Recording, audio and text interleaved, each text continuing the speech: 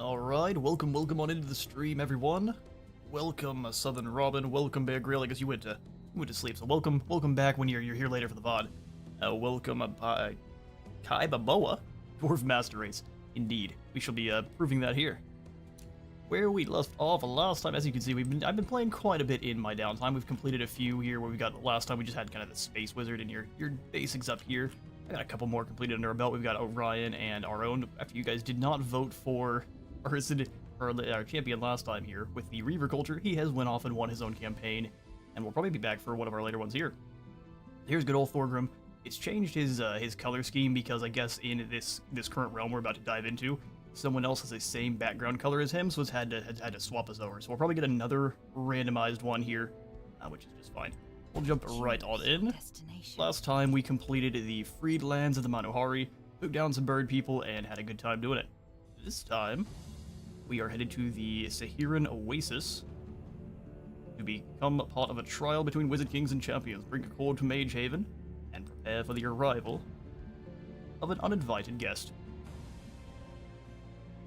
Well, you also asked there, Southern Robins, if I've played the Eldritch Realms. I have not. Not yet. I've built a couple of the... This is really loud in my own ears. I'm going to turn that down a smidge.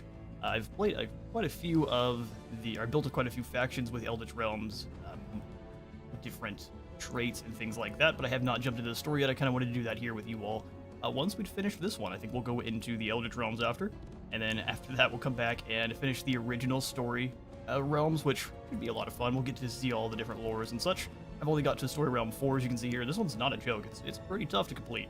But like I said here, we're at the Sehiran Oasis. We will be settling here. This is an oasis map, so it gives us a central oasis surrounded by deserts. So we've got lots of desert provinces, way less Arctic, highlands, and temperate provinces.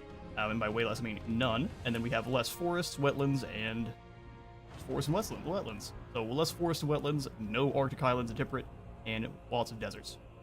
Our world seal is going to be the realm trait here, so we have to capture the seals that are going to be around the map for our campaign victory. We'll have the chaotic influence here, so chaotic energies make emotions run high, so every single turn, all rulers are going to gain stacking and negative relations with one another, which is going to be awesome. Which is also interesting because we have the motivated truce thing here, so waging war is going to be discouraged on this realm, so we gain, or at least grievances are going to be less impactful, which should stave off war for a time, but eventually we are going to be throwing hands with one another just because of the chaotic influence. So we are going to go ahead and dive right on in. We'll be playing on a normal difficulty because I'm not a mad lad and I haven't quite mastered the game as some of you have. I'll just be playing on normal for now. Your journey. For our faction, we should be playing as Thorgrim Grudgebearer and his squad of non-bearded dwarfen ladies. Sure, you said. Seals are fun and need to play with them sometime. Also, have you Kriya yourself completed all of the story realms in Age of Wonders, or are you like myself? Either way here, our dwarfs are going to be pretty much all Materium focused, where last time we were all about magics. This time we're going to be all about production, building up our cities, and doing so at a little bit of a cheaper cost here with just a ton of Materium. We have the Tome of Enchantment for our first one here, which is going to be all about kind of the rune card. I'm basically saying it as the rune craft for Dawi. We've got extra Materium affinity. We've got some extra quarries that give us more mana and some draft, which is quite nice. And then we have the Sundering Strikes hero ability, giving us more chance of weakening enemies' defense every time we hit them. And we also are able to blow up fortified obstacles, which is quite cool. As the dwarfs, we have our dwarfkin, of course. We have the defensive tactics, so as long as we're standing next to another defensive tactic unit, we are a little bit tougher. We have tough, giving us more defense, and we are hardy for more health.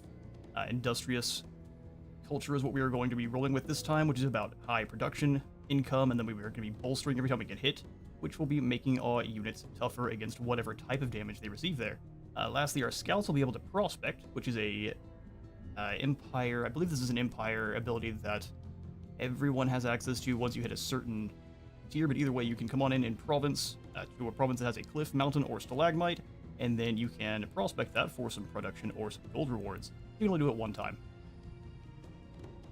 I've started both the Empires in Ashes and the Eldritch Realm story realms, but never finished those.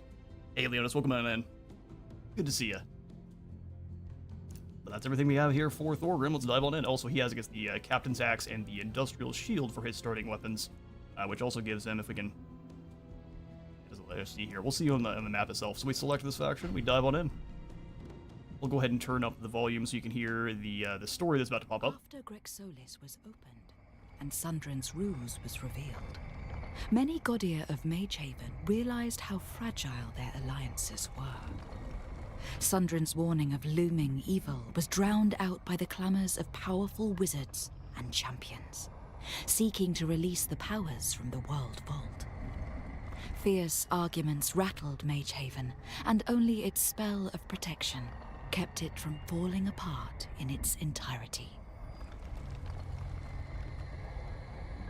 I love that this guy back here is just, he has done away with all pretenses of being nice, and he has given this lady a knuckle sandwich. I'm not sure what she did, but hands are being thrown. And apparently, so Magehaven, I guess, is the main hub for all of the mages here. I'll turn the game down to just this mage while I explain. And there's, I guess, normally no conflict allowed here whatsoever, so it's a bit interesting that they are able to throw hands like this. But this is the funniest. There's a chair flying through the air, and this dude he is ready. Yeah, right in the face. Either way, but you say, Creo, prospecting is unique to Industrious. Good to know. And I will stand corrected there. Go ahead and make myself quiet again. We'll turn up the volume and we'll continue the story. Yeah. Among the Godir of Magehaven, Meandor was one of the few who remained composed. Tired of the bickering within, he had a suggestion. Groups of quarreling Godir would travel to realms where rediscovered seals had emerged. There, they could settle their differences by competing to become the master of the seals, without unnecessary bloodshed. This is the story of one such group of Godir, who decided to settle their disputes on a realm called the Sehiran Oasis.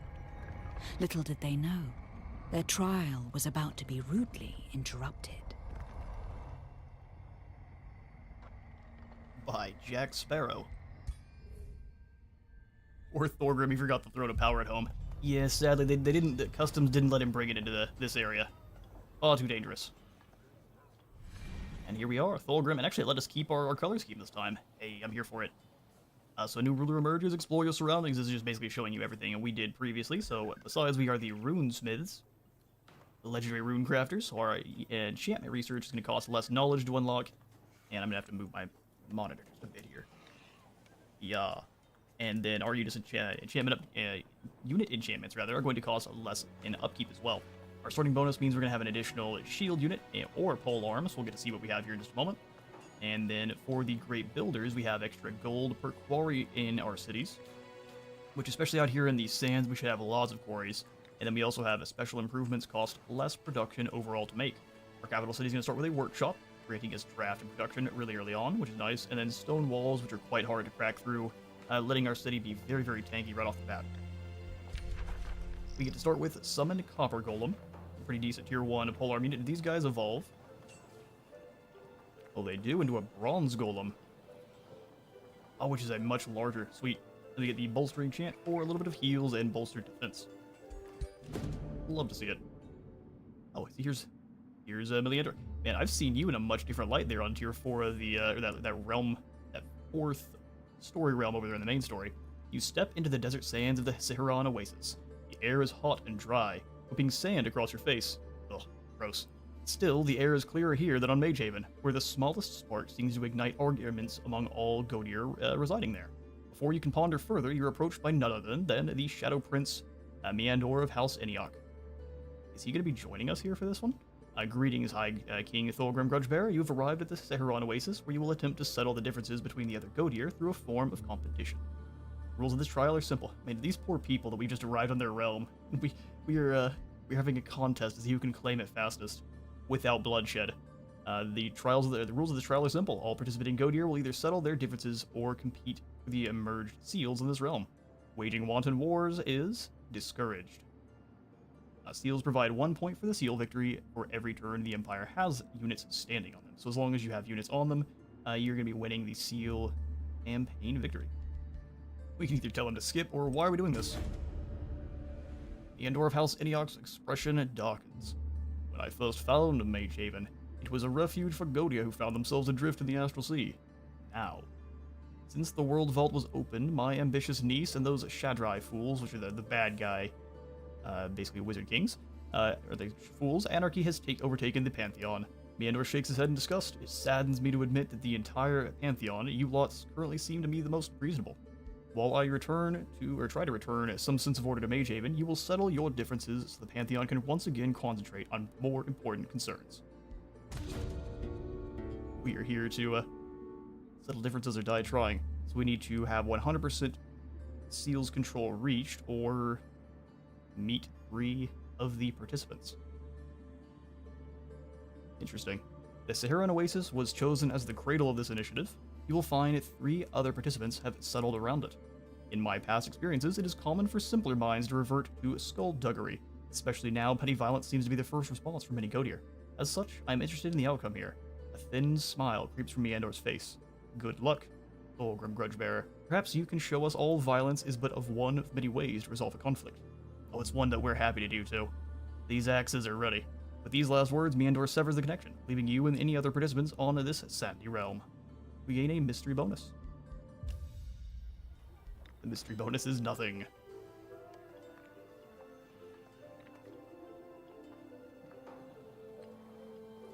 Oh, have I named him Thorgrim Ironbrow? Oh, great. Grudgebearer, what do you mean? Did I call him Ironbrow? Either way, we've got good old the scouts. So our scouts here have the ability to prospect. Scout prospecting. As long as there's a cliff, mountain, or stalagmite in there, we can go ahead and get some goodies. I gave them little small horses because there's no other. Unfortunately, not yet are there any other mounts that make sense for the Dawi. We don't have gyrocopters, not yet at least.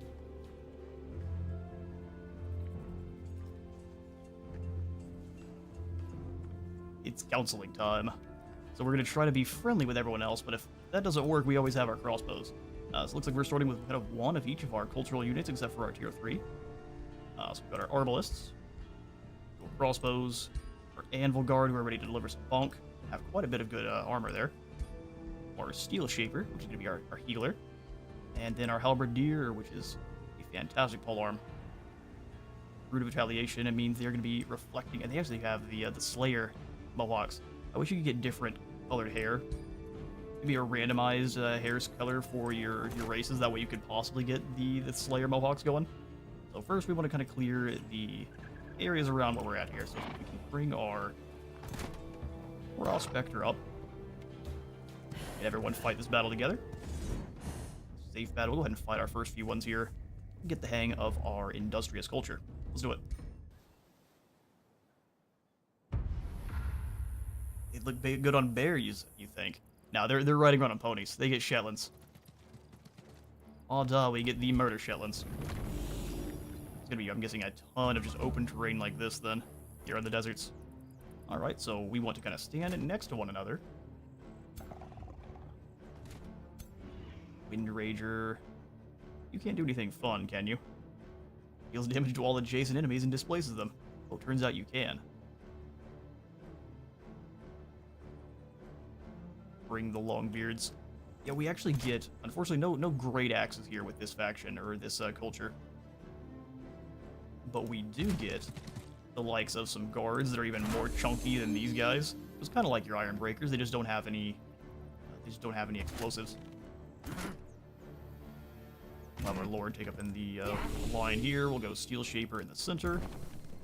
We're gonna likely get displaced either way, but go ahead and throw you around here. That way you can flank anyone trying to attack our crossbows. And the Prospector. I don't even mind. I guess you're a pioneer. We can't say the wrong thing. Alright, there we go. So we can go ahead and increase our defenses. Can you use your whirlwind attack on the first turn here?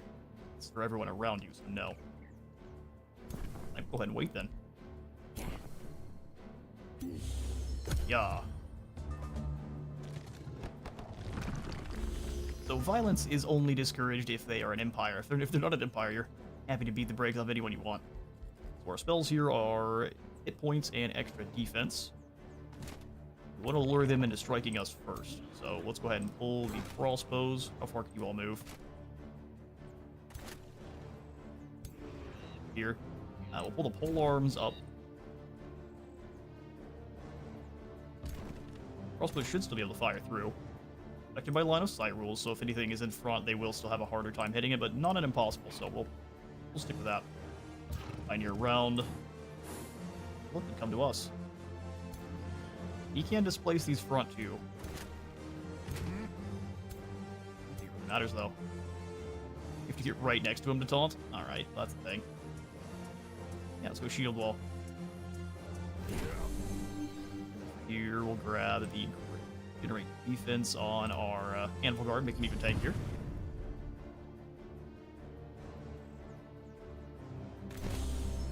Stay in line then. Let them advance to us, and we'll fight them as soon as they show up. It's a turn. No axes, but lots of hammers and armor. Yeah, actually, you're right. The Industrious faction doesn't even have any axes going for them, except for the one we gave here to Thorgrim. Well, it's not the most powerful. Wind barrier is what's blocking them. That's fine. We'll take the 3 shots here. Oh, they only get a single one. Fair enough. All stacks of bolstered defense and gains health and strength.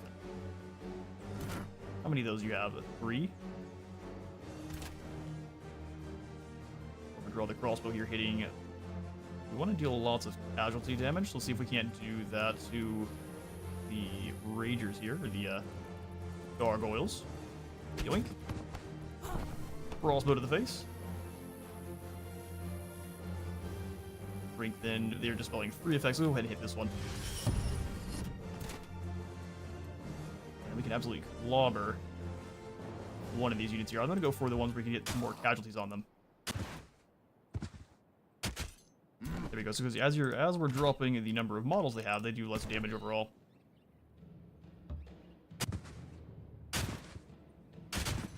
There we are. And full Thorgrim.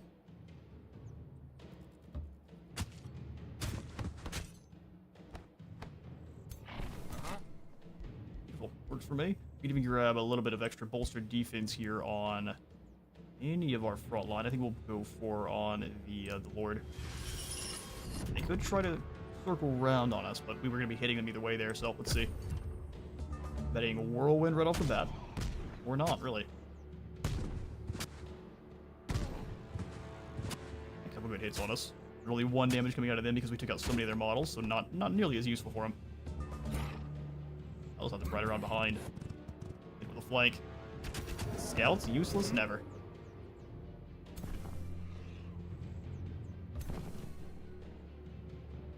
Wind barrier is pretty effective there. Let's try to hit him. We missed, but that's not that big a deal. We'll go ahead and have the crossbows overdraw here. Only a 30% chance to hit, but if we do, we stop the retaliations. Let's go for it. Yeah. Never punished. And punished a little bit.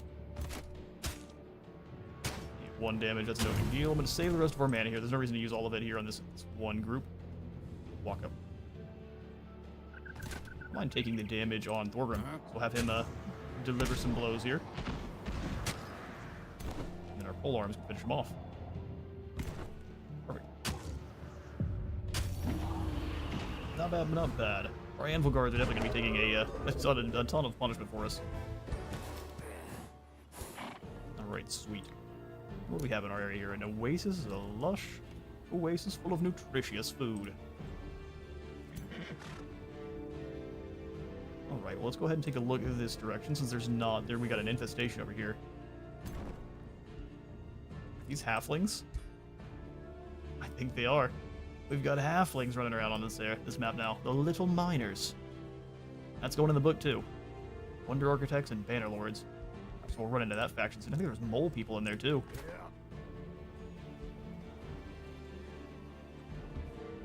We'll move down here to take out these spiders next. Let's have everyone but our Anvil Guards advance. And they can kind of sit here and do some healing. Thinking about it, only barbarians have access, but they're too savage for the likes of Thorgrim. In my opinion, I feel like the Industrious faction should have miners. Oh no, I would agree. Maybe another first-tier unit that is good at getting through defenses of enemies, but isn't the best in combat. Those pickaxes being high damage, but they themselves don't have very many defenses. For our first city here or settlement building, rather, in Karazakarek, we shall go for the farmer's workstead to give us some production and food. Nice little combo there. We could hurry it, but all we need to do to actually hurry it is to have a forester. Which we should be able to get pretty soon. I'm also going to go ahead and grab us another pioneer so that they can come out and do some exploring. And for our first arcane research, we have the options of Sundering Blades for weakening enemies' defenses and blowing up reinforced obstacles. Forging Arrows. We do more damage against magic origin units and has a chance of cleansing enemy buffs. And then just Awaken Tools for more production and for at a cost of stability. Since we're not necessarily supposed to be fighting here, let's go for the Awaken Tools to try to speed that on up. There were miners in Age of Wonders 3 when you played as the dwarves, but they chucked boulders. Well, that's great. Boulder chucking miners. So what they need to do is bring them back and let them throw blasting charges. Let them be named something slightly different, that way there's no issues. Alright, Thorgrim, let's step up, take out these spiders. We got 2 hunter spiders. They can web. Let's see how the auto-combat handles it. That's not bad at all. What we'll do is we'll watch replay to kind of split the difference between fighting it and not. I can have myself some coffee in the meantime. Ooh, cactuses. Cacti, if you will. Can you snack on them to heal? Oh, they're sharp. They're going to hurt you. Fair. Alright, we squad on up with these guys being a little ways away from everyone else, which is a little bit interesting.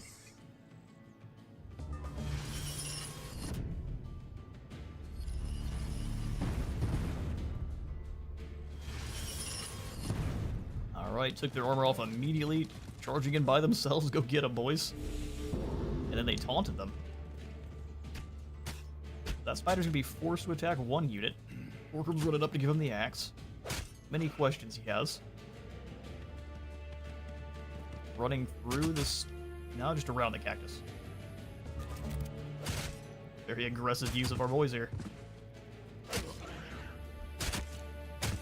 Spider's trying to throw hands. That one jumps and webs our squads here, but now gives itself a opportunity to be flanked by both crossbow and a steel sheeper.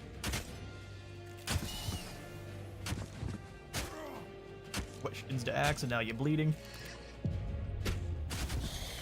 48 damage, blowing up their shrubs in the process. Hold on. Our ruler has leveled up. Means we get some more goodies for Thorgrim. No new items yet, but we shall get there. For our warfare abilities, we've got archery, defense, fighting, sprint, and sundering strikes. All good stuff. We also got the good old inspiring leader to drop a peep. Healing, and then just more health for himself. Let's come on in and just grab these sundering strikes so that we have the ability to weaken everyone's defense. And also take out anything they might be standing on.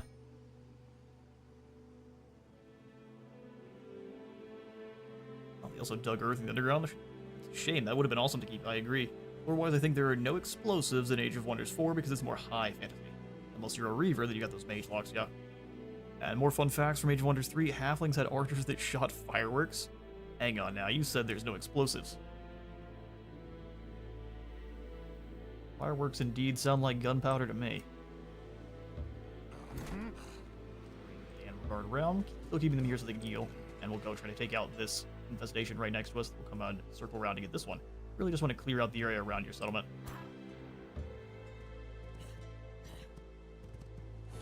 Production there, which is lovely. So these two... are these giving us the position of the seals? We should probably get someone up there to take a look. I'm going to keep this scout, though, moving down this way. This looks like a wonder here.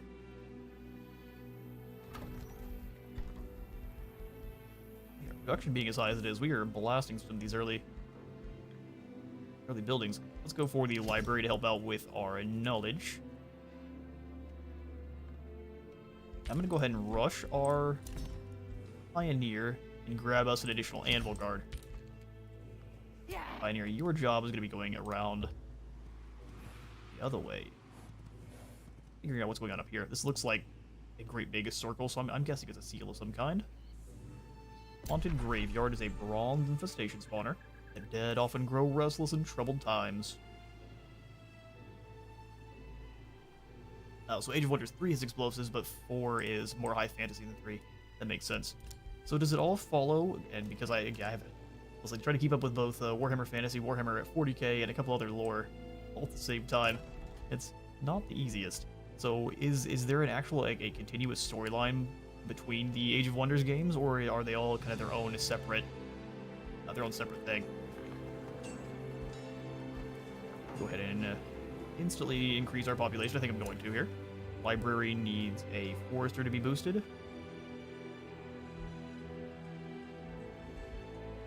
We'll make sure we have it in a place that we really can't put a farm or something else. So let's go forester. We'll go forester here.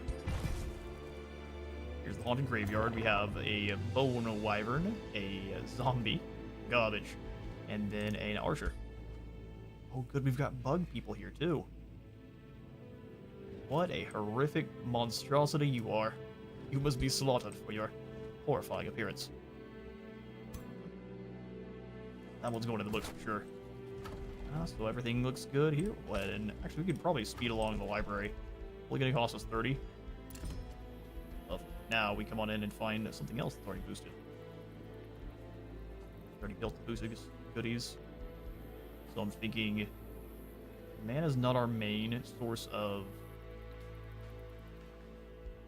units. So let's go ahead and grab maybe a stonemason or the vendor. Let's boost up our gold. We just need a farm for that one. You can move quite a ways, can't you? We built roads through our territory. That'd be awesome. Anyway, we'll go for that Haunted Graveyard here next turn. Need 60 mana to go for the Copper Golem. Soon.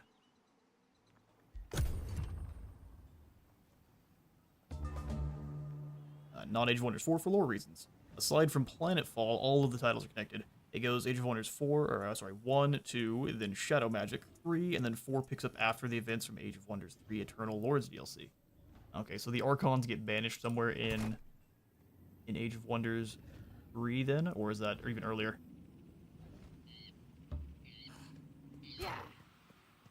We have been told the Archons are coming on back. Here's another set of production stash there. Love to find. They're distracting me with those two. I guess this one's a little bit closer. We'll come on down here with this Prospector. Pioneer. Either way. Alright, save battle. Let's go find out. Put us down some zombies. Oh, I love our Haunted Graveyard is on a beach. We're in the middle of said oasis. Go ahead and advance. Can these things wake? I don't trust that at all. Animal Guard's gonna have to haul cheek over here to get to everyone else, unfortunately. That's just the way it is. Go up in guard mode there. And actually, Thorgrim, I probably want to bring you around then, so we already have the guard on this side. We'll draw them through this choke point instead.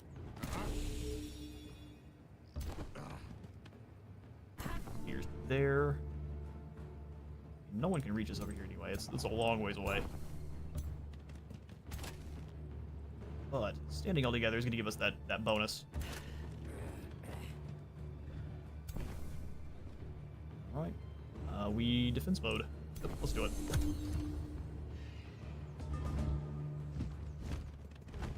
LDR, Seals of Athla in Age of Wonders 3 blew up, destroying all of the mana punk technology, and it was lost to time.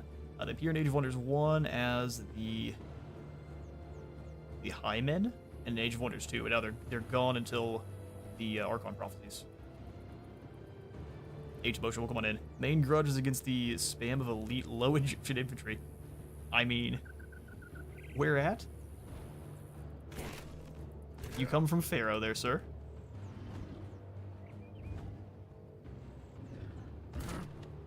And draw them into fighting our Thorgrim. These are just archers over here. We can pretty much tie them down with our anvil guard.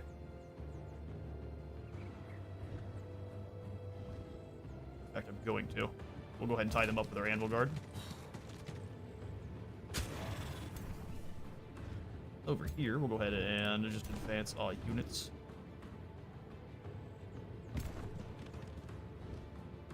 I'm going to try to get the halberdiers being the ones attacked instead of Thorgrim. You go ahead and step into these shrubs. Good there. We'll go ahead and grab the extra defense on ourself. We're going to leave that as is. We're not going to immediately convert it over to strengthen. Step you to here. Bow and Wyvern can still follow, so we'll just kind of keep moving around until it can't. And that's where we'll stay. Quite sweet. I wouldn't also mind grabbing the extra heal and some bolster defense here. Defense mode. One in Grudges. Death View. I'll get to shoot twice, but our shield should be very good at blocking that, plus getting tankier every time they hit him.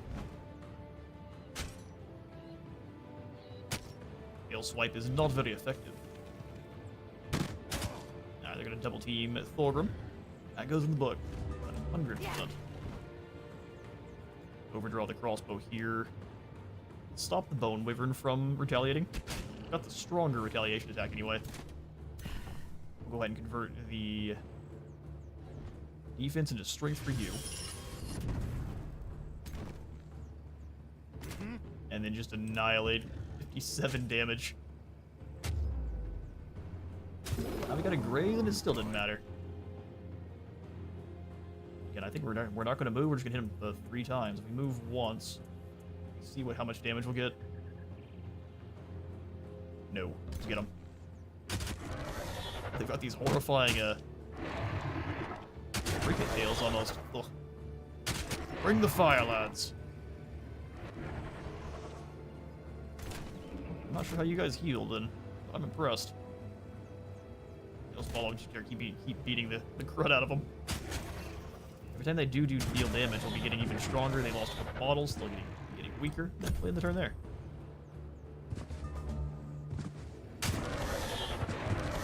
I think the Whiteborns, while they're healing, get the life steal, yeah. 2 damage, though, is the one we can easily trade with. 21 damage on that first hit. Go ahead and spread the love. These Arbalists can take the lads down. There it is. Let's step to here.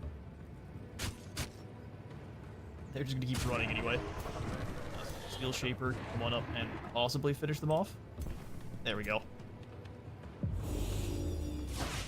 Molten Magma for the win.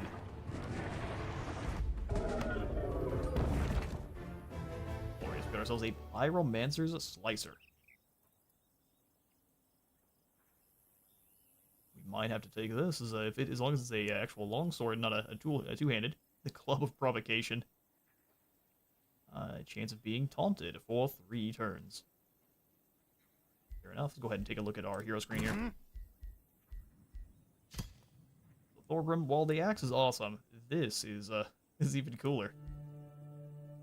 Has 5 attacks, and you can do a bit of a spin, dealing damage to all adjacent units. Sold. Thorgrim throws the axe away immediately. Alright, sweet. We'll go ahead and just bring you back on in with Thorgrim.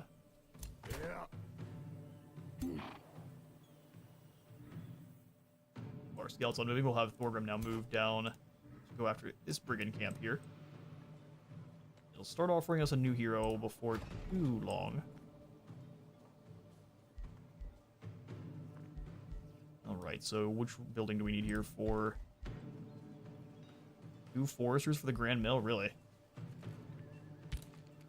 Well, you don't like to see it, but I do want the Grand Mill, so let's go ahead and build another forester. Oh good, it's Carissa the Red. Gust of Heat announces one of the participants in the Sehiran settlement. Greetings, High King. Fire Queen Carissa the Red smiles. I'm not sure why you're here at all.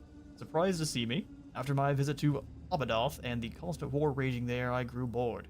It is amusing to stoke arguments between Godier of Magehaven, but not without true carnage. The strife of old wizards becomes bland rather quickly. When I heard of this amusing initiative, I volunteered. Besides, I sense the heat of battle in the desert winds. This may become more interesting than we think. Carissa winks at you. Let us exchange info on, or knowledge on war, Carissa, just in case.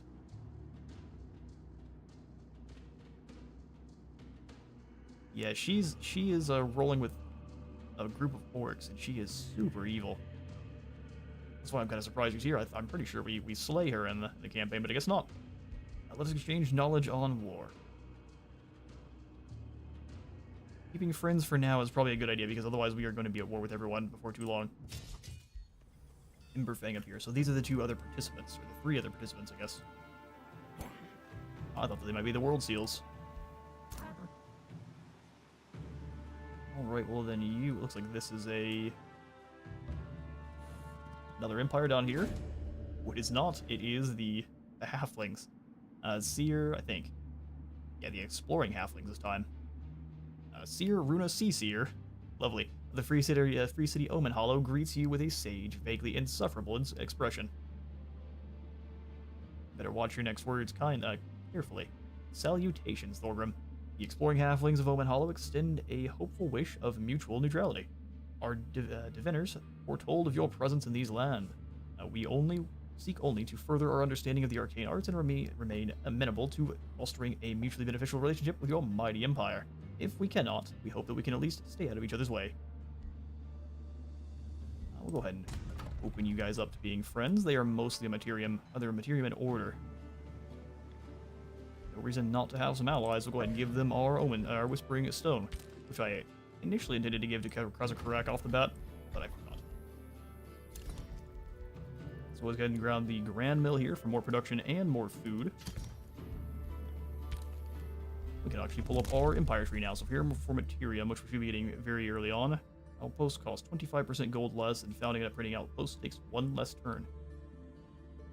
It's a really solid first upgrade there. We've discovered these lads. Let's keep moving up here to the north. We do have this river kind of keeping us protected ever so slightly from extra movement, but still want to keep an eye. I'm going to go ahead and not hurry recruitment. We'll just get them in next turn. How many turns before we unlock the first skill here? The next turn.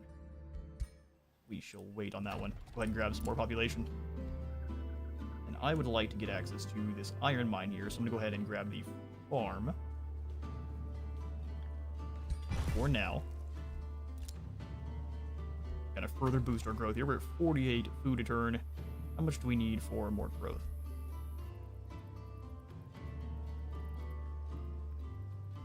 Here it told us somewhere here. Here we go. We need 48 per turn. It's just going to take 4 turns. That sounds good to me. Let's go ahead and end the turn there. Glorious. Probably not a bad idea to actually pull up our diplomacy though. So we're told there's 2 other participants, or there's three other, let's say. So 3 participants in this this contest we have going on. 2 others that are not supposed to be here, which is concerning. So Carissa. We go ahead and grab our wizard's bond, so we're less likely to throw hands. She wants money. But you're evil. Because you like to eat people and you're a raider. We'll come back to thinking about giving Carissa some gold later on. For now, we needed to build up our cities here. Welcome to Anvil Guard. Let's start hauling Sheik down to this brigand camp. So we clear that right away. And next, I want to grab myself another arbalist.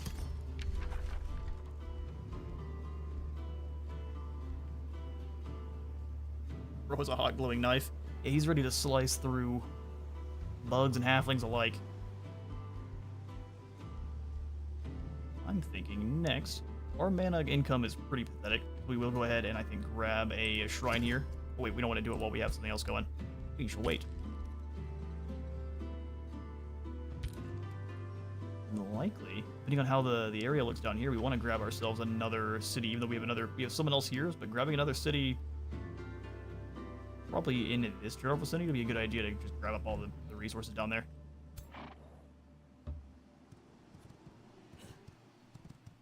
We could alternatively move this way, but I don't see anyone this direction, so.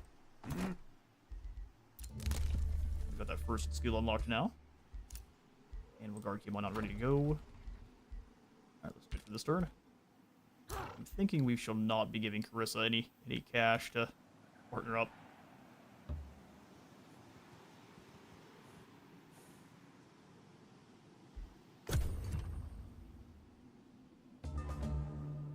Once more, go ahead and move it on down here. There's not very many provinces for us to... Oh, good. It's the good boy himself, the Athlin Unifier. The cheer of trumpets announced the arrival of another participant, King Alfred Elderstone of Athma. Hail, High King Thorgrim Grudgebearer of the Dwarfs.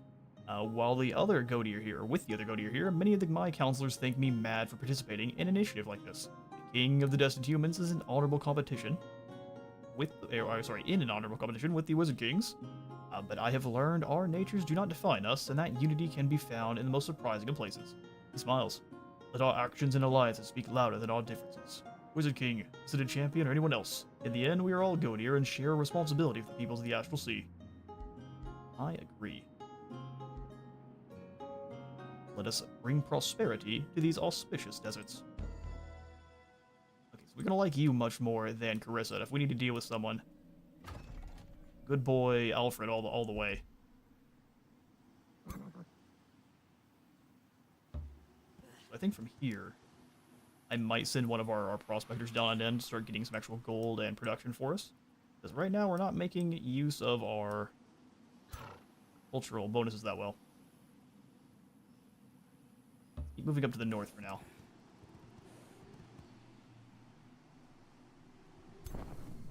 Oh, good. Angelic Toads. The Mucus Hunters. That's perfect. Awakened Tools is ready though, so we can go ahead and select ourselves a new research. We've got the Rune of Industry. So grants non-industrious units bolstering. We don't have any of those yet.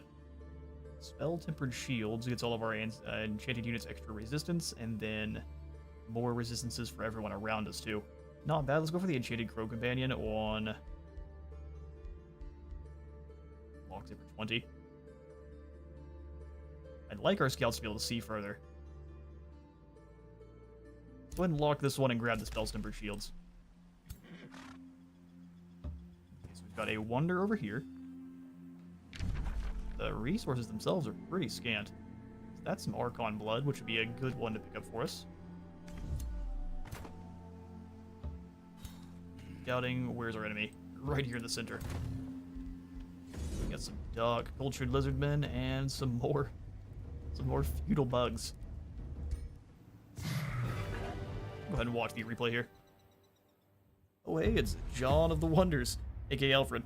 You're right back. Don't get lost.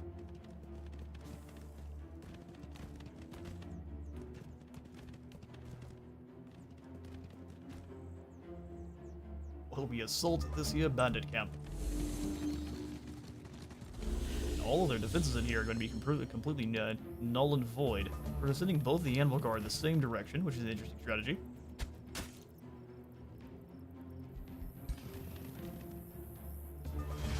Both chargers are going after our shield lads, which is what you kind of expect. They've both been taunted, but one of them was resisted there. Blades being thrown here behind us. We can't really see. There we go. Let's rotate.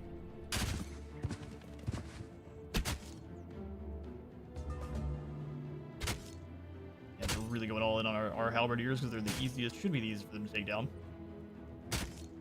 Okay, Anvil Guard doing a very good job keeping them locked in.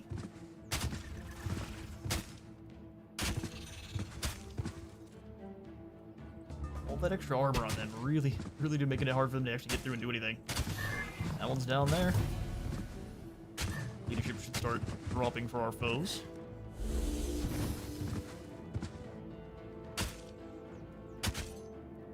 The old triple bop with the hammer. They got poison there because of how the lizard men are kind of at base. Hey, have a chance of poisoning you every time you hit them with a melee attack. I like that. Unlucky every single time there. And clobbered. The Gator people fall. We gain a ring of camouflage. Cannot be seen on the world map, and a good chunk of gold and production. Got the one ring of sneakiness. And then here with Thorgrim, I'm thinking going ahead and grabbing... While using magic isn't necessarily something we would normally do, we'll just pretend like we're stroking a rune, hitting one of the runes of lightning on his shield, and now they're getting zapped. Getting a little bit of range is not a bad idea, though. We're not going to go all in on him being a mage. He's going to be mostly about dealing damage in melee. Low risk battle. So they've got hastened, swift, and slippery. Additional retaliation attack. Ignores the effect of slowing terrain and does not trigger opportunities. That's going to be a bit tough. We can take it though. The Elder Resolve does, and I'm still going to probably likely fight it personally, especially if you lose an Anvil Guard like that. Let's do it.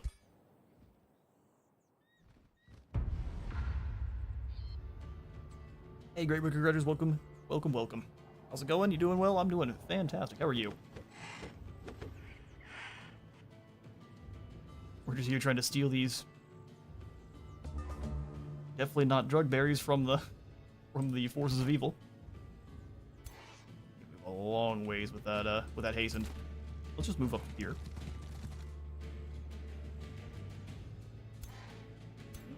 Oh, they can reach from both sides, can they?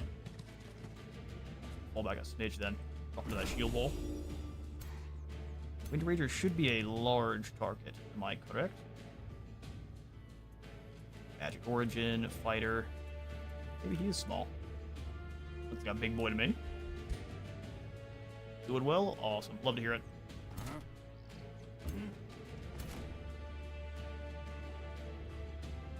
What I'll do, I'll get 3 shield wall lads in one little blob. That should make these guys' defenses extremely hefty when it's time to actually get froggy with our foes here. Crossbows will advance in.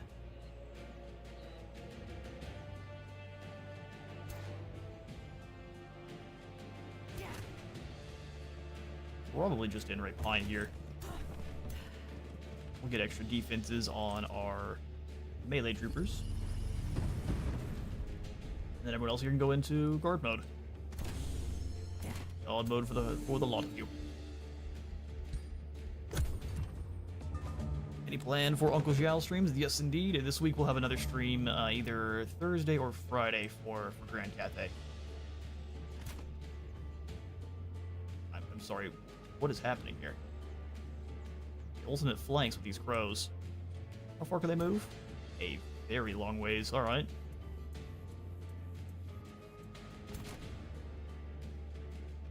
What is the lightning evoker gonna do? Not that much. Okay, well, let's go ahead and walk right on up to him.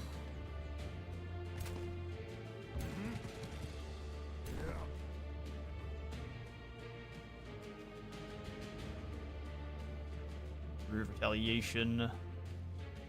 Look at a good 9 damage, and the crows will deal a fair bit back as well.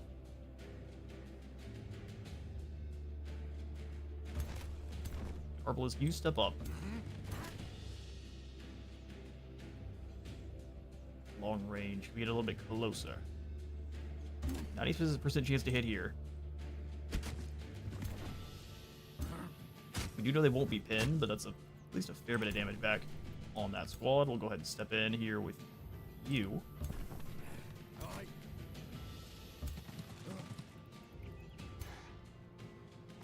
Just have to turn this Anvil Guard around so they're not getting flanked.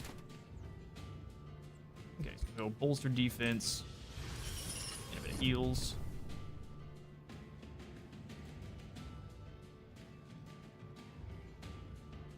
You don't need the heal effect yet, so let's go ahead and just have you blast these Carrion. Grazed. I think I want to focus fire. Oh no, that'll work even better. Hit him with the whirlwind.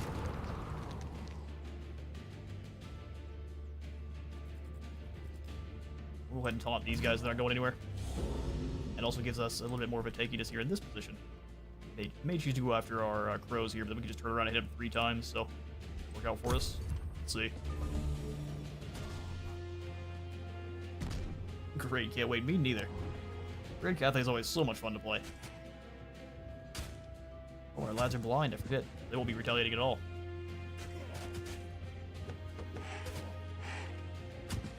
The tankiness here is on display for sure.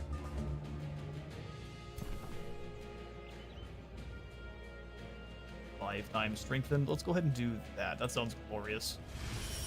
It heals 5 times strengthened, and we can clobber one of these units aggressively.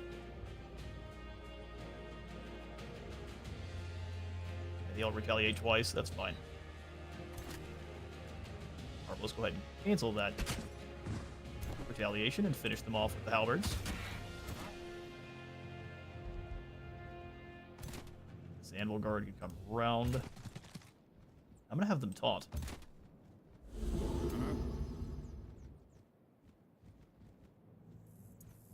Ragers are still taunted here, so let's go ahead and just deal as much damage to these guys as we can. That's 2 casualties, so these crows are going to be doing almost nothing here next turn. In this Anvil Guard, we can absolutely annihilate these crows. Might get a flank here, we'll see. That's a bunch of casualties there, so the only units here that'll be doing any damage are going to be the Wind Rager.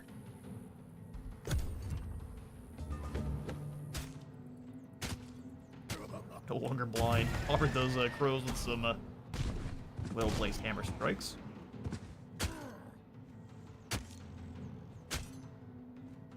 Much better than it could have been. Alright, Thorgrim.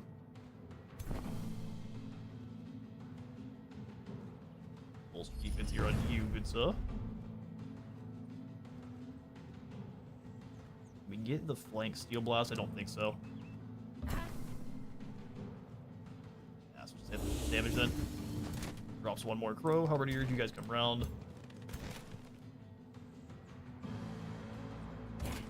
Let's step up and finish off these crows here. Or get a graze. Thorgrim. Should have figured. Still go for the flank, absolutely, but damage wasn't really that big a deal either. That's to finish off the Wind Rager. And that's it for you, crows.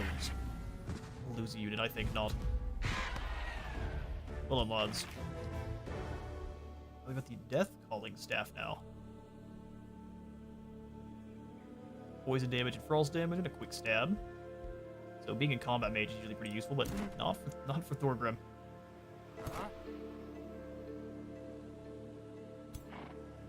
Alright, glorious. I've been pondering my enemy allies and enemies I have in this realm, and I'm glad that you seem to be one of the former. For a wizard's bond, you're gonna still make me pay you. I prefer to pay you than Carissa. Robin's claiming pack and he wants money. Now we'll just let that build up then over time. Buy some mana from him. See about selling him this Axe of Provocation. Yes, I sold it to you for some gold.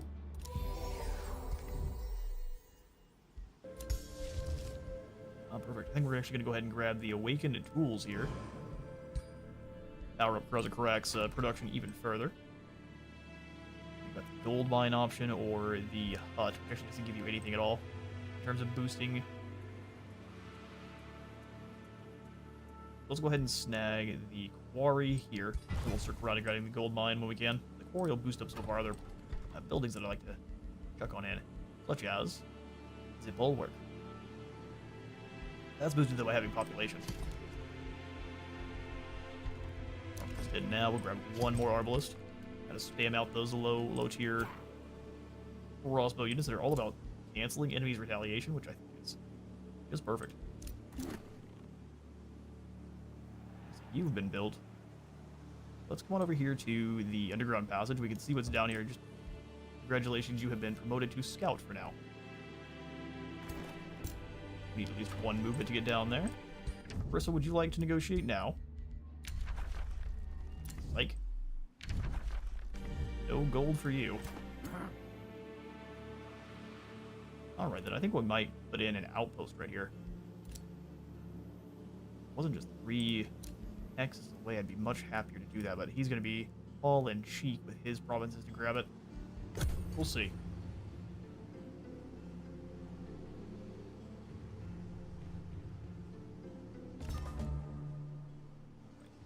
Sandalguard to snag this little pickup of mana. Thorgrim, you come in this direction. There might be a unit here on top. Oh, the Goatmen.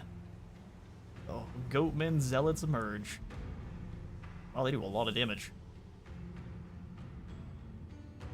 I still think we could take them. Go ahead and launch the Awakened Tools here. We can definitely take the hit to more stability for at least a couple turns. Now we have less stability by only 10. Gives us 20, so we're still currently unstable, giving us a little bit of a boost to all of our production draft and food income, which is quite nice. Alright, now we can start building in the special province improvements.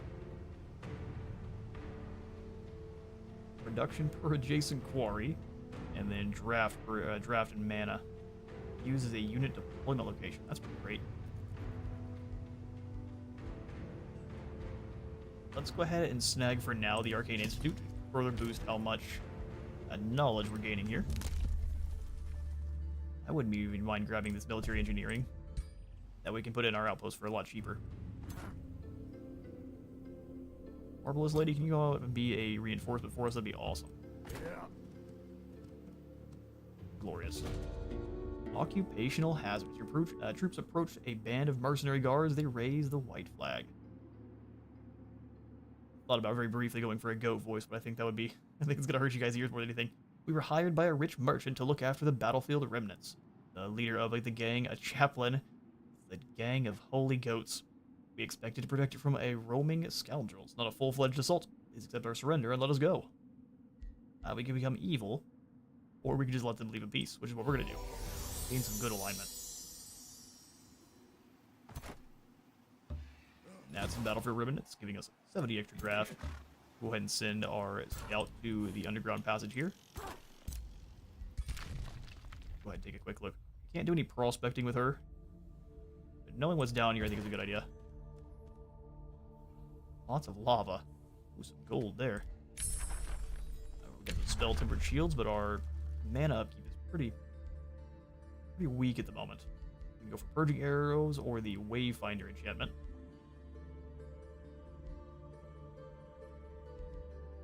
Now we spent some mana to keep you here, but I think the Wayfarer or Wayfinder rather enchantment is much better.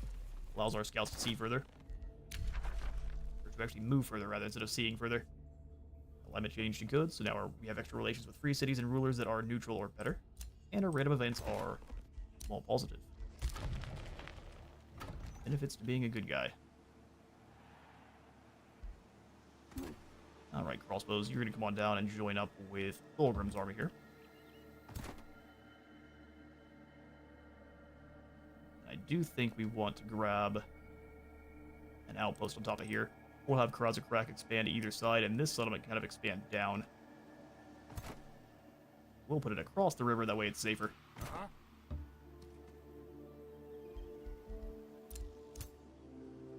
You there. We've got some mountain tiles finally to do some prospecting on. Let's do it.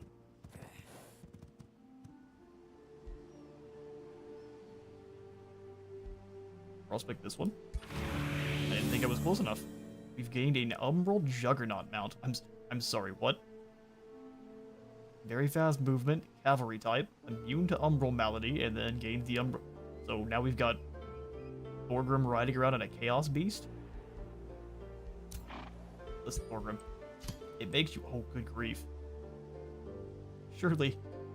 We're just gonna pretend it's a Shard Dragon. This is a little baby, slightly malformed Shard Dragon, not a Chaos Beast. I don't think I could ride on this if it's gonna try to get you with these tentacles the whole time. That seems... Some might find that as a plus. I'm not here for that. Welcome Thorgrim to becoming a Chaos Beast rider.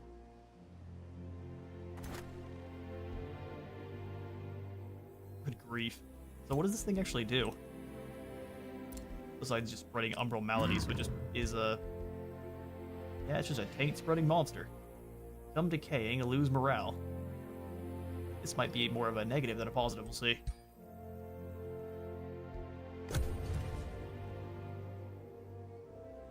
Heresy.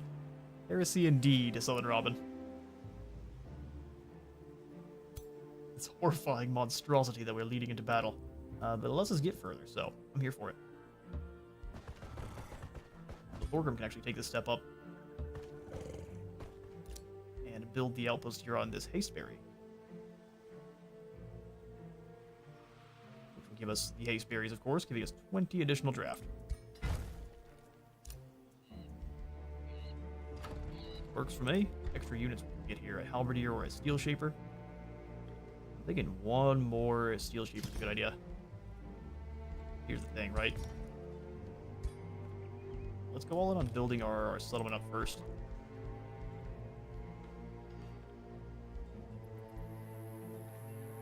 I'm likely to go ahead and grab the builder's quarters here on this farm. We'll try to expand the farms out in other provinces. We also need the foundation so we can actually start summoning in units. At least we need the level 1 to actually start summoning in units, I think. Oh no, I'm wrong. It's the foundation. It'll be built. Or we can already summon tier 1. We need to summon in tier 2 units. Got it.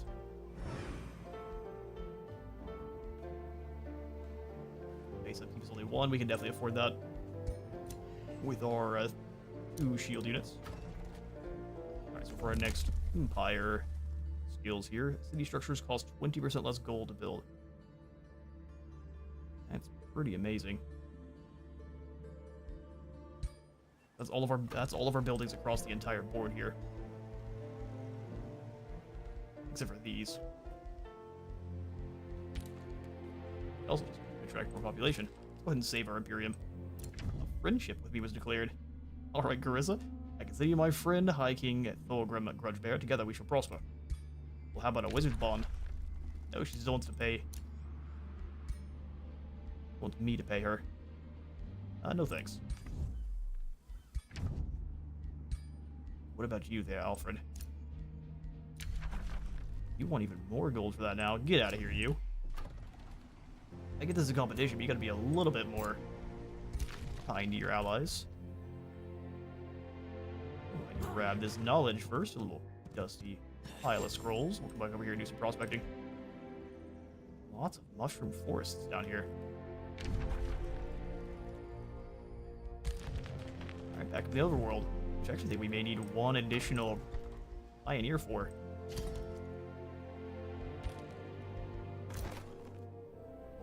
I'll go ahead and bring you down with Thorgrim's army.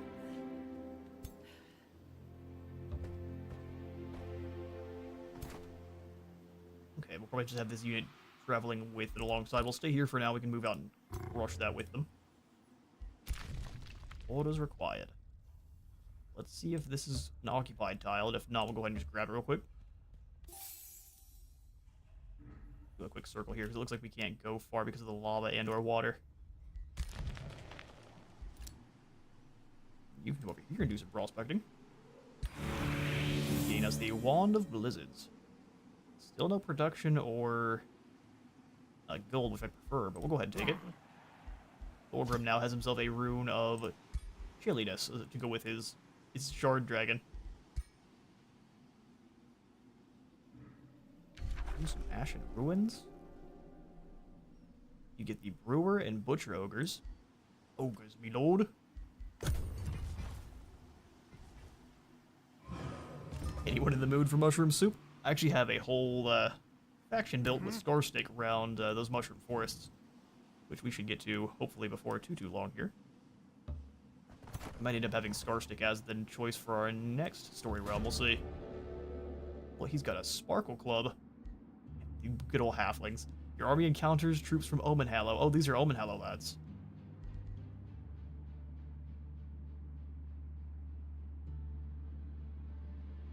Here with a hero will allow you to take over the mana node peacefully. Oh yeah, let's do that. Yeah, I seriously has the castle symbol instead of the skull, so they're defending it. You probably just want to leave that alone then. Thorgrim, let's come up here to start clearing this this wonder. I think you can probably handle it. 2 crossbows, 1 anvil guard, and a halberdier. Should be enough. You pioneer, let's come on up here towards Emberfang. We got our Wayfinder enchantment finished. We can't afford to have that upkeep right now, I don't believe, so we'll switch to something else. Steel Fury Chant. All friendly units lose all stacks of bolster defense and gain strengthened and fortune. That's fantastic. Give me the Steel Fury Chant. Go ahead and launch the Spell Tempered Shields. Buffing up these Anvil Guard. Would cost us 2, not that big a deal. We should now start working on our mana income. Love this effect, that's awesome. Against Carissa's forces, we should be extra defensive because she is a mage. Good old Wizard Queen. Wizard Queen Carissa. That's the haste berries acquired. If we gain all of the different plants, so with that being the Silver Tongue Fruit and the Rainbow Clova, we gain extra Imperium income. That's very worth it. Seafaring. Crossing water and traveling over water is probably a good call here on this Oasis map. We'll think about it. Razakara can snag itself another province, and I think we absolutely should. Go ahead and grab this mine here. It's about time that we mine some gold. Brand new outpost down here next to Razakara. Probably the first thing we want to put in is the palisade walls to give it defenses. Anything you do build up in your outpost is there whenever it becomes a full settlement, which is great. True king of 8 peaks. Exactly. He does hail from 8 peaks too. Let's try to make ourselves another so because of the way you get to kind of specialize the different empires here, making Belegar could be quite a bit different from the likes of Thorgrim. Both being dwarfs. Allows us to annex a single province. There aren't any actually that good provinces next to this one, so we'll go ahead and just build in the palisade walls.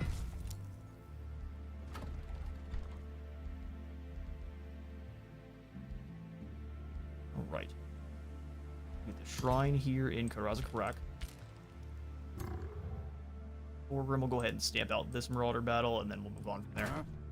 You guys just kind of travel. Not alongside, we'll stay here at this outpost to be a single defender.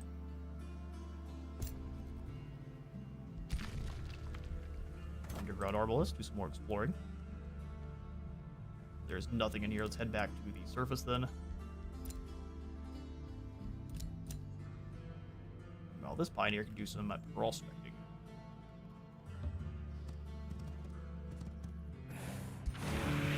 Gain a lucky ring for our efforts. 5% critical hit chance. Not bad. Not bad at all. Into the outskirts of the map here. We're still not really finding any other of the hidden empires. We've got Alfred found, Carissa found. We need to find our third participant, whom is probably somewhere into the north.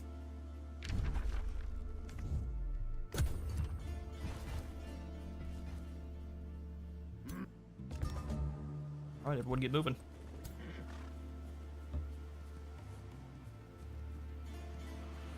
Okay, so we are on this kind of small stretch of sea ourselves. Alfred's got another... Oh no, he doesn't have another city. He's growing out into the sea itself. I've been pondering my many allies and enemies I have in this realm. I'm glad that you seem to be one of the former. I'm not paying you for a wizard bond, so... Thanks for being kind, Carissa, but see you later. Alfred.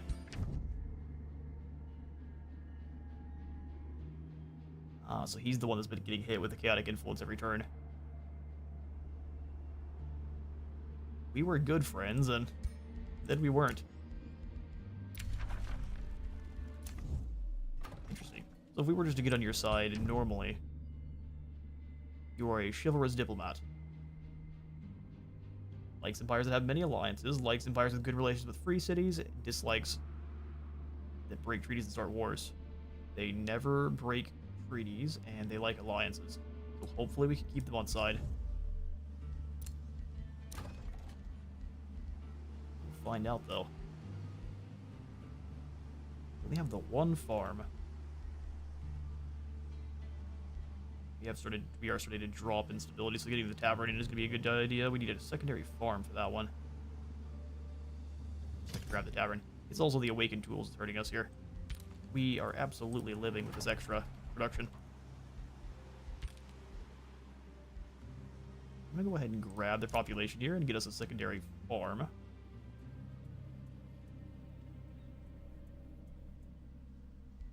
expand like this. Interesting that we can't build quarries on the sand. And doing so made us unstable in our population, which is not great, but it did boost our tavern, allowing us to kind of build it up faster here.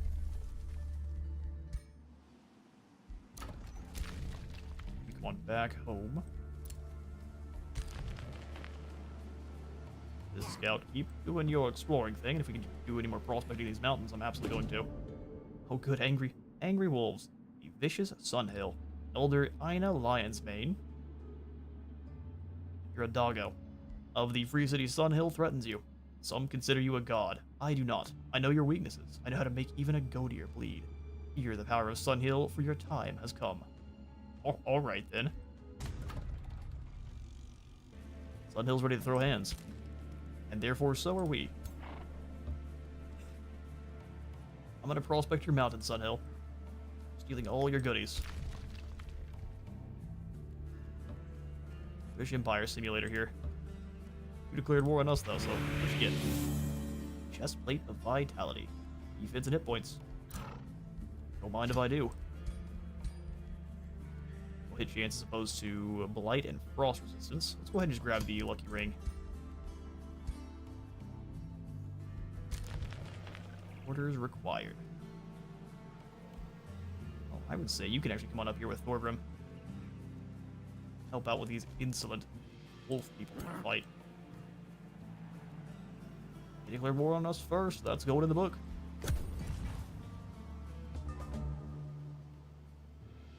Day 10. Move in on these clowns. Prospect Sunhill's Mountains. There we go. We finally got some production out of it. 54 of it, too. Palisade walls are done, the tavern's done. Love to see it.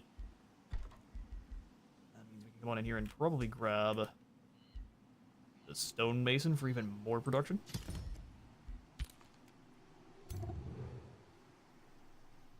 Alright, you've explored everything you can here on this side. We need the seafaring to get any further. We're gonna go ahead and grab seafaring before making the cities cheaper. For exploring, she has a whole bit of oasis between us and her, which is nice for if she decides to be violent later on. Active cooperation has succeeded here with Omen Hollow, which is awesome. Do some trading with them. Mana for draft, haste berries for gold, or food for mana. Let's go food for mana. Further boost how much growth we're getting here. 3 turns before our next population point. Right now our army's gonna assemble. Can't join with Thorgrim, but you can with the Anvil Guard. You can keep prospecting down here in the underways.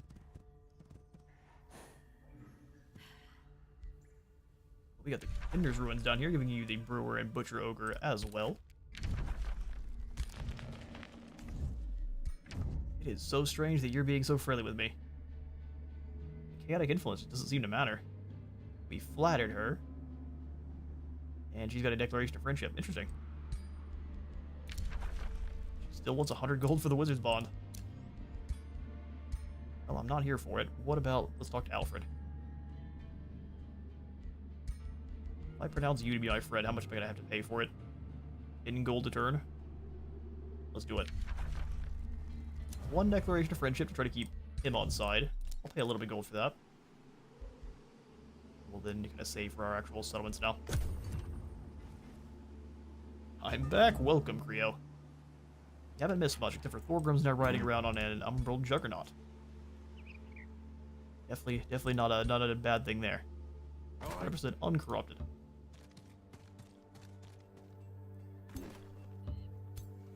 2 units here, so we're going to have them get stamped out. Oh, an occupational hazard. How about you change your contract? Or are these halberdiers worth grabbing? The little miners are garbage. Leave in peace.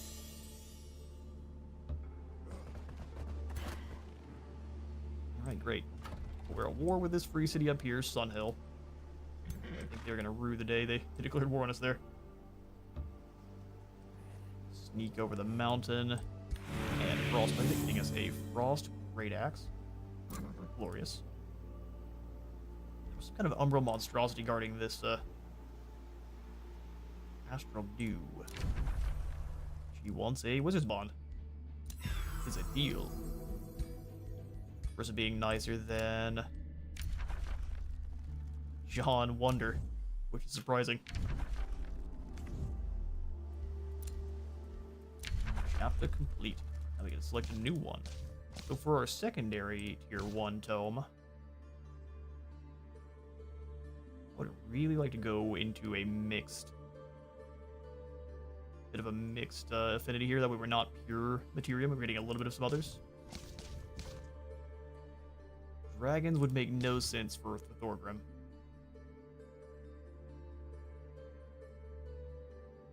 Zeal kind of makes sense. But you really want to be going into both of these here if you're going for Zeal. I'm tempted to go after the Tome of Alchemy here. The Tome of Rock is more Dawi.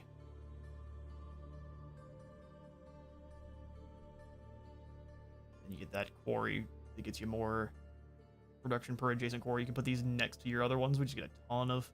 Just an absolute ton. Yeah, I guess we'll go ahead and grab the Tome of Rock. I am tempted to go for the Tome of Alchemy. Here's what we'll do. Old time.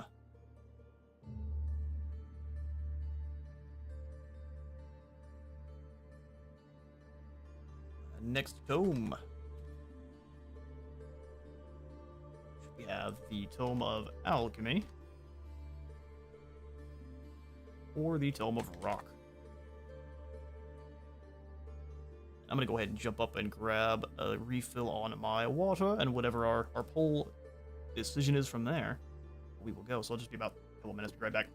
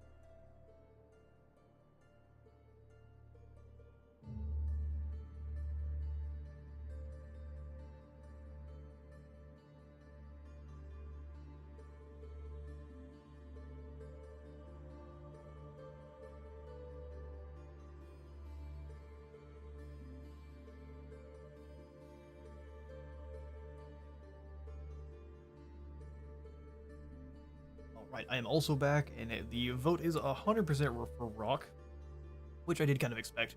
Rock does fit the dwarfs better. I would agree. To know if alchemy would fit the dwarfs, it probably wouldn't. Not unless we were playing as a very specific, maybe as if you're being the cult of Valaya, perhaps. So we'll go ahead and grab us the Tome of Rock, giving us the Gargoyle Shock unit, the Lesser Stone Spirit shield unit that can evolve into a bigger shield unit. A couple of good old spells and things too. Let's just grab it. Thank you for everyone who voted in the poll. Rock, the very foundation of the world beneath our feet.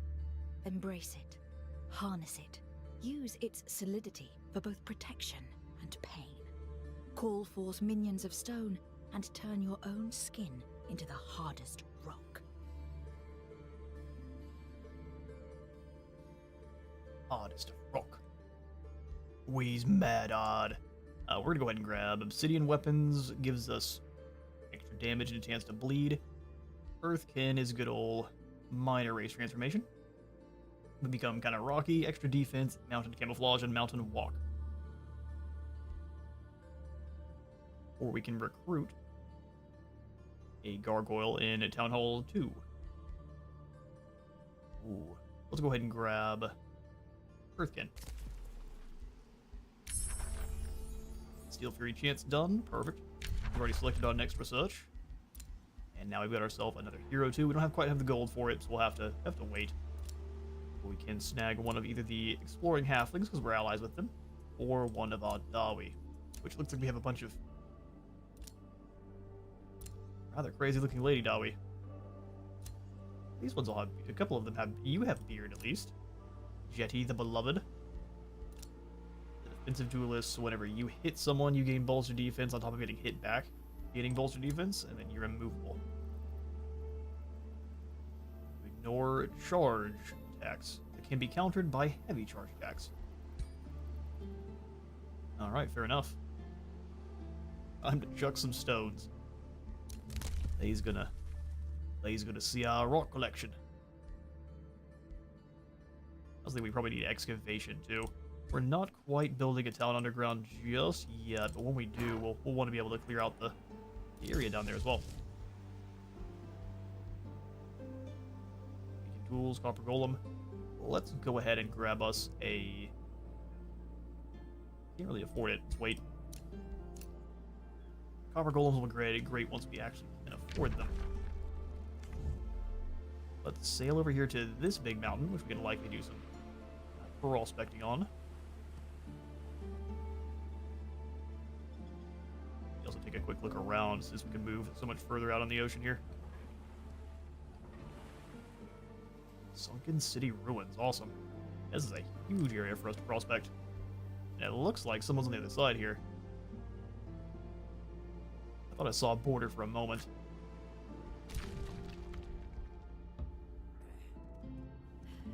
Nothing down here around the Contender's Realm, and we need the excavation to get through on that side.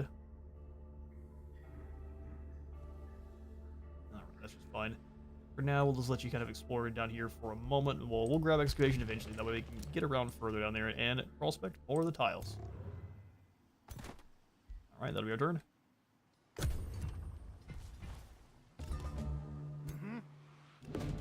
Oh, hello there, the Eternal Archivist. You were greeted by the dusty smell of parchment, and oddly enough, the scent of dried bones. Another participant appears before you and nods.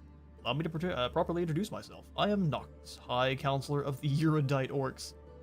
Oh, it's the big smart orcs. They are wonder architects and they're ancient wise ones. And they have a whole story. If you would like to know, Noctis was poisoned one day after having wronged Taco Bell. Necromancy brought him on back, and now the Erudite orcs are incredibly intelligent but are obsessed with history and death. Like most would be. I represent my people and the souls of our forefathers who hate us even in death. As you may know, I am closely acquainted with death and betrayal, which seems to be inevitable even for those who want nothing but gain and to share knowledge. Magehaven has become an unreasonable cesspool of petty arguments. I believe we can write history here in the Sehiran Oasis. As a gesture of goodwill, I will allow you to That's fine. We go ahead and flatter this guy. Doesn't actually change our how long it takes for us to get Earthkin. Catacombria. He's down here in the underways. How interesting. Fair enough, I guess. I saw, yeah, so Robin, you asked, could I maybe do a Nagash Let's Play? And are you meaning create Nagash here for this game, or the modded Nagash campaign on good old base Total War Warhammer? I am happy to do either of those, actually. How dangerous are you really going to be? They can fly, and that's really about it, I think. Sparring Killer, Resilient, Zeal. Yeah, that's no trouble. Spirit Resistance, which we don't do any spirit damage at all, so let's just go ahead and clobber these poor fools and steal their Archon Blood.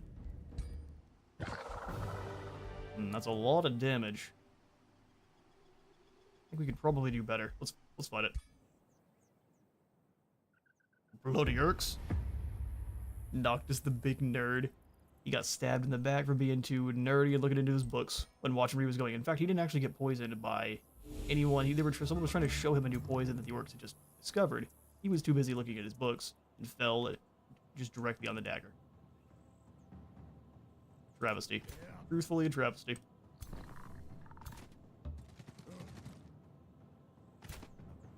Here, crossbows. I think that's a really good spot for you. Thorgrim can defend the rear. Giggity, and same thing here with these halberdiers. Anything decides to come on towards us here? Hindering Blizzard.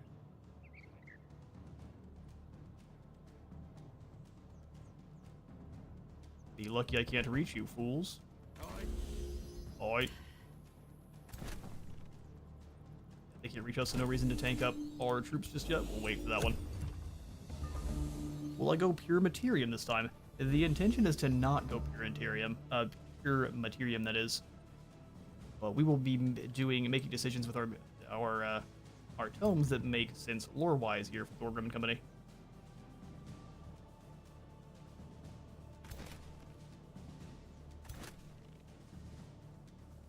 We can overdraw this crossbow here.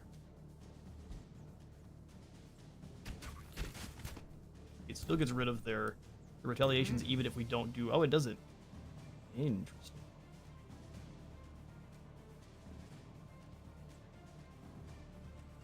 The Frost Blast is going to do a lot of damage.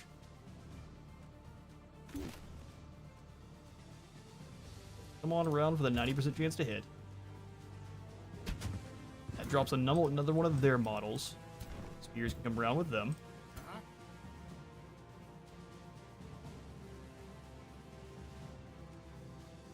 They don't retaliate for that much. We'll go ahead and just clobber them. Hit us back. We bolster for the next turn.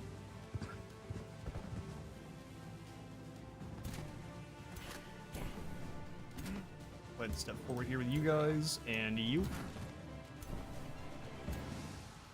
Buff up the defense on this unit. How far can you guys travel? Not as far as you might think. We'll go ahead and taunt here. They resisted it, but that's fine. They're both in guard mode. We'll just taunt with you two. There it is. At least someone gets it. Steel Blast this group. Oh, I realized that was we're stepping through the Umbral Malady. Good. So we can't follow Thorgrim because of his horrifying Chaos Beast he travels on. Something to remember. Is he riding a Juggernaut? Blasphemy. He is indeed riding a Juggernaut. We're going to pretend it's just a Shard Dragon that looks a little bit weird.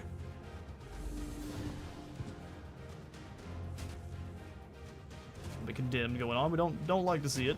That doubles their damage they're dealing against us.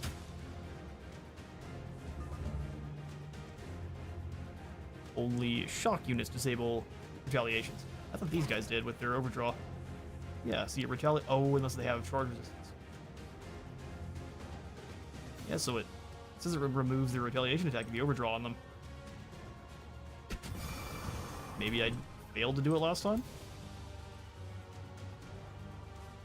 Either way, they have grouped up nicely for a little bit of an icy blast. Let's go ahead and give you a bit more armor for me.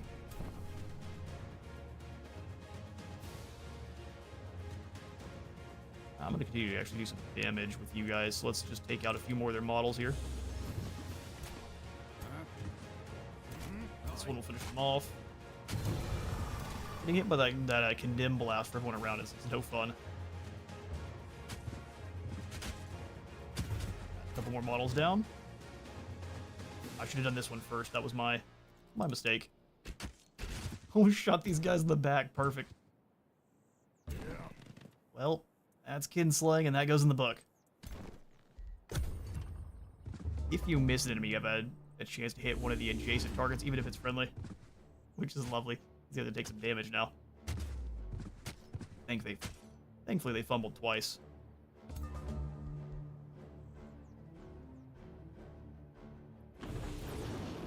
Yeah, with a lightning storm there. We want to try to get them with our ranged units. That way they're not getting hit by that AoE condemn blast. Come on, don't fail me here. Overdraw this crossbow and finish him. There it is. Let's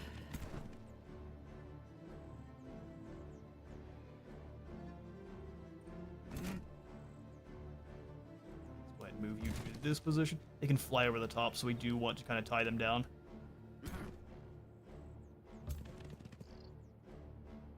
Set up here. Steel Shaper will have you advance in just a moment, so step up one more. A little bit of heals and some more strengthened. Ah, they're gonna get flanked, that's alright.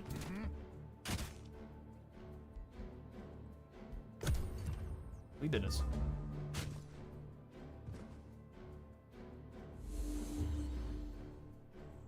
He's no Tridorf. Close enough. Alright, clown. Get crossbowed. Go ahead and pull away from you there, too. Overdraw that one, finish him off. Love the wedge formation they take, too. That's that. Way better not resolve try to do for us. We got a warming ring to give us some frost resistance and some more knowledge. We'll take it. Also take this Archon blood. Can we go ahead and just annex this here with an outpost? I think I would like to. This first province here is really not getting that much. Brother Crack has not got a lot of good stuff around it. I'm gonna go ahead and make sure we claim this blood here. You know, can I cancel that? Let's go ahead and cancel that, because this is only a couple of tiles away. We can pretty much just claim that with our normal expansion.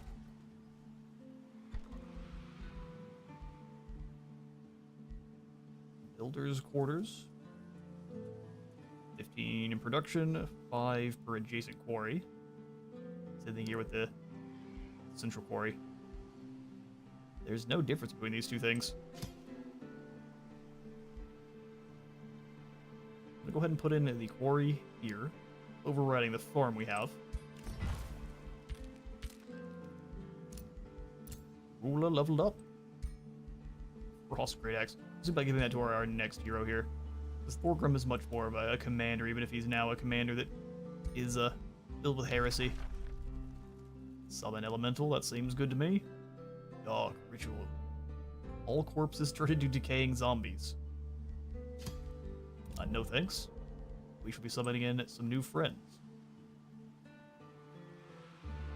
And then we'll go ahead and give you obsidian weaponry for more chances to bleed. I think not. We'll do defense here.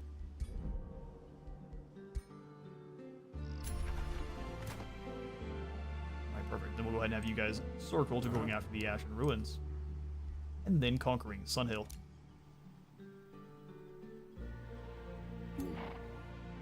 Also going to need to go find another mountain to prospect. Oh, hello, Noctis. I feel like we should come on in here and probably make friendships with you. Or not. Alright then. As you were, sir.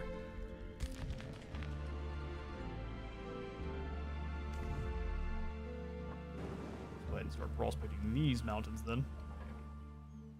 The army has disembarked. So they have 45 more gold. That is glorious. Outpost. How much Imperium do we need for a city? Quite a bit. Let's go ahead and snag the work camp for now.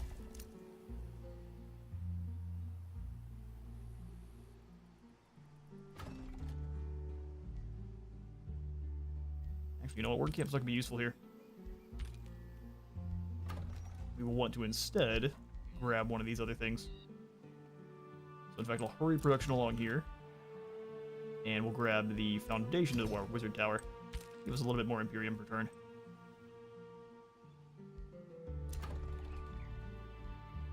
Don't have the cash for any more heroes, thanks. I appreciate it.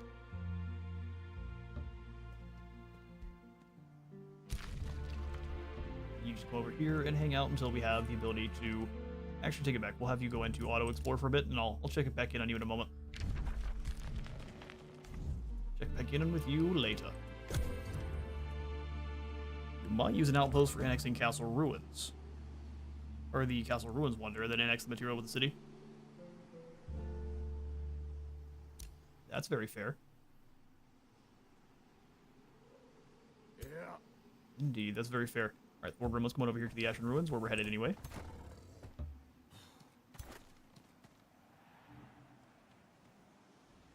We'll be dealing with Sunhill, but we won't be dealing with that much. They'll send armies kind of one at a time.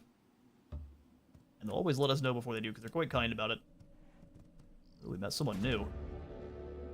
Look at this. It's a Cryomancer rat that is also a demon. Magistrate Alicia Swan. Alright then. The Free City Morn greets you with some reverence. Salutations, High King Thorgrim. Your reputation precedes you. It gives us hope to meet a High King who shares our beliefs. We look forward to learning from you, and we trust you to respect Morn's territory and independence. Is that right, Skaven? Give Alicia Swan one of your Whispering Stones. Negotiations will gradually improve their relations. We see about your people, the rat diplomats, that are demons. Really? High culture, keepers of knowledge, and ruthless raiders. Like beings whose groups are referred to as mischief. They're definitely Skaven. These are Skaven that have already ascended to the horned rat. Adapt to any situation, reach for similar heights. Their knowledge earns them power and respect, but they want loot and plunder, more than right or wrong. Alright, Morn. We'll make friends with you later.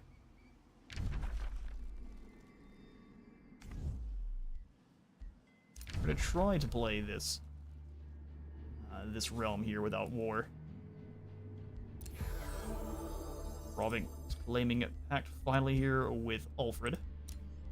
What about open borders? He says absolutely not.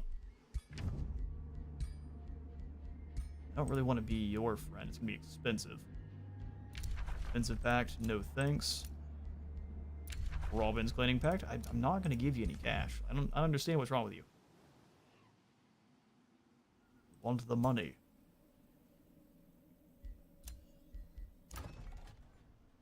Okay, so what we'll do then is move up and grab... Well, I love the extra research post. We're going to go ahead and grab the research post.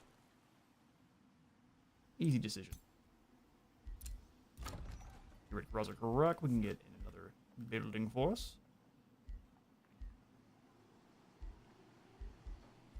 I'm thinking we want the mana obelisk just to boost up our mana a little bit more.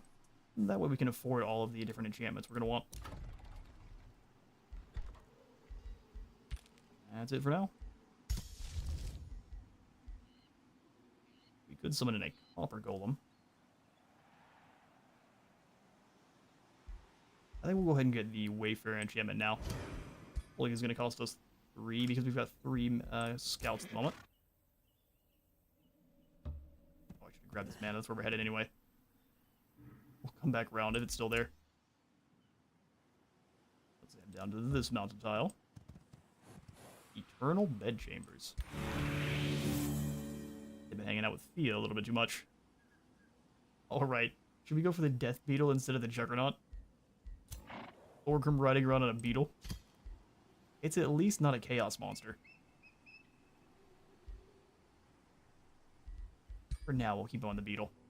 Umbral Juggernaut is a little bit too dangerous for friendlies. He digs up gems real well, he does.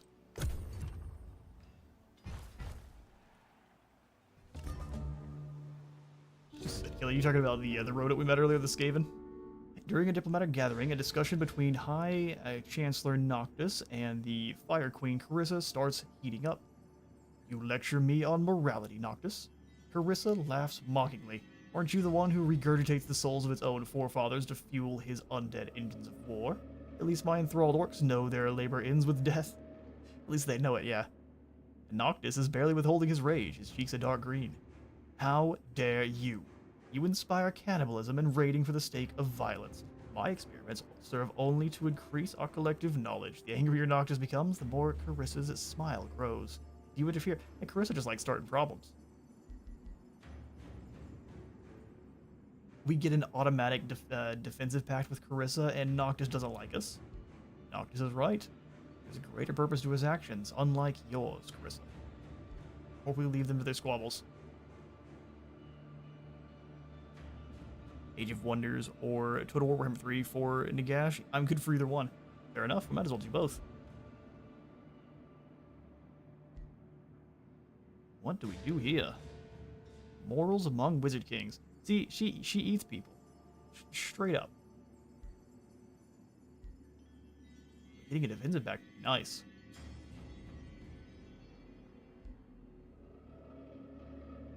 Let's actually keep balancing the other relations here. So we'll build up some with Noctis. We only lose a little bit with Carissa. That's not that big a deal. We can avoid war a little bit longer. Because we are guaranteed going to have a bigger threat. Reaver Lad's going to show up out of nowhere. Oh, hello there. What are you? A Karag? I have never even seen one of you before. It's where the wild things are grown wrong. Bone-shattering howl. He's a charger. And not rout due to low morale. Interesting. It was like an elemental incarnate of beasts almost. Then we got the full-grown slithers to deal with, which are kind of like deformed wyverns. That's gonna be a nasty group there. We'll leave them be for a time. Browser correct, we get some more buildings going. I think we need ourselves another hero. Let's go ahead and sit. Let us build up a little bit of gold. Mines grant you 10 additional mana. That's not bad, but let's go ahead and make all of our structures cheaper. And then use the Reservoir Imperium to attract some population here, and then we're going to go ahead and grab in that Archon Blood up here.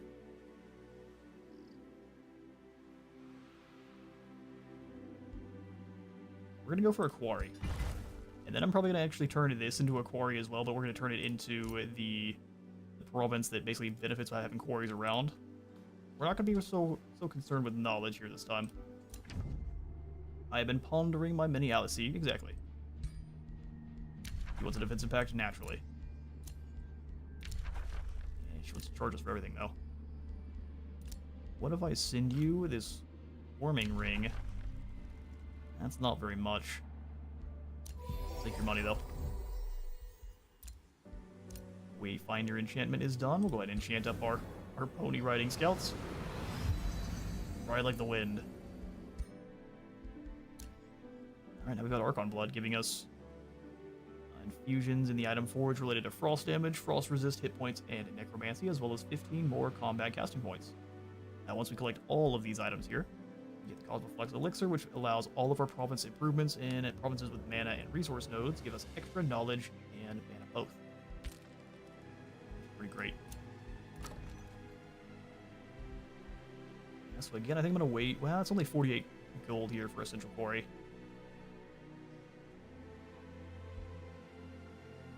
Mana per adjacent quarry. Go ahead and throw this one.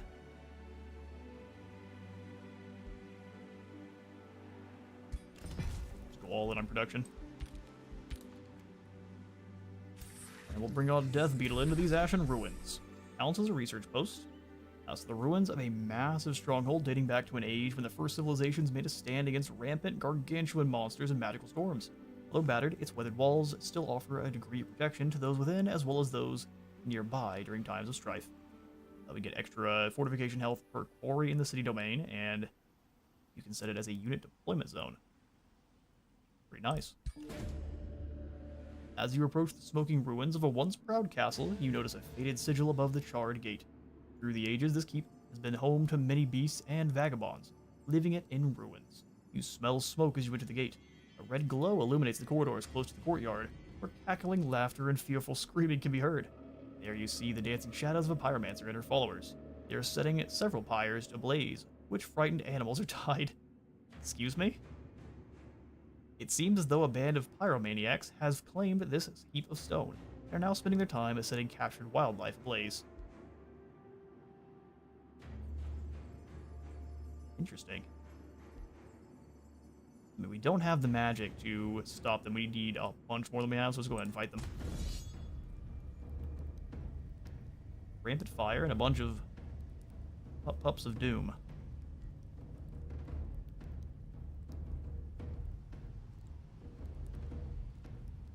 That's gonna be a mess.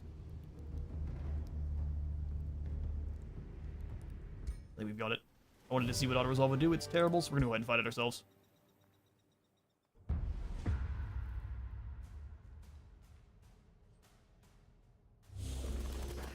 All right. Flaming doggos, bring it. I am so glad we got our spelled Tempered Shield. We only have the one shield banger with this group.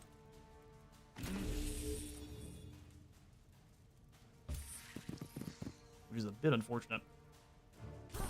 Walk in here, Steel Shaper, come on in behind. We are going to likely get caught on fire, but we do still have to kind of step in.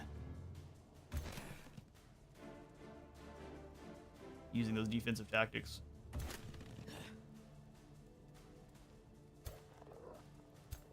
Okay, good. That one can't attack us, so they likely will charge in like fools. Go ahead and give you that bolster defense.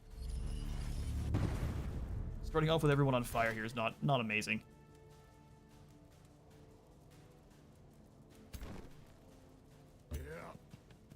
Step to this position there, Halberd here, and then we'll have these Arbalists come on in next to you.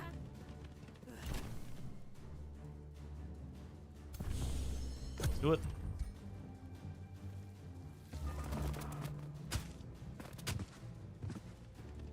So glad you guys chose to go. Ooh, they missed. That's incredible. Incredible. Strengthen and fortune. Draw this crossbow to do a heap of damage. We'll move the halberdiers in to stop them from getting through. Oh, raise them. Not awesome.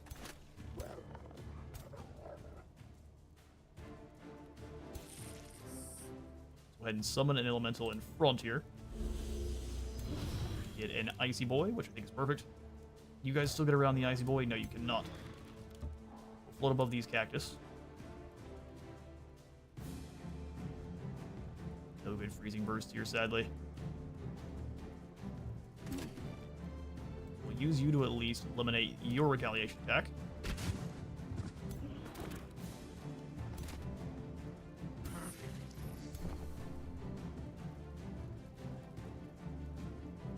These things are already very wounded. They've only got 3 models left, so they're not going to be doing that much damage. Hitting us on fire hurts, but it's not nearly as big of a deal.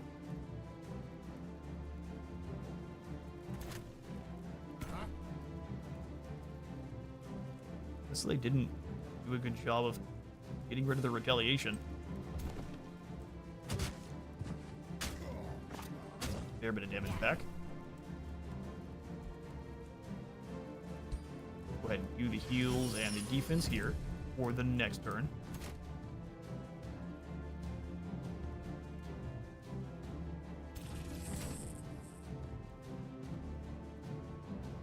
Go ahead and try to taunt. They're out of range.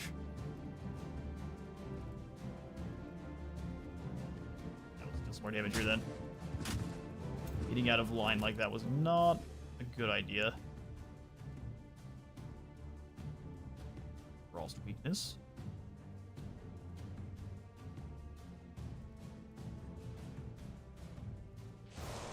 try to freeze. That actually worked out, so that's perfect. I'm gonna step back here and then throw the Steel Blast at this unit. Alright, Pyromancer's time to start letting things on fire, right? There it is. Same spot. Nice. We gave them a really good opportunity there. Those puppers are gone. Those puppers are gone.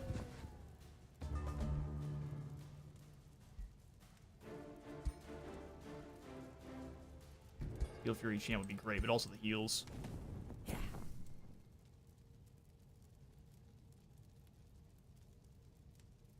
Let's go ahead and do the heals here with our mage.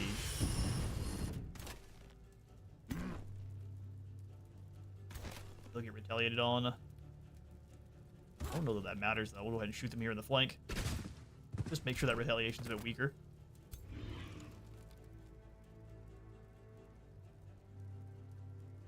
You get caught on fire either way there.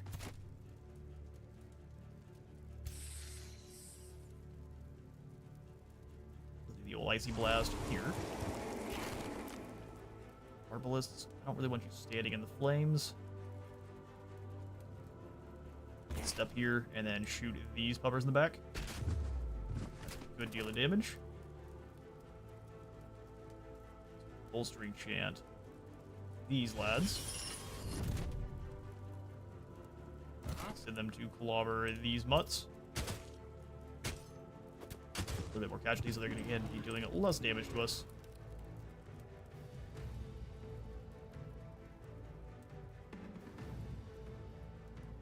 Not a fun one. Let's move in to just do as much damage to these Pyromancers as possible.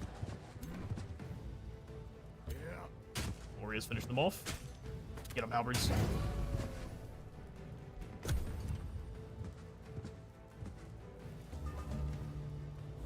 He has killed the Skaven, you say? I guess we'll see. Skaven want to be kind to us. We have to have a reason to fight them here in this game. Otherwise, we will get penalized for being rude.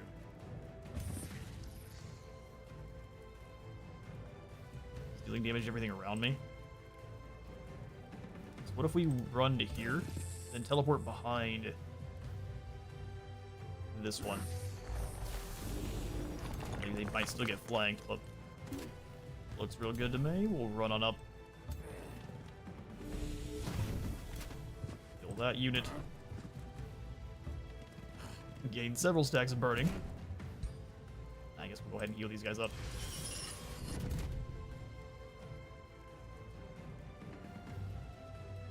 Gaining those burning stacks is no fun. Let's force them to attack our Anvil Guard.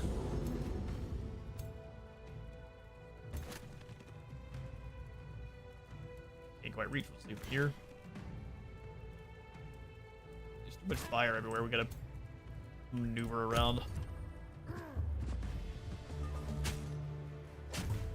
Yeah, taking a serious bit of damage there.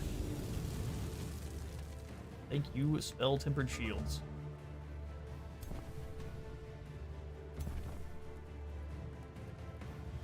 Heal these lads on up. Send them in to keep following.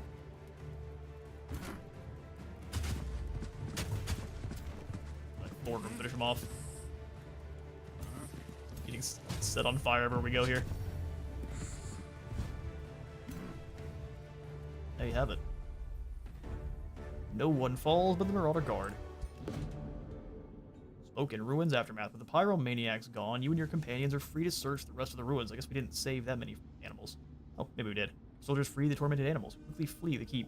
On further inspection, you notice the Pyromancers left behind stashes of scorched loot throughout the building.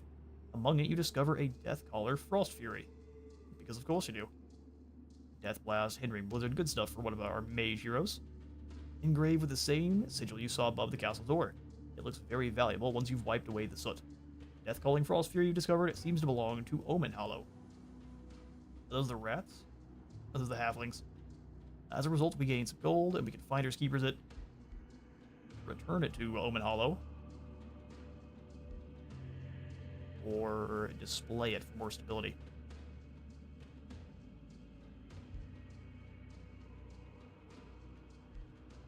go ahead and get those halflings on side here. So we'll go ahead and return that item to them. That way we can quickly get these halflings on our side, and then we can maybe even just take their city from them. Getting up to that back to vassalization quite quickly. That is the Ashen Ruins claimed.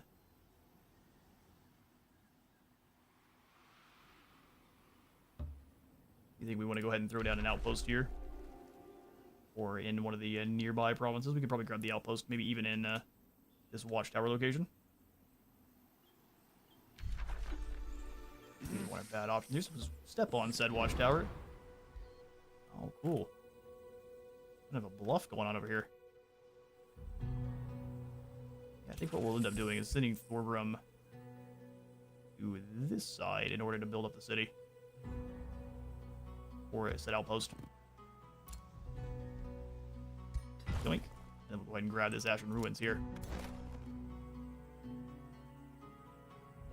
Everyone that might have taken some damage or might need some heals, we'll go ahead and post them up in the Ashen Ruins. You guys just have moved a little bit too far away sometimes. Alright, back in Karak. I do think we want another steel shaper. At least one more. Bring production in that quarry there is going to be a very bad call. Let's take a quick look at diplomacy here with you. Grab us a wizard's bond for 300 gold. Or not. Listen, Noctis, if I need to have help Carissa bonk you on the head. It will so quickly.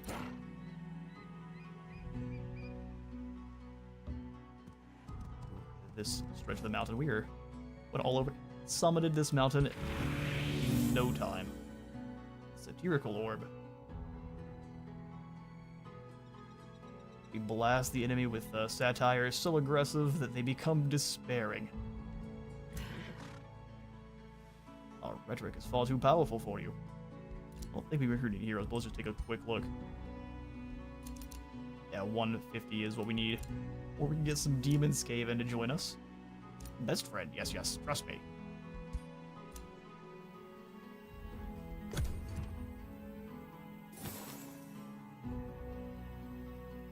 We haven't even found the seals just yet, have we? Outpost could be upgraded to a city. Oh, but don't worry, I'm well aware. Thorgrim, you come and grab the Smanish Stash. That's coming up towards Sun Hill, but we'll stay inside of the outpost area. That will be getting maximum punishment there. All is one. Here in this outpost, I'm actually going to grab the work camp first. That way we can grab this Ashen Ruins. Using merchandise here, not a bad call. Let's go ahead and snag, though, the market. A little bit more gold.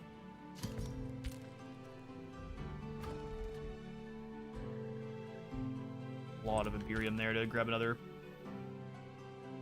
tile. Don't worry, we'll get there. Active loyalty succeeded, so now they share vision. They allow us to build on claimed provinces, contribute 2 trumpets to our rally of leeches, and then they will reinforce us in combat against marauders rulers in the free city is at war with.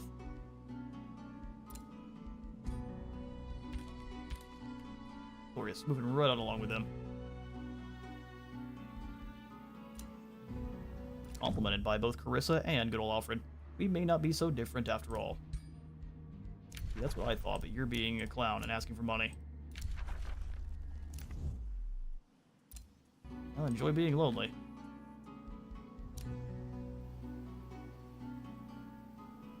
We're prospecting over here in these mountains. Mountains of Morn, as it were. What Nightmare Mount. Very fast cavalry movement, intimidating aura, and a vicious killer. Lose morale, and we inflict increased morale penalties when killing enemies. Thorgrim riding upon a nightmare. Maybe, we'll see. Outpost founded, working on the work camp now. Awesome. Prospect kind of across this mountainous hillside then. 67 more production. Lovely. You guys didn't take any damage, so we can move a little ways forward. Not scaven into size with not fake beard. Dwarfkin we are, yes, yes. Admit it, Carissa says to King Alfred with a grin. She is just trying to start problems everywhere. You hate me. You hate what I am. What, I mean, what's the problem with admitting that? You like to eat people. That's a problem. It was a wizard who invaded Athla and killed your kin. Someone like me. Do I provoke you? Enrage you? Queen shitstarter. Alfred's jaw tightens. Whatever game you're playing, Carissa, I'm not joining in. Carissa continues. You pretend to be accepting, but you too fear wizard kings. Why is it that people love those who are granted power but hate those who take it? What is so great about self-righteous passivity? What do you think, Thorgrim? Are Ascended Champions better than wizards, as so many with their granted powers believe? Or are wizards better, for taking what they have earned?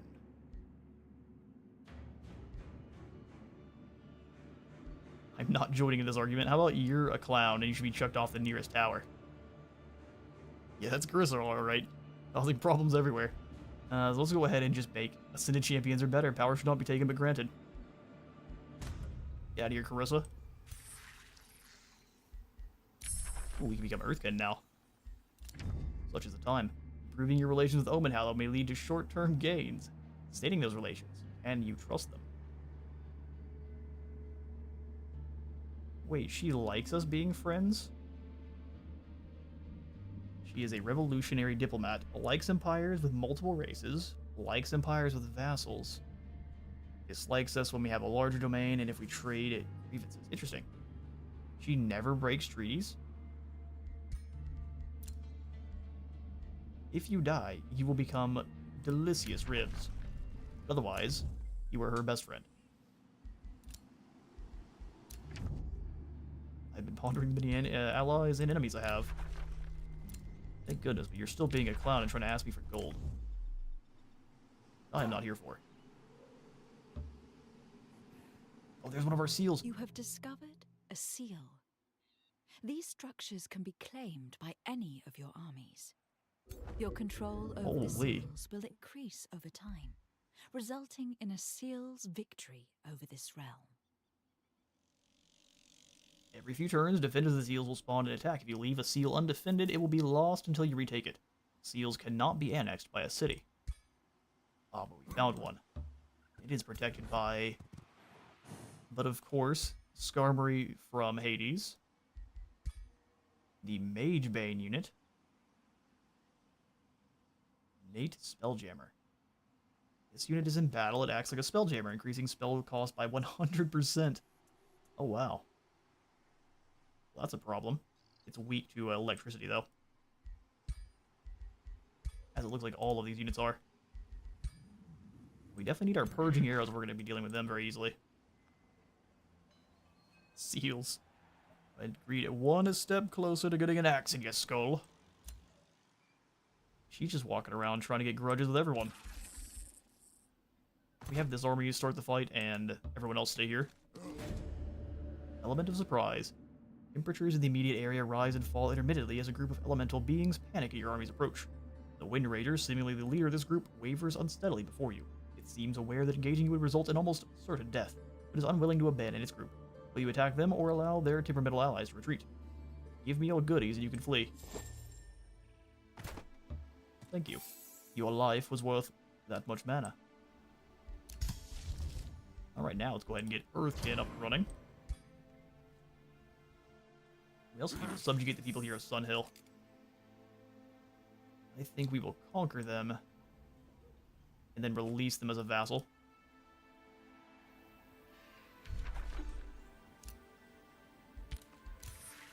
Actually, we can maybe put that up to you guys as a poll. Back in the day, it blocked spellcasting on the battlefield. I actually remember... I do remember that. Yeah, I also remember their one of the dev casts where they were talking about nerfing it down to where it only makes your spells cost more. All my homies hate Magebane. Everyone that likes casting spells hates Magebanes. Let's go ahead and get that pulse set up. how best to handle Sunhill.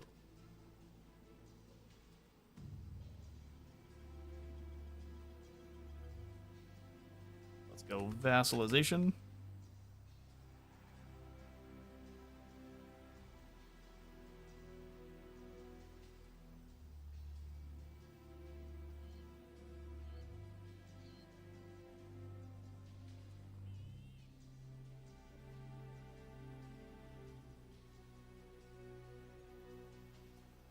Was Durf because the Eldritch Sovereign can summon it? Oh, well, that would make sense.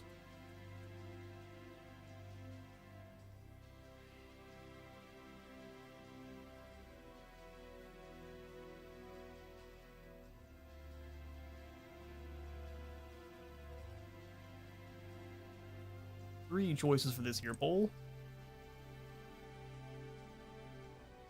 We shall either conquer them or conquer them being just vassalize the city. We shall claim the city for our own, or we will raze it to the ground. Which raising it would make us a little bit more evil. I'll let you all decide how we best handle Sunhill. Also like to know exactly what they have in here, but we can't quite see the area very well. Keep prospecting in here in the mountains.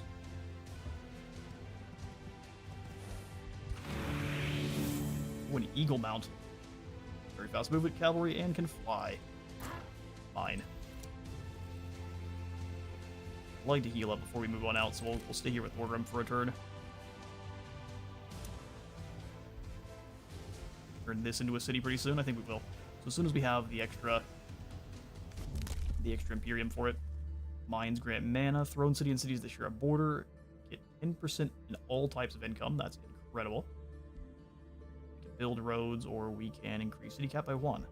Yeah, we'll just go for building this outpost up into a city.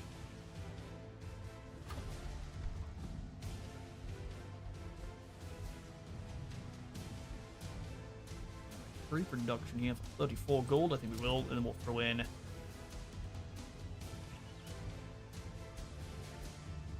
what do we need most? With a good old wizard tower level 1.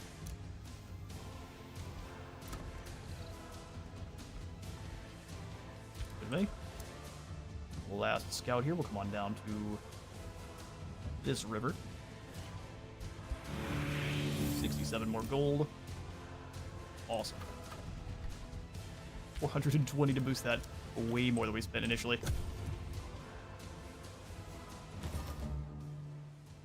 Alright, this outpost can grab itself this Ashen Ruins, giving us this wonder. Get 5 additional Imperium per turn, 20 more knowledge, and we lose a little bit of stability in an outpost, which doesn't matter at all.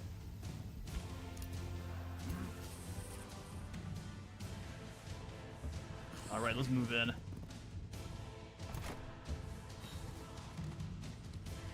Our best to kind of see what's going on here. They likely have an army sitting on Sunhill itself, but I'm sure they've gotta have someone nearby. Yeti the Beloved, Milani the Defensive Duelist, or Yuhenna the Unmovable. Let's go for the Beloved. Yeti the Ruthless. She is wielding a hammer of ultimate bonk, and the Bon and Braided Beard of Justice.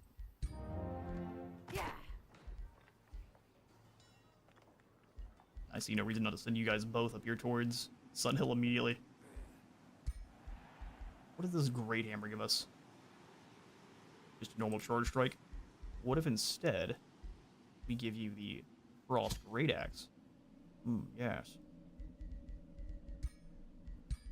Or better yet, the Battle Axe.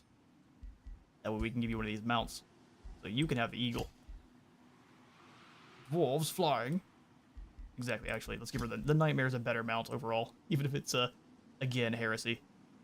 It's heresy and of a different kind. You there Ring of Camouflage, no one can see you while you travel across the map.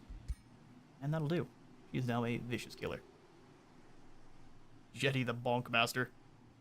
If it wasn't nerfed, it would be an OP unit. Oh no, I agree. It would... Stopping you from doing any casting at all is a little bit goofy.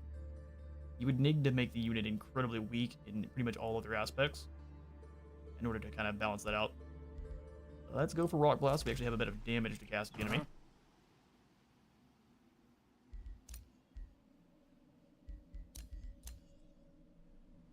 Grab his decent little stash of food.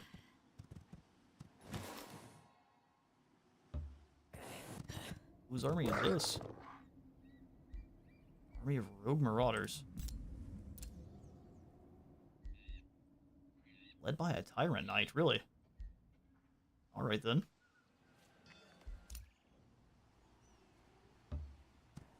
Let's keep on prospecting our way through these. Not at 69.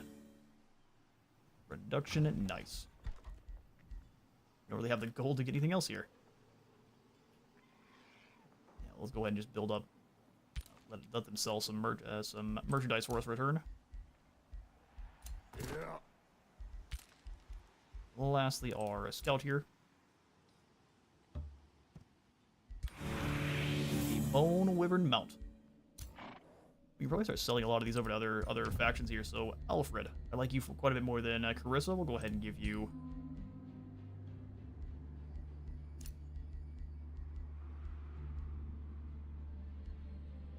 just this normal old eagle.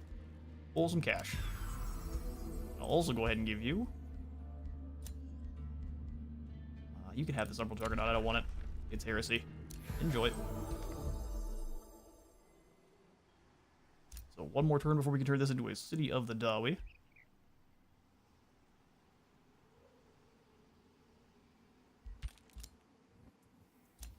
good. I would love the palisade walls here, so we'll go ahead and put that in. That way that is not able... no one can just walk in and take it from us. We'll end the turn. There's still 2 other empires that are here that we haven't met yet. During a diplomatic gathering, King Alfred and High Chancellor Noctis have an argument. They cannot condone your experiments, Noctis, Alfred says. Your experiments on lost wizards are immoral.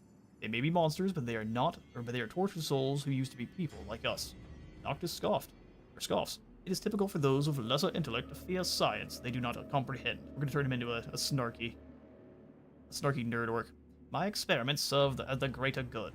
As you say, lost wizards are tortured souls. How is this fate serve my pursuit for knowledge worse than an eternity in the astral void? Alfred looks at you. High King Thorgrim, what do you think? Is the torture, Noctis harumphs, experimenting of lost wizards immoral or justified? Why, I flipped them a little bit there. It is immoral. What's wrong with you? All is allowed for the sake of science. Although here's the thing, Thorgrim is all in on punishing those who are clowns. So if lost wizards are corrupted by chaos, then they get bonked. Declaration of Friendship. Oh, she doesn't like that our domain's getting larger. Get over yourself, Carissa.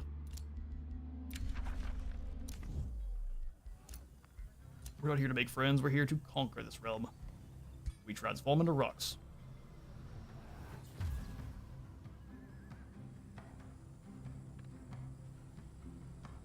You say it is a quest army from a Silver Knight quest. Interesting. Makes the rock growth develop on target race, which now we have extra chunky shoulders. Rock people emerge. Special province improvements grant 5 additional gold. Those are all great. But let's go ahead and build up the city down here first. That way we can start expanding out and grabbing a couple of these other things and getting at least as close to the seal as we can.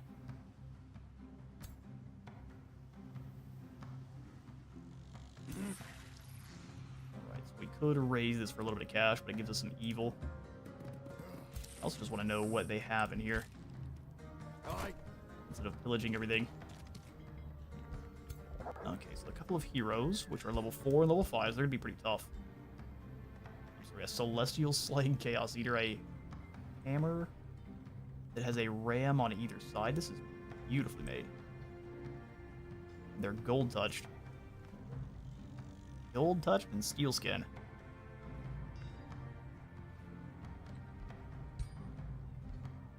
There's only a couple of you guys, so we should be able to handle them. Light evocation and fire evocation. Alright. I think you are outnumbered. We begin the siege.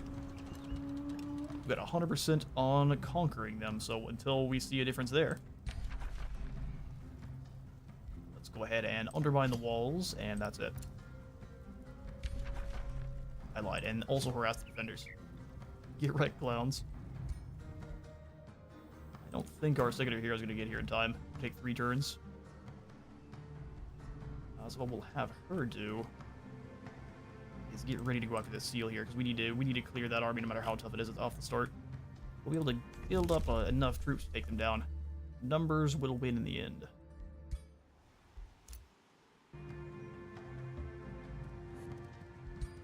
Get more gold, that's the way. You guys stay here. Let's beeline towards this watchtower. Small creature cage. We could always use more units.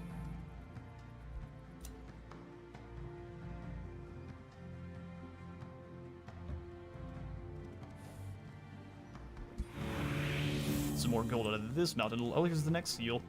Alright, so we've located 2 of them. How many seals are on the map? Do we know? It's a 0% seals control reached or getting an alliance. All you have to do is just form an alliance with all of them. You don't even necessarily need to win via the seals.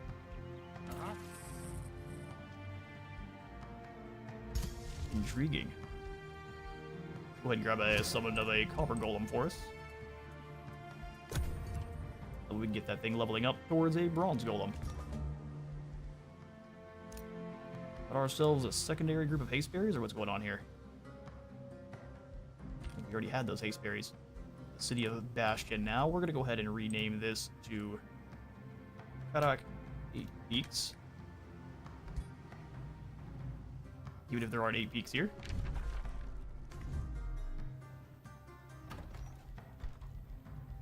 And then we'll immediately come on in and grab either the workshop or our workers' farmstead. In production, let's do the combo of production and food.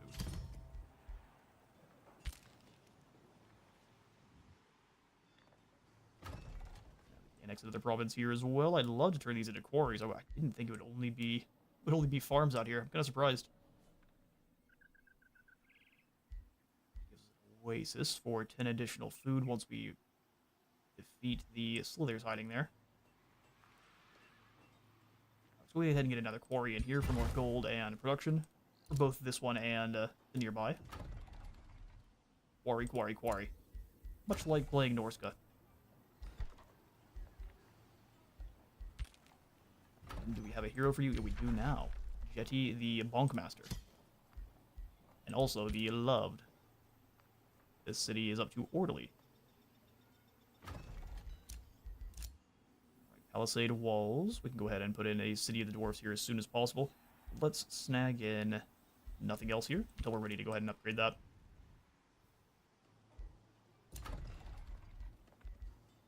Meanwhile, at Karaza Karak, we'll go ahead and take this up to the Forge Tower. Buy now costs 20% less. Gain 1 more Province Annex range, 10 more gold, and then unlock the Spelljammer. Which would be great just in case Carissa decides to start throwing hands. You come on down here to 8 Peaks. All of our mini scouts. A Lesser Tide Spirit. Good, just a crown. 1 resistance. Alright, Tide Spirit, you come up here and join with the 8 Peaks defense. Alright, time to find another mountain range.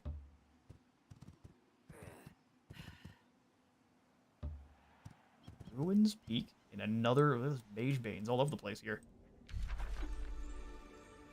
This one gives you the Brewer and Butcher Ogres as well. Interesting. Well, it's just a different kind of ruins than the other.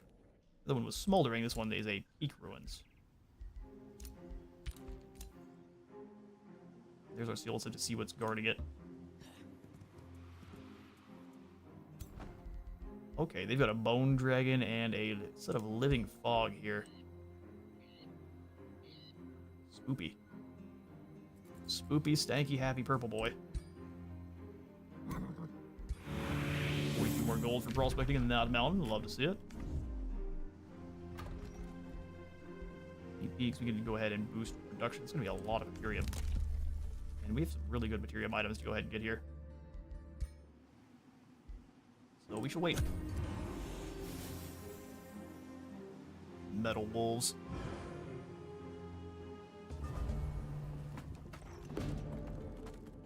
I appreciate your. Oh, here comes it's Gaston.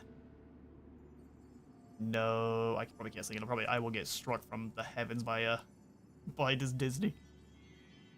I appreciate your pun there with the hammer is bonkers. The last dreadnought. The sounds of strange thunder rumble in the distance, where dark clouds rise from the desert. A stern-looking man appears before you. You are witness to the arrival of the Commonwealth remnants. We survive torment, liberate the realms of all invading wizard kings and those who support their rule. If I can't get get a Gaston in there.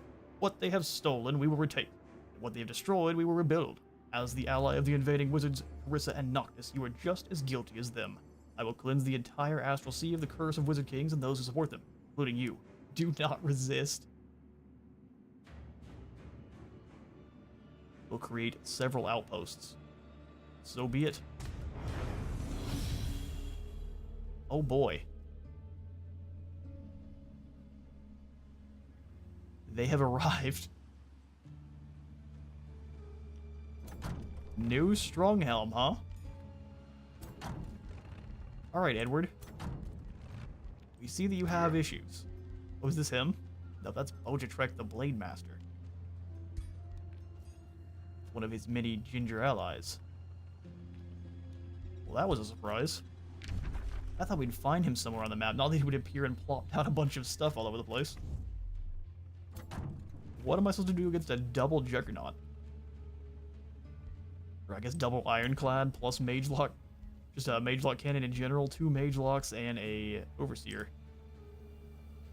Yikes. Well, we need to conquer Sun Hill now. The low risk battle, go ahead and just see what auto resolve does for us. We're gonna fight it all the same. Oh wow, they annihilated these poor puppers. Instead of fighting it, let's see how they did. Ah. Best of both worlds.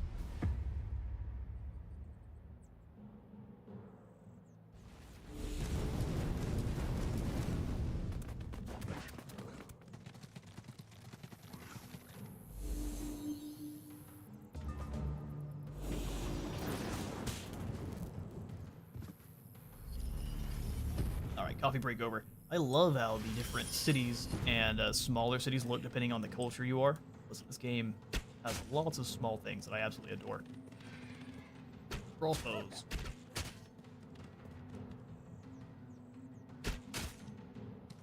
Interesting strategy here. We're getting really aggressive with our crossbow teams. It apparently worked out fine, but... yeah, I mean, that's a thing. 2 Guardians down in that attack. Super Bonk deals with one of our lads there, but now he's giving himself a... opened himself up to a flank.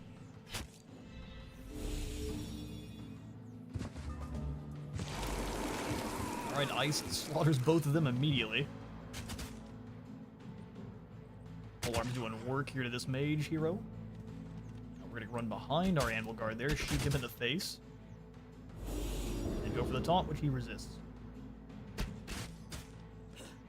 An overdrawn crossbow, and then they finish off that hero, which breaks everyone else's morale.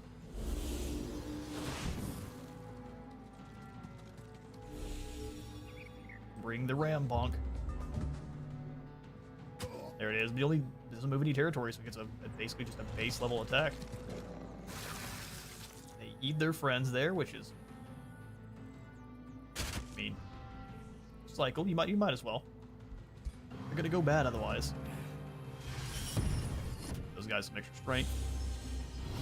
I like that Thorgrim stayed back here and has just been a proper battlefield commander at the back of the line the entire time. You got a frozen hero. You got a taunted set of projectors there.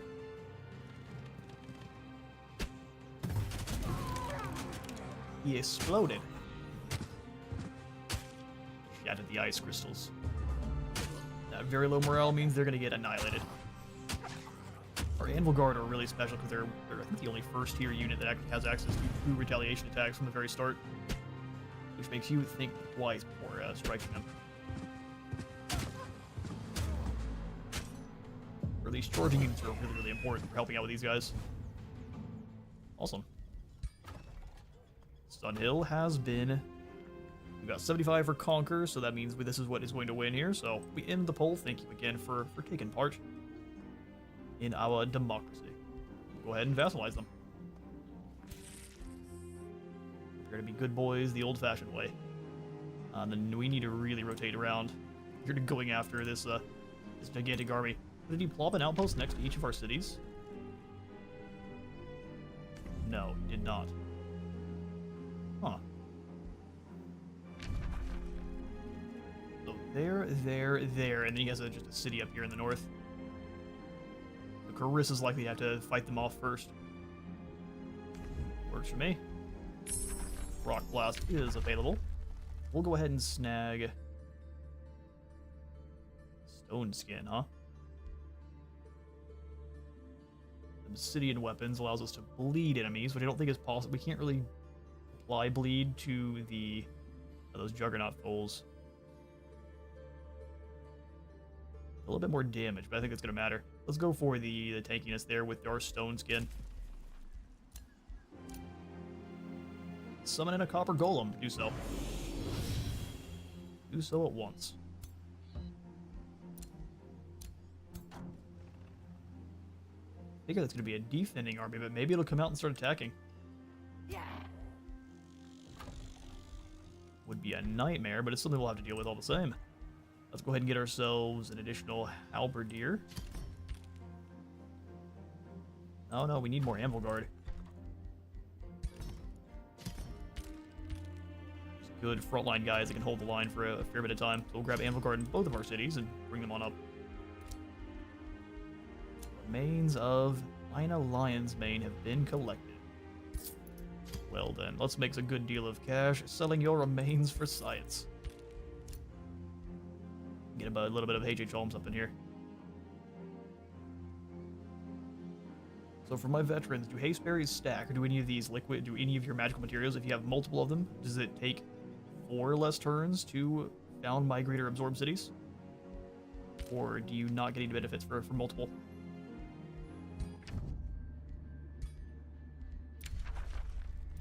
Really still want my gold. Oh, no.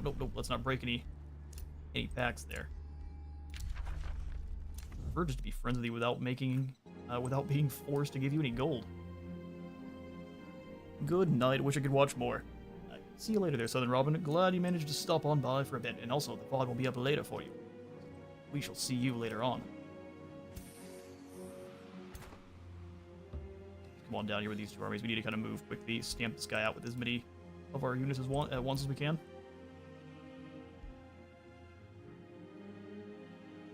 I presume we also want to tell you there. You go attack Edward Portsmouth. Or maybe this lower... Yeah, we'll go after Edward Portsmouth. As long as you don't go after this army here and go after just these outposts with me, that'd be the best. Meeting the misguided Hollow. Look at this toad. He looks like he is Nurgle corrupted already. Baroness. Oh, it's Baroness. Melania of Dark Drake of the Free City Hollow greets you with a wicked smile. Your so-called benevolence only makes you weak. I will prove to the people of Hollow and everyone in this realm there is no such thing as right and wrong, only strength and weakness. Alright then. Bring it. Hollow's right here. What is this? Is this another one of Hollow's cities, or is this another city-state entirely? Oh no, is this Valerie? Is this Valerie of House of Vernos that we had saved previously? No? Is Hollow just expanded only in one direction? That might be the case. Interesting. We're up to a vassalage here with Omen Hollow. That is perfect. So now no one else can influence them. They share all of their magical materials. Rating costs are at default levels, and now we can war coordinate. I think we already could, but sounds good to me. Give us all of your magical materials. No, it counts for item forge. Passive doesn't scale with more materials. I see. So if we wanted to, we could give that over to Alfred or these orcs here. Try to get one of theirs, like the Arcanium ore. Oh, you can't actually trade ore, can you? If I was to give you one of my haste berries.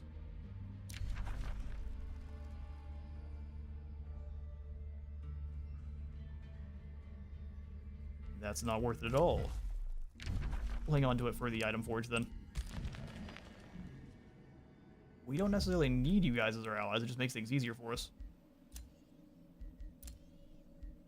We'll cooperate either draft or... Ooh. Let's actually go draft this time. For a little bit less mana too.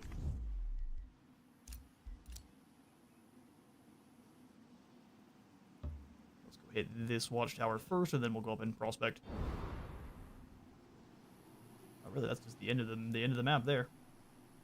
Heard.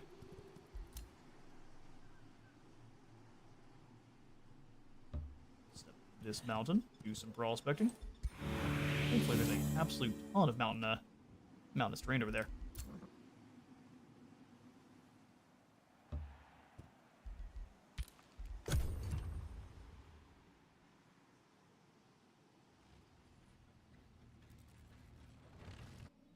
Okay, so they sent only the Ironclad and both the Ironclads. After the last dreadnought, Edward Portsmouth left to prepare his war machines. An emergency conclave is called on the Sehiran Oasis. I did not settle here to be provoked like this, Noctis exclaims. Excuse me? Alfred is surprised. That was Edward Portsmouth, a legend on Athla. Surely we can bring him to reason. Even Carissa seems startled. Those war machines, they're unlike anything I've seen before. Meandor appears. I sense the same energies around this last dreadnought as I do in Magehaven. Whoever he was, he is now a danger to the realm. He must be stopped. This will be victory. I mean, just sitting these two Ironclads seems to be a bad idea.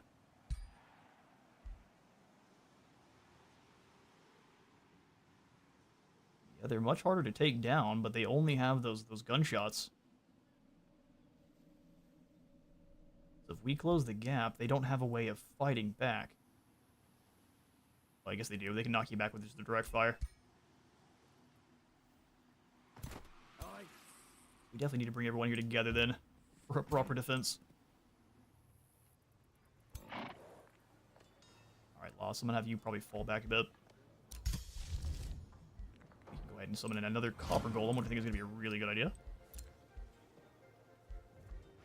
Friendship with you has ended, a friendship with you has declared. Thank you, Alfred. Appreciate it. I consider you my friend. Together, we will roar to melt the snows.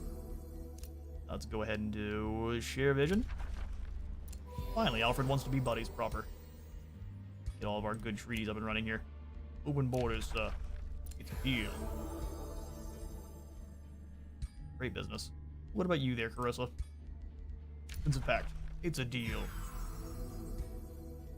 Treaties. We share vision.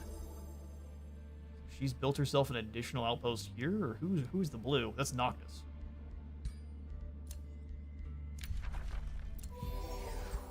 It's all of us versus... Oh, Noctis is dead. Never mind. We're not gonna be talking Noctis. He's sleeping. ... he says. Alright, open borders too. We shall work together. Look, Carissa, it looks like you were not doing very well. You just got like one unit all over the place. Huh. A bold strategy. Your domain has been invaded. You don't say. Bastion's Barricade.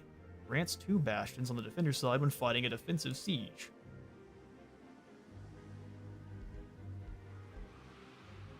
That sounds amazing. We also just build in the Runecarver's camp at once. I'll probably put that in actually right here. Spelljammer could also be quite nice. It just takes mana. counts as a conduit as well, does it?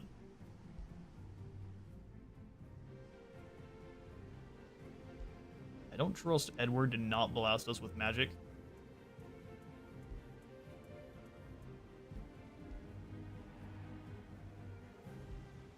I think I will go ahead and put in the Spelljammer over here.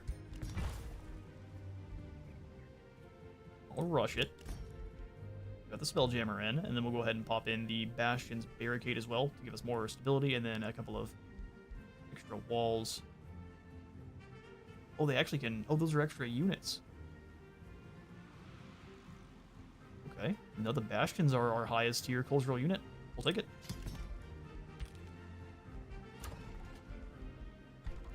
Yeah, people here are a little bit grumpy, though. That grumbling. Speaking of Bastion, look at them. They've got a great big, like, half door as a shield. And they've got a bonk stick of supreme attitude adjustment.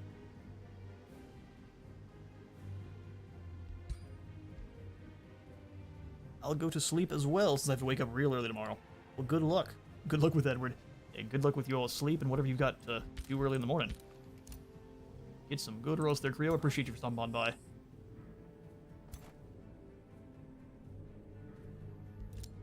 Alright, let's bring the troops together. We do need to go after those seals, but this is a much more pressing concern. Alright, time to fall back into the city itself. We can't hold the line. Not against that. We give ground and we'll fight. We'll give them a good fight later. 7 more production sounds perfect. Let's get in a new anvil guard here. That's probably good for a front line. Let's get crossbows next.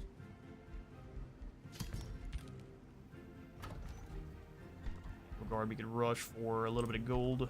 I think not. We'll go for the vendor here. Takes a little bit more gold from this settlement. For our Empire tree.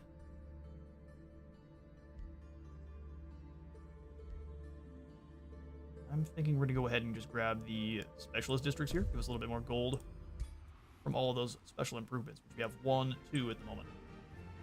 3 with the Spelljammer.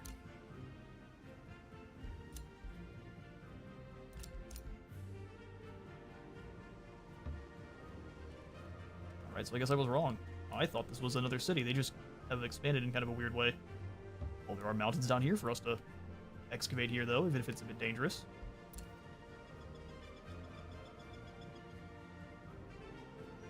Let's come on down first. We'll just kind of scoot around. 41 more gold. I absolutely love the prospecting with our Laterium here. Stay here with you guys. Hold the line.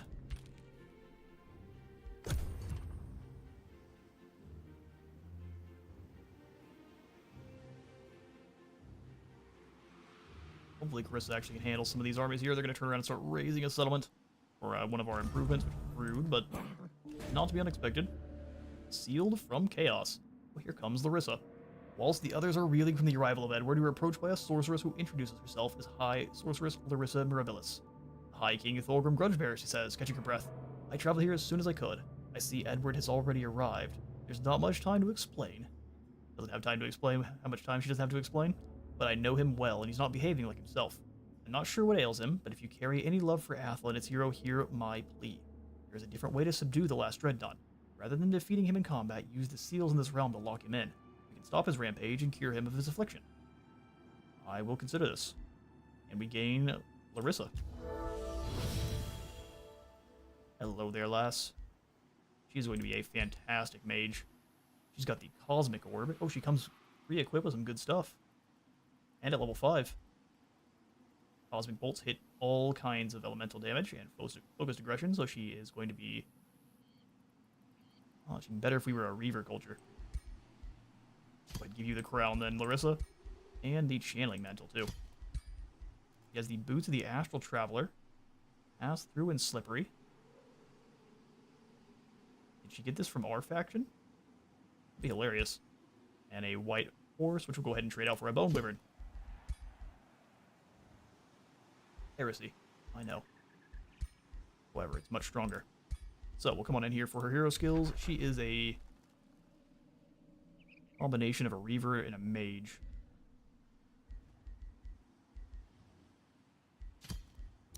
You can summon elementals, still the best call.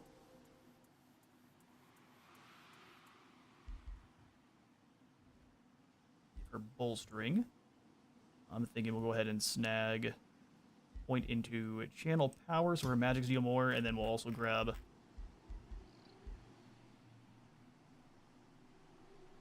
more range is always good. Fire Evoker, Magecraft, some more accuracy. Lightning Evoker is better on her than with Thorgrim. We'll grab Lightning Evoker and then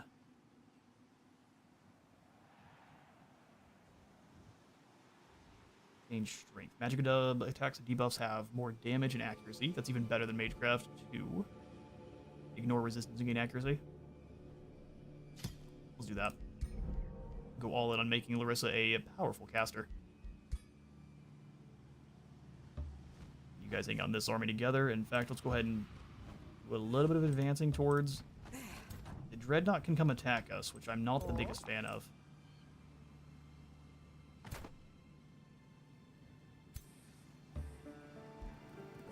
Land has been invaded, and a province is being pillaged.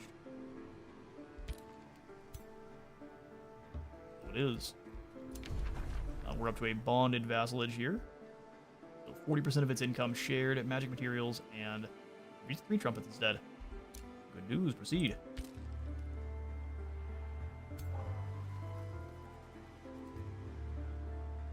Your water spirit, we need you. Need you now more than ever. We're complimented. Go ahead and take over his enchanted den. It's probably not going to be a good call at all. If I was to give you one of these haste berries, what would you think? 14 gold a turn or 15 mana a turn?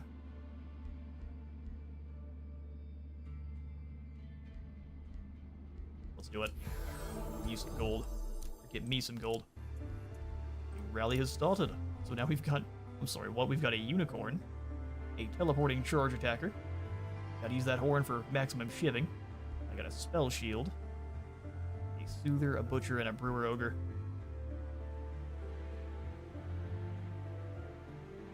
Rigid belch ability. Are these ogres any good here for our armies, or would be more used for maybe a proper unicorn? We'll think about that. Can't afford them either way, so we'll have to keep going on with our cultural units for now. Summon another Copper Golem, which I'm going to do here. I don't think we'll be able to move on this army without bringing in the other units. Let's see if we can.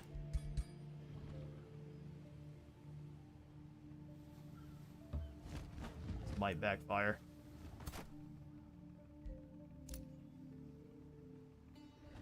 Alright, well, the creepy wolves of Sunhill are now our vassals. Pay them a bit of gold for some production. I think I will. Now we just need the Astral Dew to finish off our Cosmo Flux Elixir. Lovely. Drake Peaks can annex a new province. Let's grab a forester here on this gold province here. Need to farm for the vendor, but that's alright. Completely fine. Barricade will be in a single turn. It's too expensive to rush, so we shall not. Bragg has low stability. You don't say. Low stability, really. No idea. The people seemed fine. They've just been rioting for the past 3 months. Some Oasis? What on earth? Oasis. Sure. Get some armor. If we really need it to be, we can dismantle it in the item forge when we have one built up. Should pretty soon. Okay, let's see if we can win here. Ooh, spooky. I don't know. These are 2 tier 4 units. A low risk battle, really. so their spells are all going to cost 100% more. Let's see how the auto-resolve does. We'll try to fight it ourselves. They don't do bad at all. I'm curious to see how this works. We won't fight it. That was a well done. They're destroying everything. I love it. Alright, well here comes the big Marienburg land ships, but upgraded. Switch to different kind of ammunition, but they're moving on in. Do a little bit of readjusting our own squad. We get hit by the immobilization abilities there. Still no attacks out of the dreadnoughts. It's under resistance because they're weak to lightning.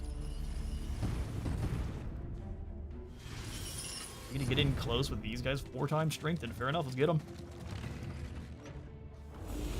And you're gonna taunt them. Oh, I'm getting in there for some pretty decent damage.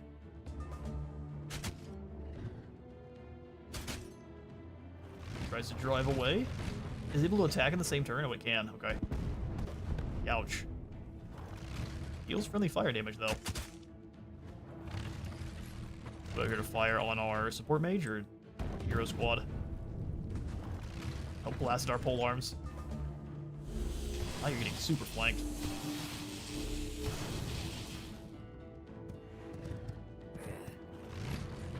Why didn't you go for the flank? I mean, you took it down with an axe. We'll take it, but surprising. Give him the old triple poke. Hides in the hull of the destroyed other one.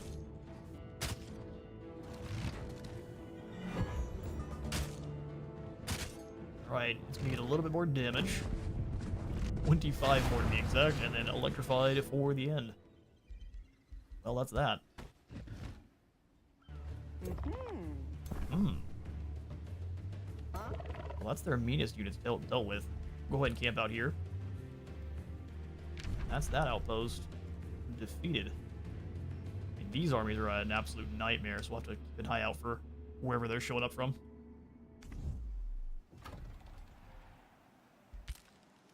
Right, beautiful. We shall prospect these mountains. 70 more production is amazing. Let's see what we get. 25 more gold. Out here, my lad, and then for our heroes leveled up, we give you anything better? We grabbed the bonkers ram hammer. Springers right now. You've got the best weapon possible at the moment. Lensing chestplate though, and these quizzes. I'm gonna go ahead and since are you the leader of this army? No, since Larissa's better, she becomes the leader immediately. I'll go ahead and give you then Sundering Strikes to weaken everyone we hit. All right, into our spells once more. We'll go ahead and grab these Awakened tools and apply that to Karak 8 Peaks.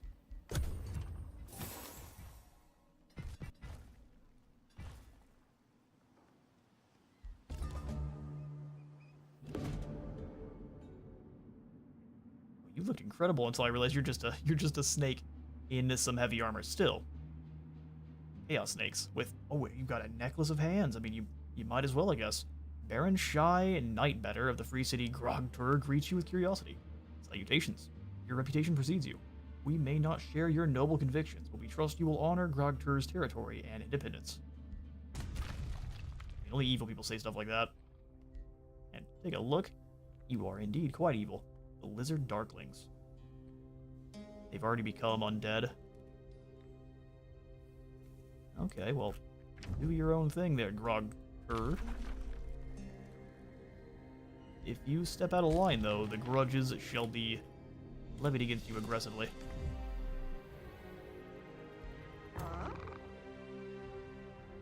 So, did this army leave, or where did they go?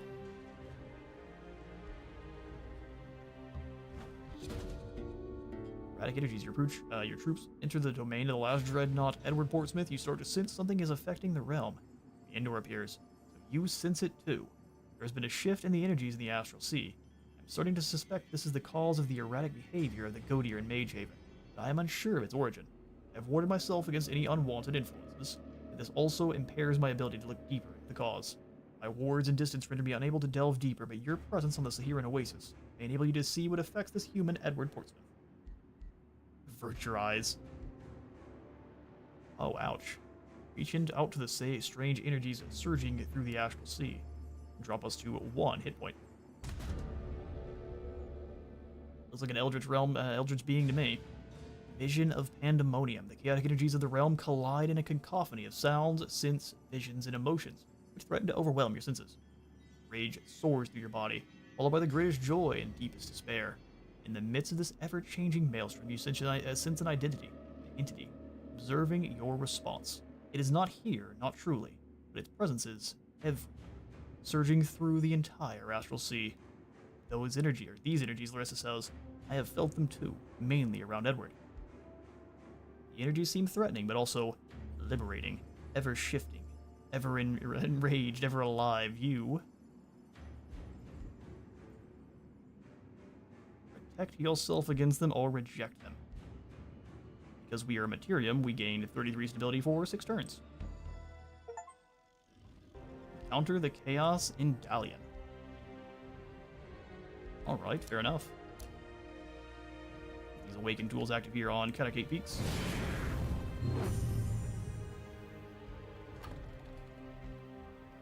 And so the Sustained spell costs upkeep as long as it's active. Fair enough, it's a pretty good one. Or Awakened tools. We're gonna go ahead and at least take out this outpost that's in the way. We are gonna have to start a siege because it already has stone walls, really. Alright there, Edward. We're gonna go ahead and undermine your walls and harass your defenders. We have none. We'll simply undermine your walls. Do we even need to? It makes the breach faster. Yeah.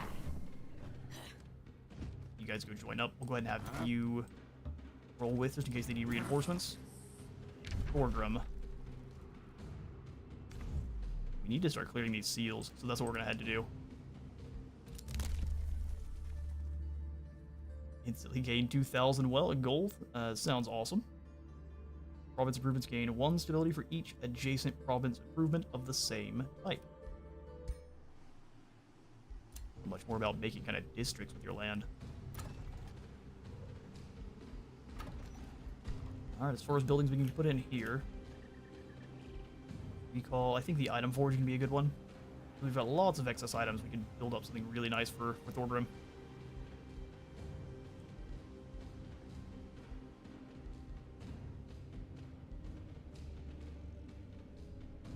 Or we get the Wizard Tower level 2 to get even more Imperium, more vision range, and the Channeling Tower too.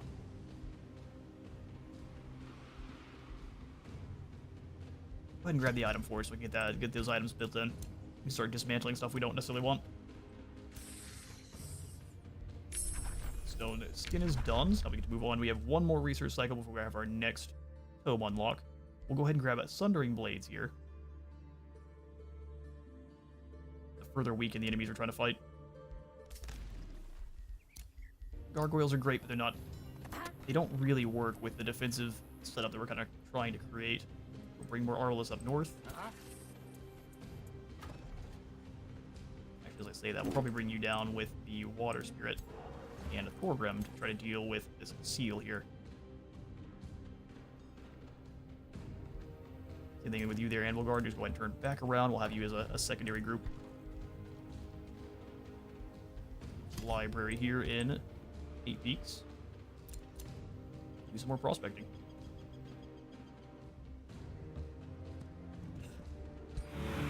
44 more gold, lovely.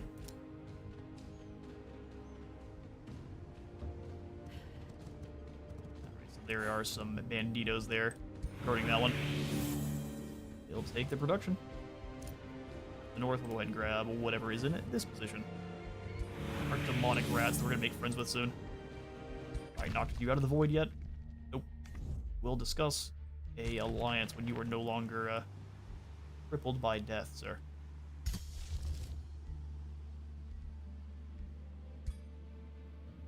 Okay, so you've got Elderholm here in a really good spot. Was this his initial town? I think it was.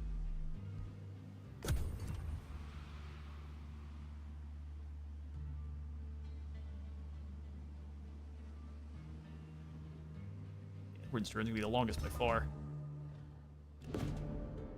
Torchbearer, Vault Breaker. Oh, here comes Sundren. Suddenly you sense another presence, requesting permission to enter the realm. I, King Thorgrim Grudgebearer, if I may, Sundren of House Inyok says. Before you respond, I ask you to allow me to elaborate. After Grixolis, which was an event that happened in the main campaign, I left to find the Indalion. It seems that you all found them before I did. It saddens me to see Edward so affected. The journey through the Astral Sea must have taken its toll. Perhaps I bear some responsibility for his current state. I know it affects Edward and the Godir of Magehaven. With your permission, I will elaborate. I have no use for traitors and deceivers. Is she evil?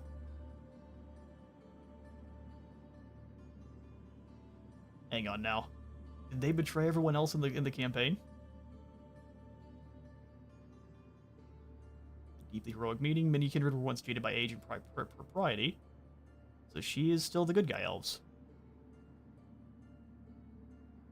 Huh. Speak, Sundren.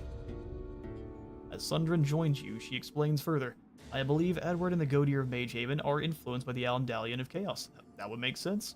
The Indalion are very powerful entities that originate from the start of creation. They have brought balance to the Astral Sea, but also destruction. So the Archons locked them in the world vault at Grixolis. The Great Wizard taught me about them before he disappeared, and until I could find him, I must continue his work in his stead. The Archons fight a war they cannot win alone, so I had to free the entities powerful enough to make a difference. Now I aim to limit the unfortunate side effects. Ah, so she was the one that had freed all the Indalions. So she is indeed probably a kind of surprise villain in the campaign. Also, what if there's a bunch of warping effect going on over here with her. Thorgrim receives some knowledge. I accept your explanation. The truly strong will be able to withstand anything these Indalions cause, or none of this justifies your deceit. Be gone.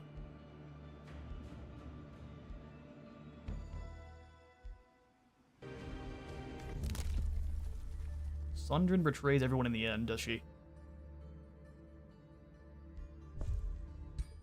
That does make sense, actually. I'm gonna go ahead and grab an additional Whispering Stone and try to get Morn on side before they get wiped out. You're now competing for their allegiance with another faction. I'm happy to spend Armaterium to beat them through the punch, too. I like having all the vassals in the game. No one else can have them but me.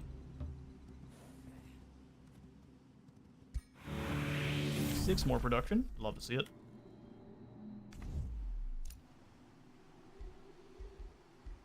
We've got our item forge now, so let's pop on in here and take a look. So I think if we take a look at our arsenal, we've got a lot of stuff we can break on down, including this white horse. A disenchanted horse. The Death Calling Staff, the original Lightning Orb. This original Great Hammer, too. Probably not going to use the Frostbringer against anything that Edward has, and the rest of this we'll go ahead and keep. So, for our blueprints, we don't have any.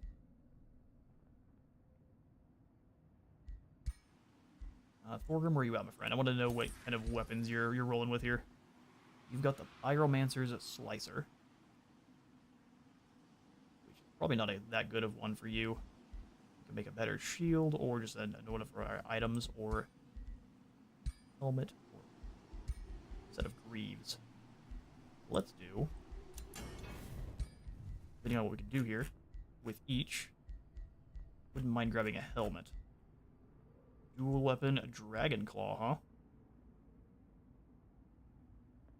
Can only be equipped by... So you can upgrade the claws that your dragons have in the item forge. That's pretty awesome. Eldritch Relics. Which we have no Eldritch champions, so we can't use those. Go ahead and grab this crown that kind of looks like Thorgrim's helmet. What can we grab here? Tumut Starblade. Tumut Starblades, extra accuracy, more hit points, more hit points. And some good resistances then. Can't infuse with either of these. So let's go ahead and, instead of a helmet maybe, what can we do with some good boots? So still Star Blades. Fast movement, slippery, swift. A lot more health. And again, some more tankiness. Wouldn't mind. Fast movement for more movement for yourself. That only matters if you're not on a mount, which we currently are. Maybe even not this. What about a shield? And we'll take a look at this chaos shield. Now we'll look at maybe an industrious shield. Damage reflection. Frost shield, a spirit shield. If we had the lightning shield, that'd be perfect. Yeah, I mean, I wouldn't mind a little bit of damage reflection here. And we could also give him one more defense. And then some health. That'll do. It is an elite shield. More health, more defense, more damage reflection. The Vengeful Protector, let's give it a couple names. The Reflecting Aegis. Let's call it Shield of Settled Grudges.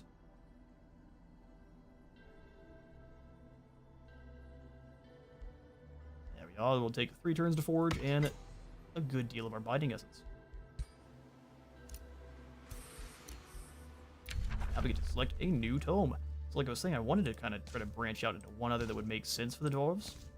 So where the Tome of Winds makes 0 sense for the Dawi whatsoever, but it is still a Materium tome. We have the Tome of the Construct here, which we can build us in some bronze golems. The Worker Construct Nexus, which is a very good special profits improvement. And then the Linked Minds Mitre Race Transformation. So we gain Hyper Awareness. Completely immune to flanking.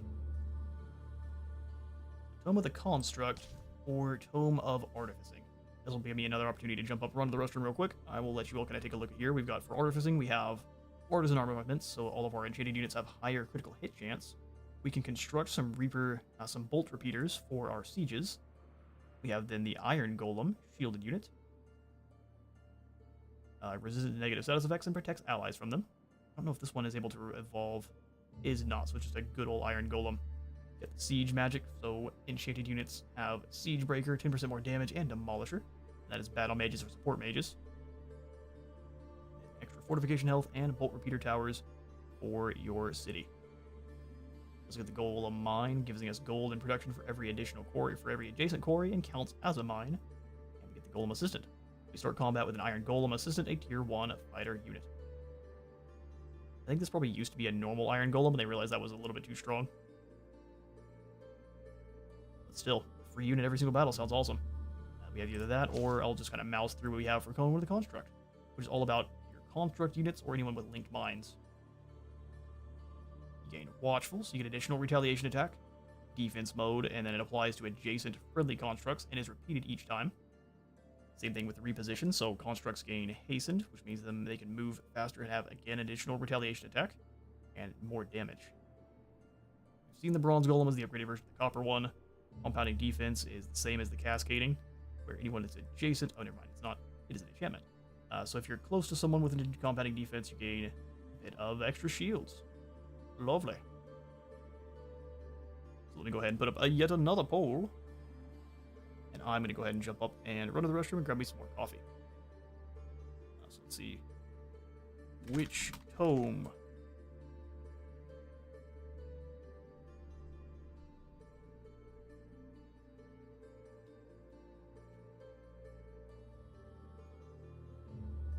Either Construct or Enchantment.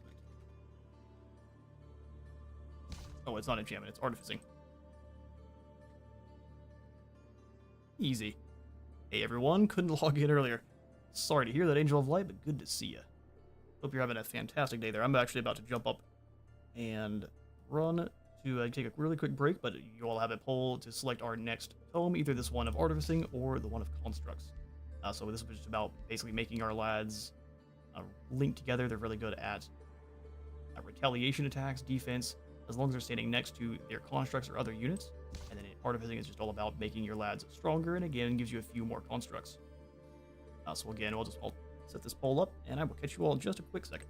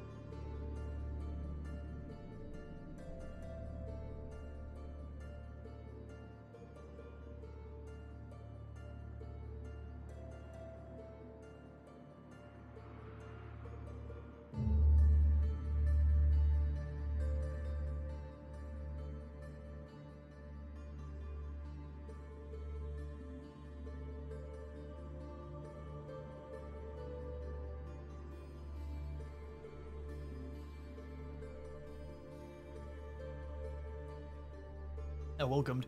Being the only voter, indeed, there, Angel of Light, I am on back, so we shall continue.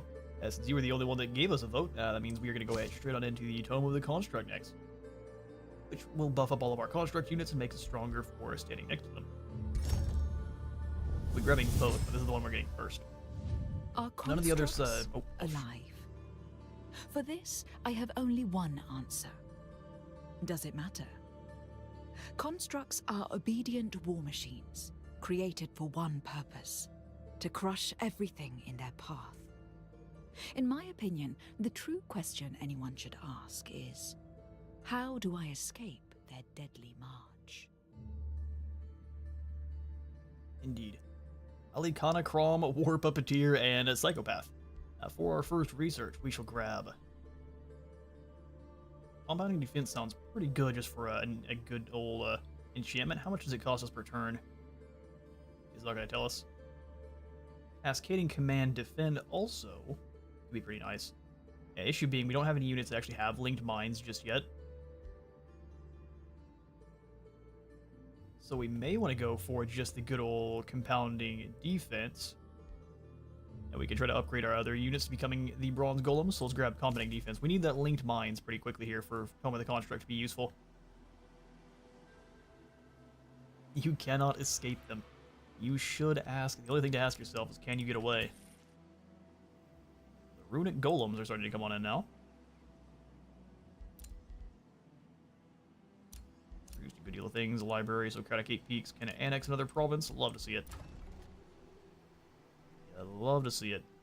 Let's see about snagging. Are there any other good provincial materials around here? Ah, surprisingly not. We've got the two that are here, and everything else is over here in Omen Hollow. So we'll just be making normal provinces over here then. I'm thinking... We don't have another farm, so let's snag... Yeah, let's snag a farm over this way.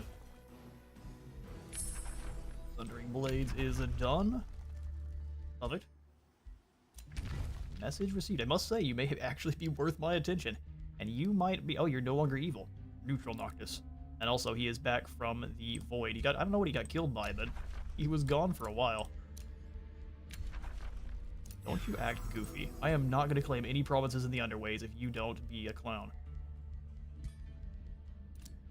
Open borders. It's a deal. He'll be willing to be friends with us soon. It's all of us against Gaston here, so... Gaston is very evil. Let us waste no time with words. So we're not going to try to conquer Gaston. We are going to try to defeat him with the seals. So it looks like one of the seals is over here, in between Ederton and Elderhome. We've got the one in this province, which is being protected by some pretty nasty astral beasties. And then there's one up in the north here. Is it another outpost he just built, or is that the original? I think it's the original. It's going into a town now. Then the last seal is up here next to Morn, place that we have found so far. And so if you basically sit an army on those seals, you gain points every turn they're there. And from what Larissa said, if we basically claim these seals for enough time, we can lock Portsmouth here, and we can figure out what's wrong with Gaston that way. I'm going to go ahead and keep Arbalist here with you. Everyone else is going to join up with Thorgrim and keep marching on down this way.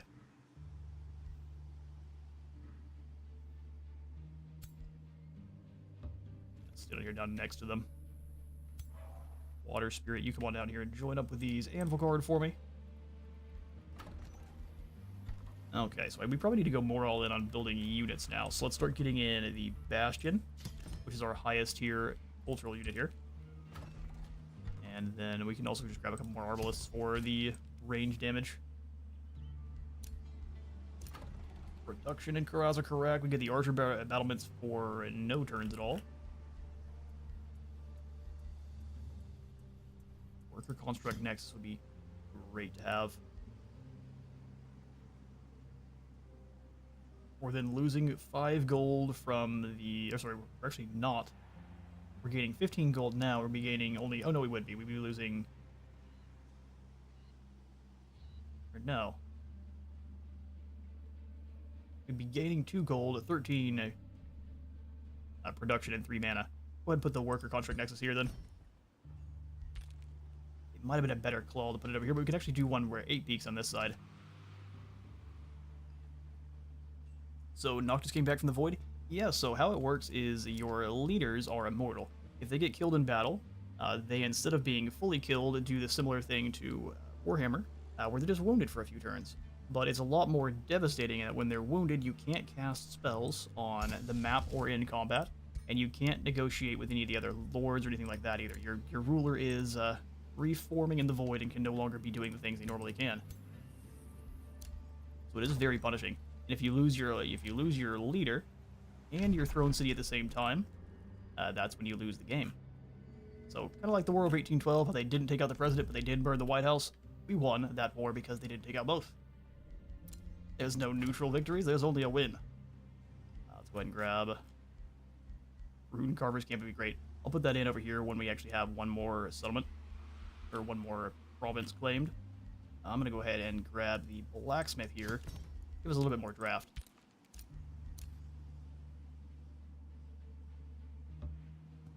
Sneaking into these enemy mountains to prospect them feels quite mean.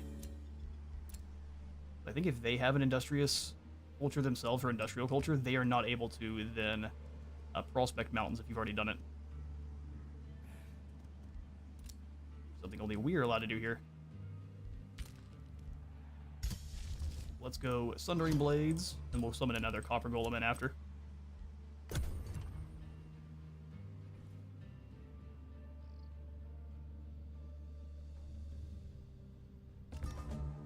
Oh, agreed, Angel.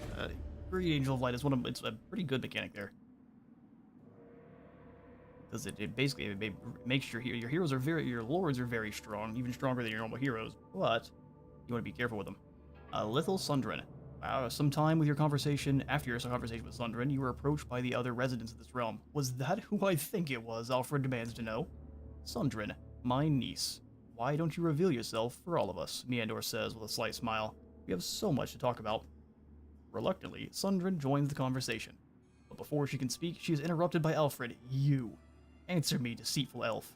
His hand reaches for his weapon in a sudden surge of bloodlust. You are elusive Empress, Lithal Nightweaver. Is she now?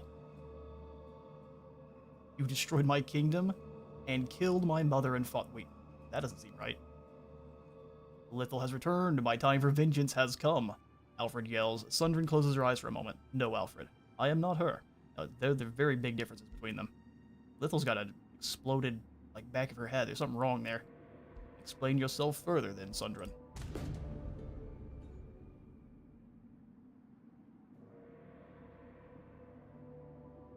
Oh, never mind. I guess she was Lithal. I'm wrong.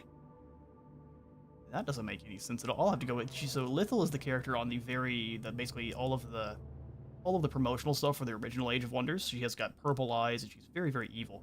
So I'm surprised. I was Lithal Nightweaver, and yes, she is the one who invaded Athla. But I was not her then. When the World Gate opened, Lithal was one of the first wizards to invade Athla. I stood alongside your parents when she arrived. I am now very confused. It was not until decades later that she and I fought in a deadly clash, and I reemerged from the Astral Sea victorious, her mask in my hands. Oh, so she pretends to be Lithal. Sundren's expression hardens. When I came back, Athla had returned to its old petty conflicts. None would listen or act on the horrors I had seen. I decided to take on the mask of Lithal. Sundren could not unify Athla alongside her. Perhaps Lithal could unify them against her. You became the villain they needed.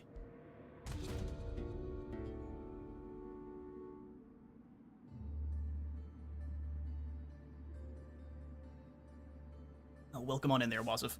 What's the difference between this game and Total War Warhammer? I would say that this game is much more akin to a fantasy civilization with a much higher focus on the actual narrative story that's being woven between the different empires. Even when you're not playing on the story realms, there's still a kind of a narrative that weaves itself naturally through the different events and things that are going to be taking place. So it's much more like I said, fantasy civilization than your Total War Warhammer. You laid us. Oh, so for so long I vowed to avenge my father and mother, Alfred says. I don't know what to believe anymore. I need time to think. You played us all for fools, Meandor says to Sundren, a feat I had not expected from anyone on my side of the family. Sundren grimaces. Believe me, uncle, deceiving you was not the goal, but merely a necessity. I must continue my search for the other Indalian, but first... Sundrin turns to you. I would aid you to sever the influence Chaos has over Edward. He is a hero of Athla, and a friend. He deserves this mercy. If you wish to solve these problems, then join me here. You will solve these problems yourself, then, Sundrin. Look at you. They have True Shot, 20% chance to critically hit, and they deal 20% extra damage. Circlet of Mind Protection, an obscuring 40% harder to hit with physical range and magic attacks, and then the Boots of Freedom. Pilfered from America. The Assassin's Dagger, and then we've got 6 skill points to give. Let's go ahead and have her be able to summon an animal. Still gaining a summon. I'm thinking not bolstering. We'll go ahead and grab Sundering Strikes, though. Experienced Warsmith. Let's go Restore so she can heal. And then we'll come back up here to Archery 2. Bleeding. Bleeding would be quite nice. Martial Expertise. Or Eagle Eye. Extra range sounds awesome. Now we have one more skill. Defensive Master. Always end your turn in defense mode. That's pretty great. Extra retaliation. Or sorry, first strike, and then more damage with retaliation attacks and opportunity attacks. Let's come on and down instead. Since she's such high level, she will end up being the leader. We'll make her an inspiring leader as well. You will form up with this secondary army we've just created. We have got a collection of heroes for this map now. And now Sundrin plus Thorgrim should easily be able to handle this giant demonic Skarmory. Especially with these Sundering Blades and or hammers. Are they gonna glow a little bit? No, they sparkle. The sparkling of penetration. It's a blacksmith done. Let's see what else we can build here.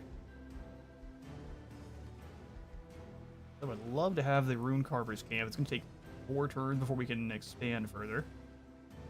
So whenever we do, we'll throw the Rune Carver's camp in over here. Let's go ahead and allow you to just build up, or to sell some merchandise to make me some more gold. And then I'll take the workshop here. Yes, indeed. If you go ahead and give us another Arbalest, that would be just awesome. Thank you kindly. Browser Crack's doing its own thing, thank you. And let's do also a quick look at our Free City relations here. So the Sun Hills Spiritual Wolves are still deteriorating. Here at Open Hollow, we're almost up to the Bonded Vassalage. In Morn, we are behind by quite a bit. We might just want to give up on Morn. The ratty diplomats. Let Alfred have them, and we'll go ahead and take over these Spiritual Wolves here. Already have the vassalage for them, but I think they're deteriorating slowly.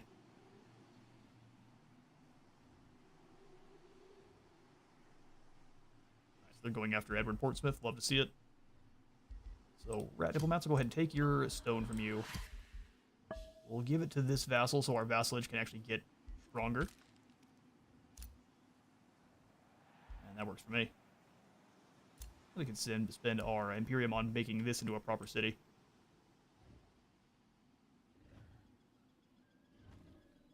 Or even just conquering this outpost, because actually this might be a better...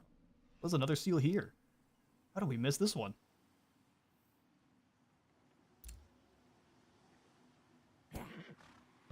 We shall fix that situation quite soon.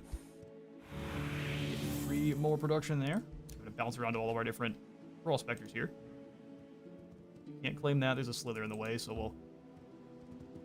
Prospecting in this mountain, gain some more... even more production.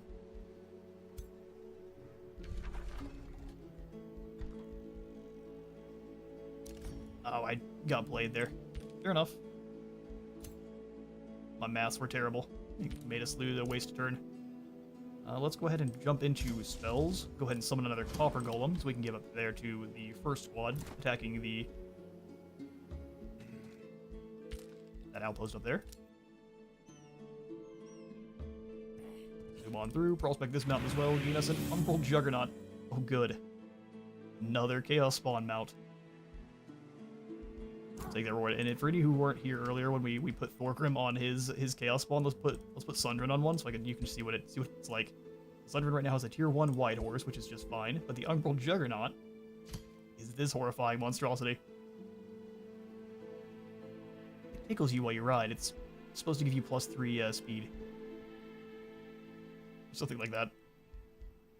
So Heresy for now. But what it does is it leaves kind of a tainted wake wherever it walks, which is dangerous. It'll make you decay, and you lose morale for stepping through it. That'll be your turn.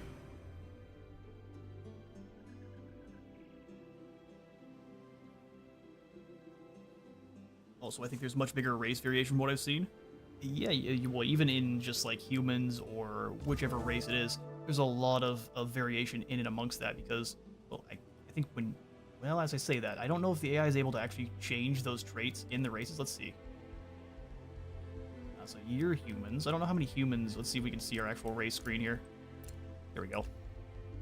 How many different kinds of humans are there? Okay, so we got the Enthralled Orcs and the Erudite ones.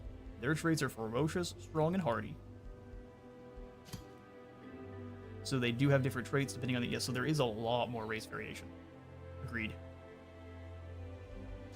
So we are our own kind of dwarf with defensive tactics, tough and hardy. I don't think there's any more dwarfs here.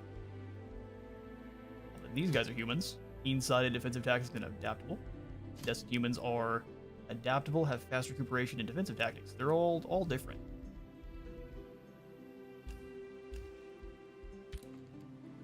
A whole heap of different kinds of things you can design. Pretty much anything you want. Create a new bounty. I think not. Summon a copper golem in here. But at the same time, it's interesting to see that many people try to recreate Warhammer races and civilizations. See, that's exactly right. Especially if you're coming over from a Warhammer background already.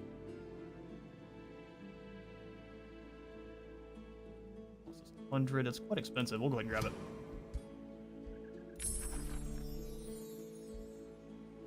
Select new research.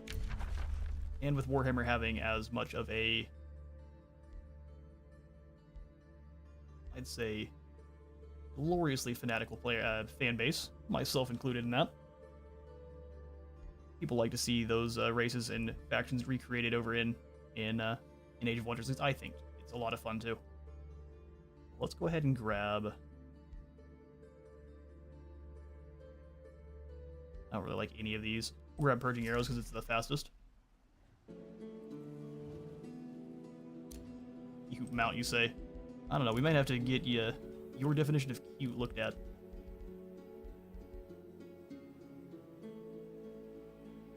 But I will not argue. Grana Mill will give us more production and food. Prefer to have a market, though. Offer this demonic skullery. Bring our Chaos Bear up to join with this group. Arbalest, you come on in too. I think 2 squads of about 5 should be able to handle these Marauder Guard, no matter how mean they are. Alright, again, you guys are sitting here, and actually we can have you push past.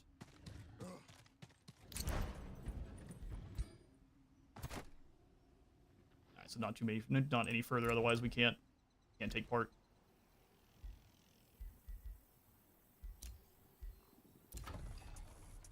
Alright, Raza Karak.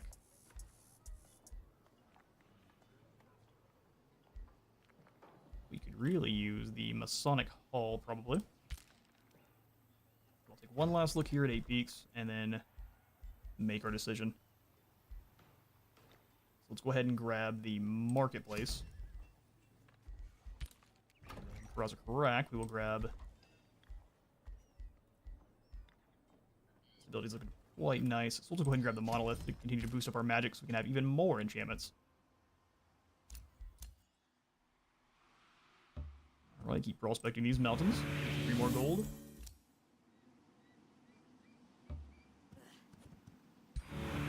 4 more reduction, and then lastly we gain, what do we get? A Bond of Healing. We'll go ahead and hand this over to Jetty the Ruthless. So that we can heal our troops. Beautiful. One turn before we can attack this outpost there and claim it as our own. We don't quite have the Imperium to do so, though, so we'll have to sit there probably for a turn or two. That's the turn here and see how things play out.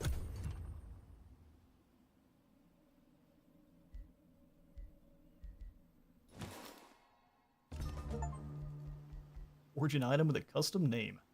I am pretty sure I've already done that, but I'll take me some more trophies. Let's go ahead and Thorgrim will move on up to battle against this seal. Seal Guardians. Got our Bastion finished. We'll go ahead and start bringing them on. Probably want to bring them up here with this squad.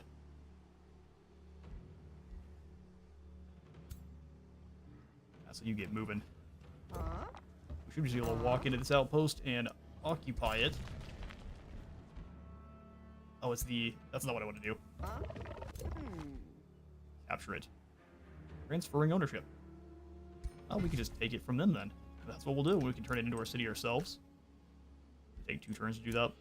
If that works. Works for me. What do you think about the prospecting mechanic? Seems really nice. I think the industrial mechanic, or the industrial culture, really needs something to help give it a little bit of an extra pop. Otherwise, you do grow quite a bit slower than the other factions, which I feel like you do. But I think indeed it is an amazing ability. You cannot only do it on mountains, but you can also do on cliffs and on the underground provinces in the underground area. You have a forester and a farm at the moment. Let's go ahead and grab a quarry here.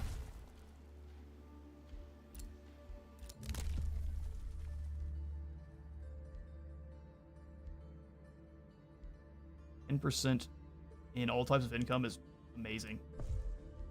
And these are now bordering, so we'll be getting 10% more of everything. For both provinces. Hurry that along, but it's going to be far too expensive. Let's go ahead and jump into battle here. Let's grab the new shield Shield of Settled Grudges, the one we just built on up. Still a beautiful blue. Then we move in on these horrifying monstrosities. Gives us a risky battle. Every 3 turns, all positive status effects are dispelled from all units. Each status effect dispelled, the unit gains Sundered Resistance. We can take you. Let's do it.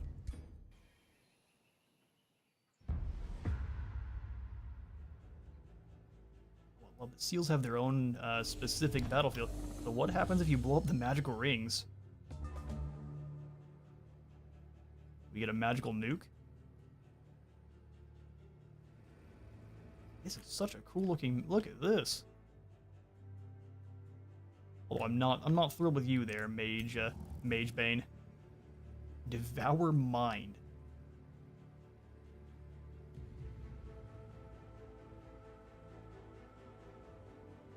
Oh wow. Well, that's a nightmare. Oi. Go ahead and move in here with everyone. Sundrin, you just advance. Oh, that's Umbral Taint. She's since she's still on her beastie, now everywhere she walks will have this horrifying malady that we'll have to avoid, because our own units will actually take the damage too, or have a chance of getting the debuff. You're the one that can teleport and then is immune. Yeah, that's obnoxious, but it's a thing. Full arms up front. Thorgrim beside.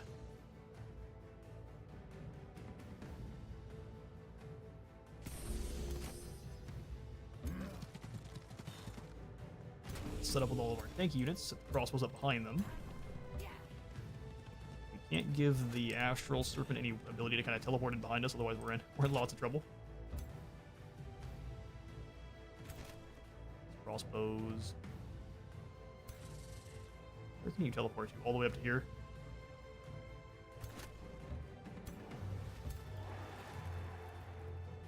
We'll do something more like that then.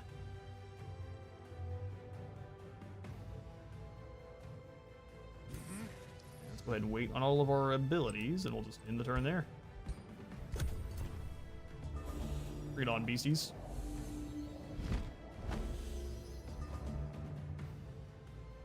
Okay.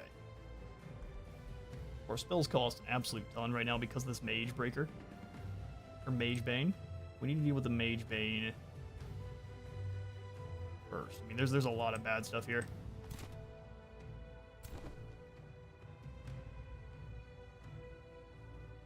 I'm gonna tell you, we don't get that much good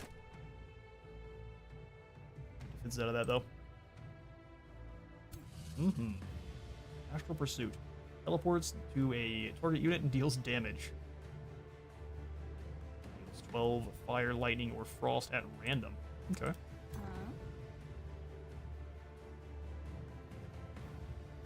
Wait, Sundred, you can fire from here?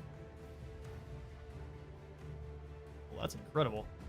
We'll go ahead and drop the Enlightenment on this U2. I'm gonna go ahead and advance. You know what? Let's have Thorgrim summon in an elemental. We'll let them start the fight. Is a icy boy. Try to freeze our. Oh, he missed.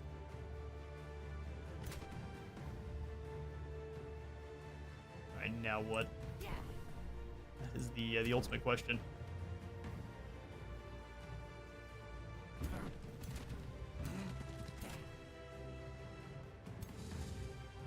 Problem is, this thing can teleport to one unit and just deal damage whenever it wants, which is lovely. Our water spirits are very expendable here.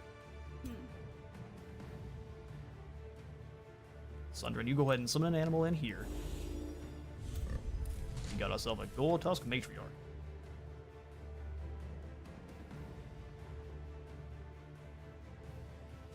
Oh, these things are tanky. Let's go all in on trying to deal with the mage unit. Anti-mage squad. No thanks. We can put stone skin on one of these guys here. Let's go on this defender. We'll put them like right here.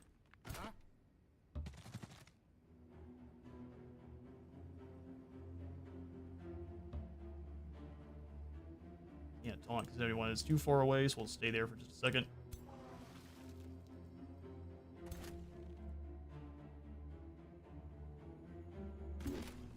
Yo, having to walk through the Umbral Malady is no fun.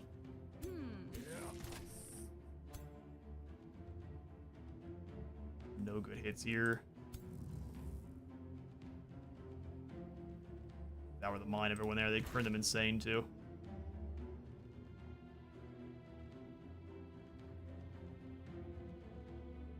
I've got some opportunities for things to get real spicy. Deal a lot of damage. I don't mind Grudges. The Graze isn't great, but it's still it's weakened them a fair bit. Let's move up, drop the extra armor on our halberds here.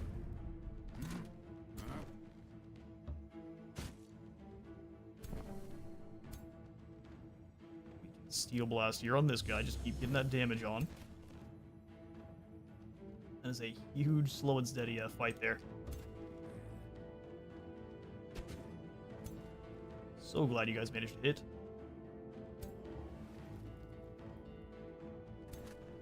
Problem here is they've got a lot of stuff all in one spot. Water spirits, not a bad idea to use them as expendable fodder.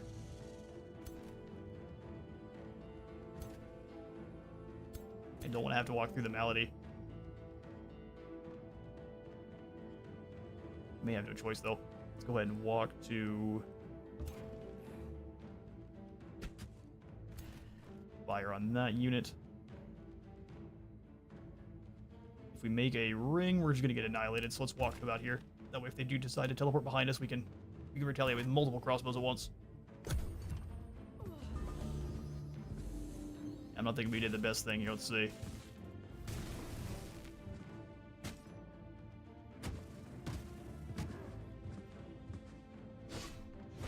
going real hard after our halberds.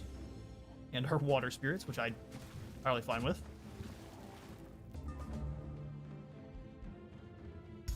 What spells we have here? Rock Blast suffers some damage.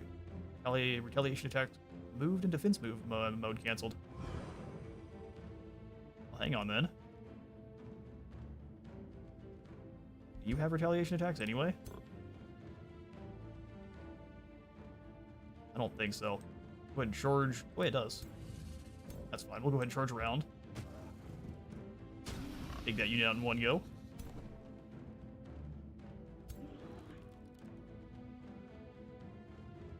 Got real no choice there. We'll flank around on this Mage Bane.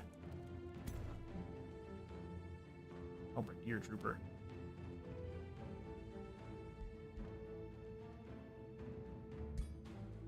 We'll give you the heals instead.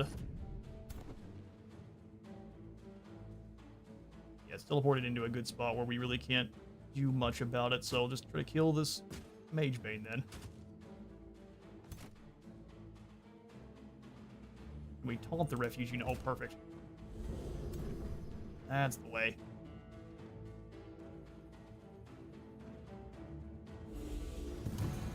There we are. That is the Mage Bane dealt with.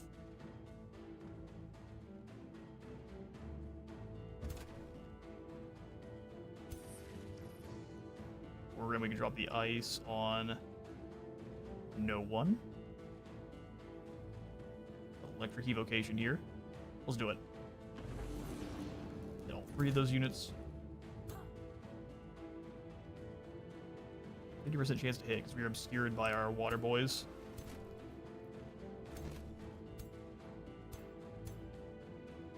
Not here. She deals so much damage from range. Let's do it. Retaliated on.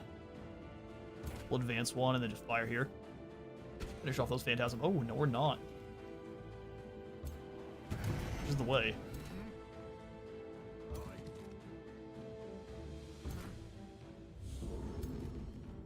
Onto those beasties.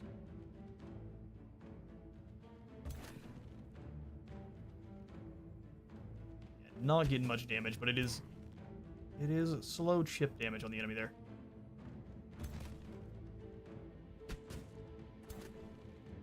Thankfully, the crossbows do a lot all at once. We'll just go ahead and keep you guys here so you can fire on this monstrosity whenever it's back. That'll be your turn.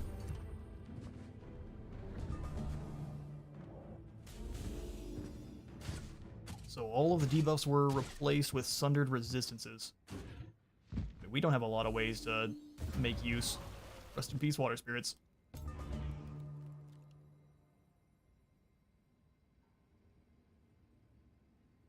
Does damage to only adjacent units, right?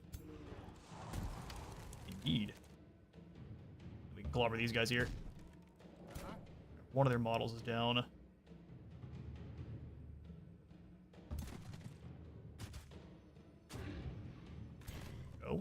Go ahead and overdraw crossbow. 13 damage as opposed to 9 per shot 3 times. No, it's only they only shoot once.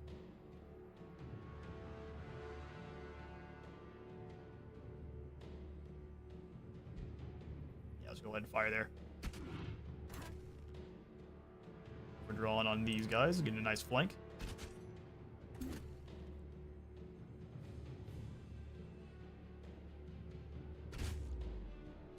There it is. They've got no more ability to retaliate, so let's walk away.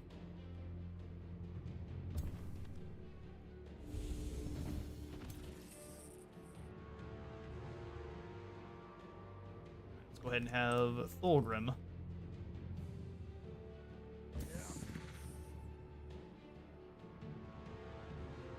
Doesn't deal damage to friendlies, thankfully. We can teleport right next to this guy. Let's do it. Gortusk moves in and almost one-shots. And then the crossbow can just finish him off. There it is. Spears round. Who else can move? Sundren has 3 hits from there. That's incredible. Go ahead and awaken yourself so you get a little bit more damage. And then fire from here.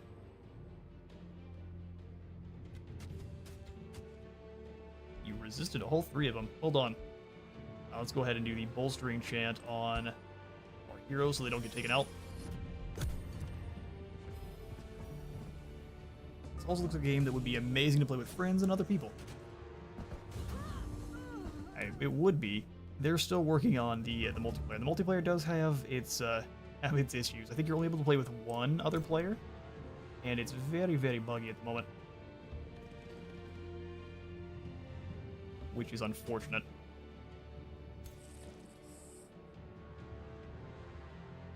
Here we just move up here and whirlwind these 2 down.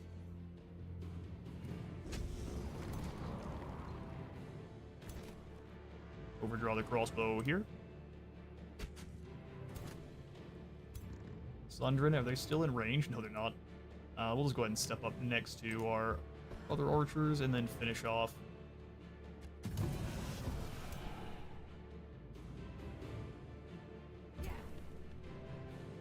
Bolster up your defense a bit.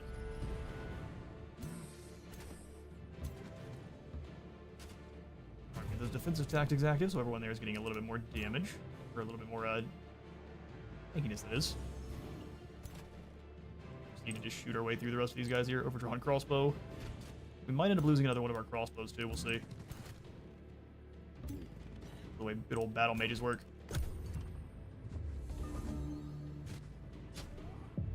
Now they try to run and they get taken out. Foolish. Demonic Skarmory. I lost a Lesser Tide Spirit and one of our Arbalists. That is just fine. We have gained control of a seal. Larissa is pleased. A good first step. With these, we can save Edward. The seals were once activated on Athla by a wizard named Merlin. The one who controls the seals controls everything that enters or leaves this realm, including the Astral Sea itself. In the hands of a novice, these seals can bring terrible cataclysms. With the knowledge I gained, we can use them to capture Edward and stop his rampage across the realms. We must gain full control of the seals in this realm. We can capture Edward and cure him. We gain 71 knowledge, and bringing the last dreadnought to a halt is my only goal. You can feel the power surging through the seals. I shall channel it. Go ahead and grab the Imperium. Okay, so now Sundren is going to be attacked periodically by armies that are going to try to reclaim it. We need to collect 90 seal points. We get 1 per turn. Good grief. That's going to take a long time. We've got our purging arrows now. Let's go ahead and snag the Rune of Industry, which again is only going to take 1 turn. Ruler has leveled up. Let's come on in and then grab the Inspiring Leader to drop upkeep.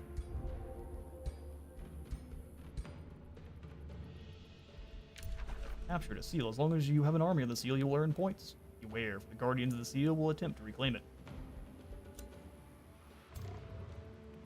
And then we just have to claim it back from them if they do. No problem.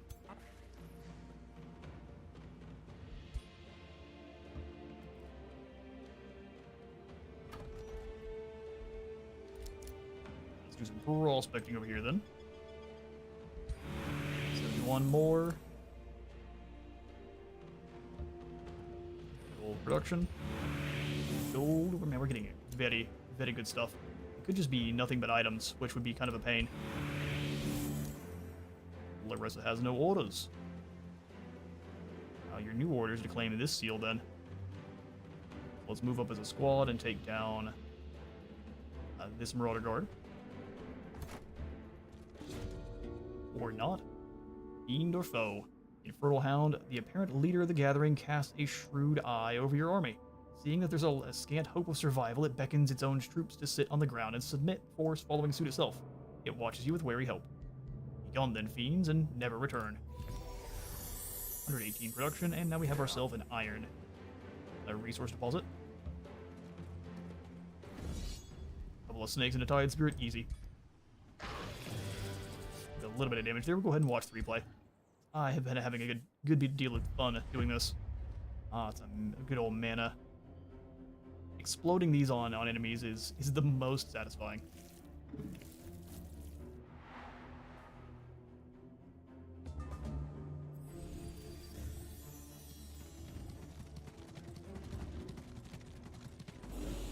shame. No, I agree. I think they are working on it. It's just there's some issues with the code.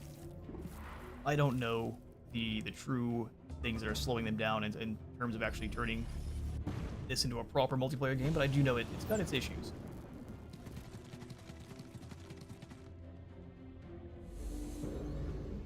Taunts the snake. We'll go ahead and speed combat up so we're not sitting here for a year and a half while they do what we could have done. The end of the animal guards being able to taunt enemies is pretty incredible. You force them to deal with your main defensive unit that can also retaliate twice.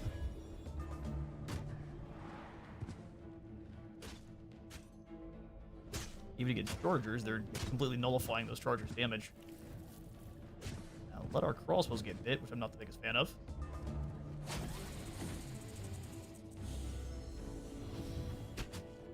They spend more time casting spells and summoning than actually getting in there to fight.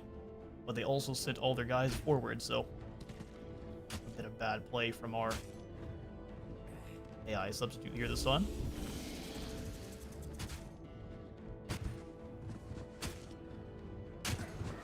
The old triple bonk, and that should be pretty well the end there.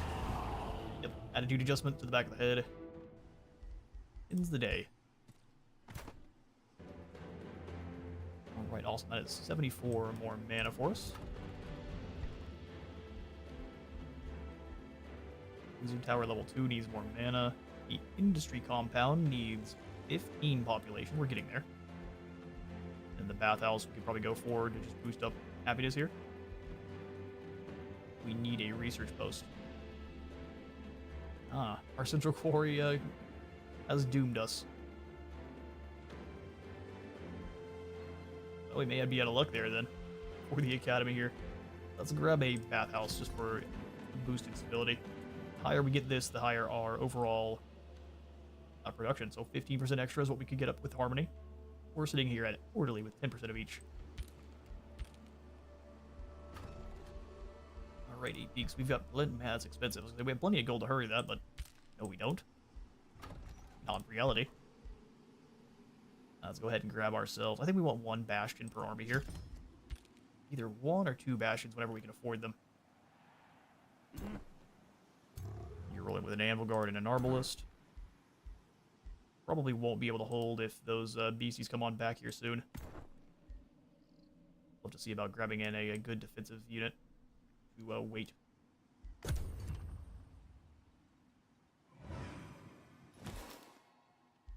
We also need to try to sign some agreements with Noctis. We get allegiances with everyone. We finish this here in Trials. Seer Petunia Ravenbeak of the free city of Astrolonium greets you with some curiosity. Oh good, some more halflings. Legendary Thorgrim Grudgebearer. It's rare for Astrolonium to meet ascended champion like you. Nevertheless, we ask you respect the territory and independence of Astrolonium. Give the mortal Petunia Ravenbeak one of your Whispering Stones to start negotiation. He is actually not being influenced by anyone right now. And has Archon blood. Alright. Well then.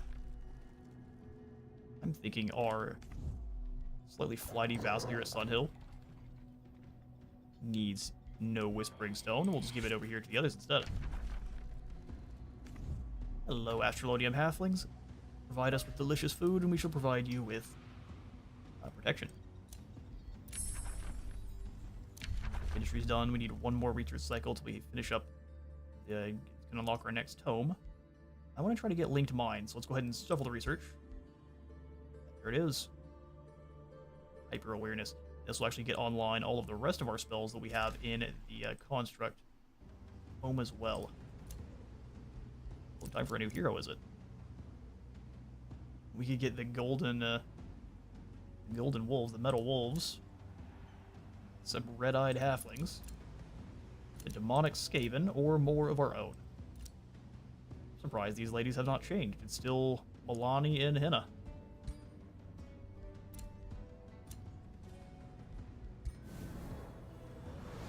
Quite expensive, but everyone sitting next to one another is far more tanky, which is great. Another ruler was denounced. Alright, Gaston. Let it known that Alfred Elderstone has crossed me. He is insulted by Empire. He is not to be trusted. What are you telling me for? I'm not sure why I am supposed to care. We could integrate the city for 340 Imperium, just making it one of our own. I'm thinking that's something we're definitely going to do. Instead of gaining 45% of their income, we'll go ahead and gain all of it. Might as well. Complimented by everyone else. In fact, if you're complimenting me, we may be willing to grab a defensive pack for free. There is nothing that can make this deal work.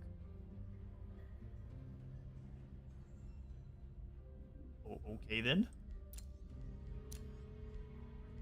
What's your problem? Interesting. Well, let's get back to Carrot Peaks then. The market's on in. Let's go ahead and snag anything else that gives us more gold. No, but we can't get more knowledge. You like better than Lamborghinis. Bulwark, you come up and join this squad. Go ahead and have our two heroes separate whenever they can. You join here. That way everyone can come on in and fight as one. Auto resolve, not bad. We'll go ahead and not watch that one.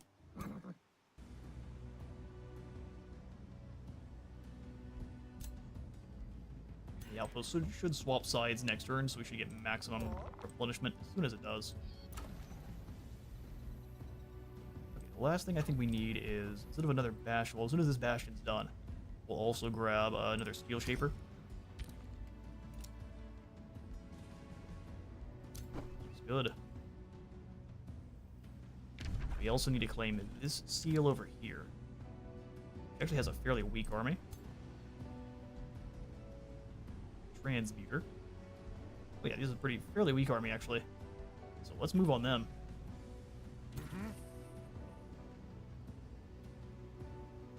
They're our allies, so they should give us still a good deal. Oh, no replenishment in allied territory, really.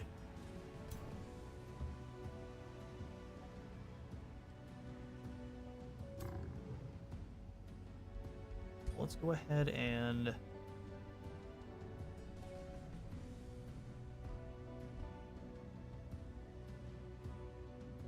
we'll leave you guys here at the seal.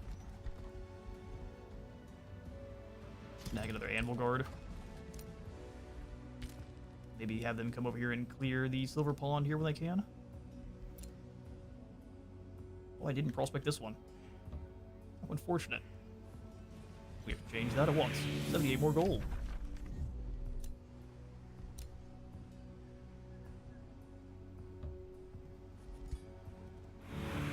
5 more production here. And in these mountains, what do we get? Provide me some more goodies. 8 more production. I am here for it. Let's go ahead and also grab the purging arrows. That way we get more damage against magic origin units and have a chance of removing status effects too.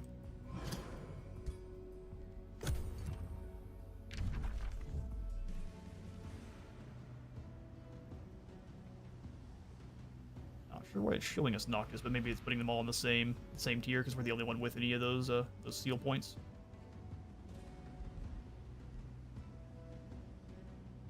Hey, Brendan, welcome. Good to see you. I have to try a Reaver Dwarf sometime. You absolutely do. And I have built up some Reaver Dwarves myself, led by Astrogoth Ironhand. I have designed the Chaos Dwarves. They have been brought on in.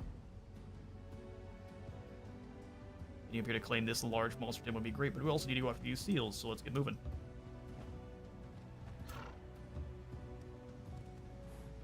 Less replenishment, but I think we'll be fine. You should use the rat bin to excellent effect, hopefully. Now we enchant up all of our crossbows. Ignore the heroes that are trying to join our squad. We need a little bit more Imperium before we can grab this outpost, turn it into an actual city. Next turn we shall. Oh wait, was it Ashlands because he crashed down and destroyed everything? Interesting.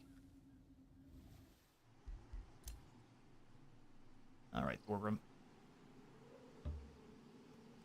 We do need you to yeah, with the boys before we keep moving. We could even just put in an outpost over here, like next to the seal, and then be able to heal. It's a rude thing to do, but I think it's something we can absolutely make happen. Razakharek and annex another province, so we are going to come on in and grab this forest province here, or if they're make a farm here, and then we're going to turn it into another one of our special province improvement quarries. This rune carver's camp, which will take instantly. Pop that on in, and we get less food, but 15 more draft, 7 more gold, and 9 mana.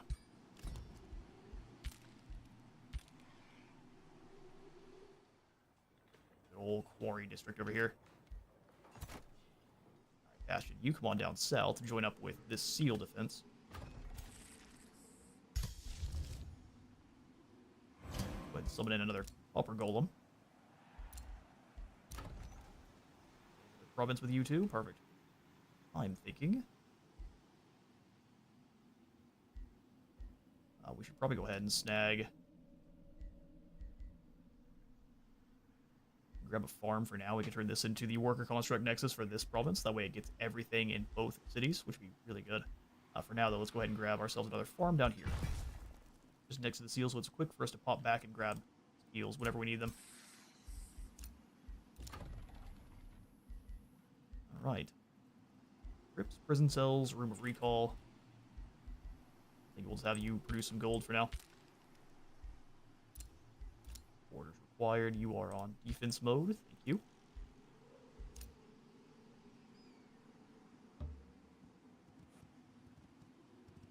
You guys threatened us a long time ago, but we basically just mined your mountains bare.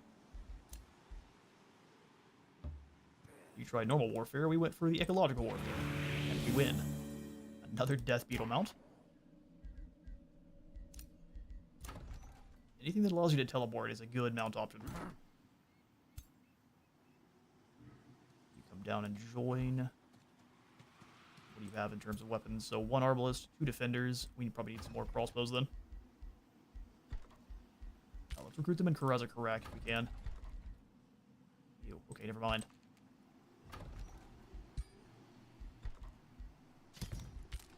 Grab the arbalist there. We get in the bulwark. Perfect. Even more pearl spectrum, you gain a wind barrier ring. Very good one. So Larissa, you can go ahead and be nigh impossible to hit with physical range or magical attacks. And also, we'll go ahead and give you the Death Beetle instead of the Bone Wyvern. Hooray. I like that we can't make a defensive alliance with Noctis now, or Noctis now. A teleporter pact sounds glorious. Neither of us have a teleporter yet, but we shall be best of friends.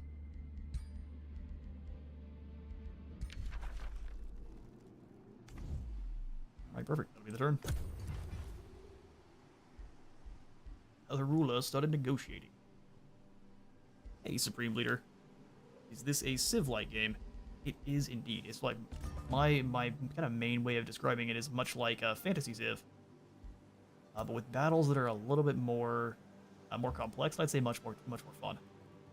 So Civ with enhanced battles in an art style that I really like.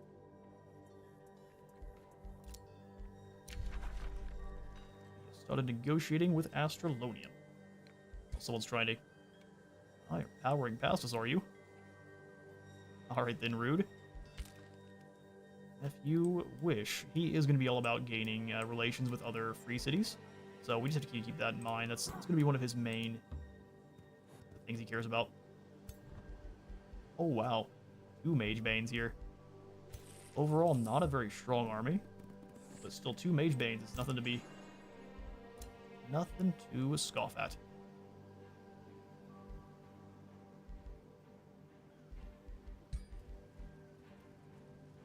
Target is Edward Poldsmith.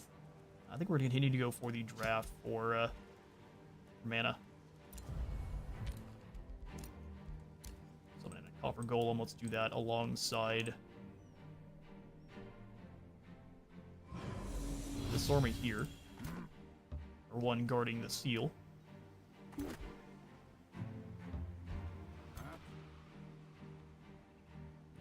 Ashton, you two, get on up here. So yeah, we won't go for any more heroes, but we'll grab them in a second, but I want to go for all of our upgrades in the cities themselves.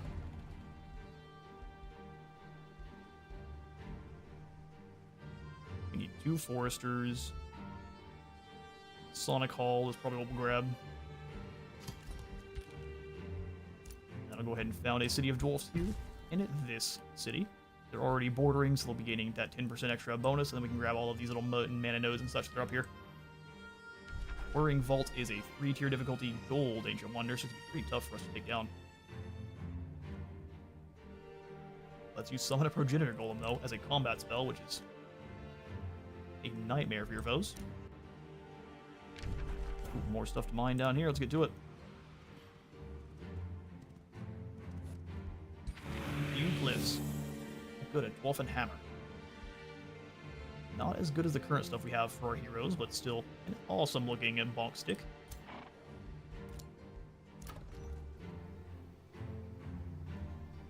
Back 8 peaks, let's go for the...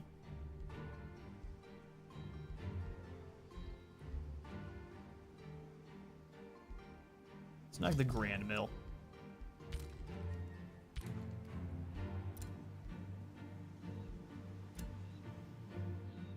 Steel Shaper, you're going to go ahead and head up north here with this squad.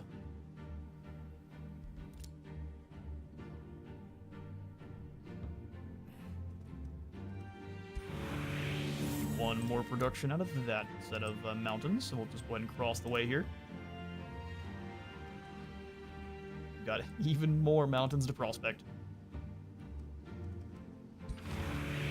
Wand of Poison Darts. Welcome, Oxyotl. We'll go ahead and give that to Larissa, then. Gives her a simple magical attack that poisons enemies and does more damage if they're her stack of mark. I believe that is because she's a Reaver. Larissa's bringing the bonk. She's not, but it'd be amusing. I'm gonna set you up on guard. That way you chill out, stop telling me that you need to be moved. I'm going to go ahead and say no about that spell and grab the Rune of Industry, which is going to make all of those copper golems bolster whatever they're attacked to. Over here, the seal. We'll just pop in an outpost right here. That way we can heal real quickly if we need to. I'm assuming the max tier alliance allows you to heal in enemy territory or in friendly territory, but the defensive one doesn't, for whatever reason. Which is fine. Get up here towards the seal. I think we can probably win this battle with a quicken. Simple auto resolve. Let's find out. Ooh, risky battle. Now being at full health does make things a little bit spicy. Let's go ahead and retreat, and we'll let our Steel Shaper come on in before we initiate that one, so we at least have a healer. Ash Wall. That's an interesting name for a settlement. And let Larissa take over here at Ashwall. We will then rename it to... is it Zufbar? I think is how you spell it. If this is not the spelling for Zufbar, then we're going to have to change it, but Zufbar is what we're going to go ahead and name. Actually, hang on. Not Zufbar. Since it is a kind of a port town, Barakvar makes far more sense. With 3 R's. Yeah, welcome Barakvar. Okay, so what we have right now is a quarry, so we can get in immediately a shrine. We don't really need the mana income, though. Shipyard gives us a little bit more gold income. I'd like to see that.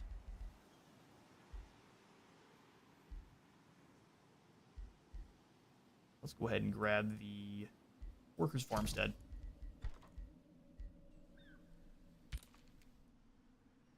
Workers' Farmstead, indeed. A bounty has been posted. Capturing his city of Yasak Vol. If we capture it, we gain 143 of both gold and mana. Maybe. We'll come back to that.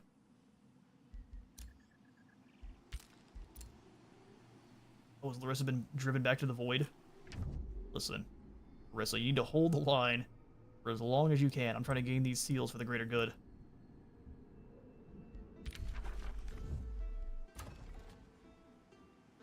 Ashwall was founded.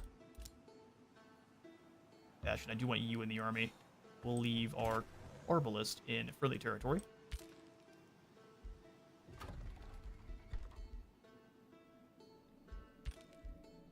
Let's do some saving of our gold. Do some more prospecting here.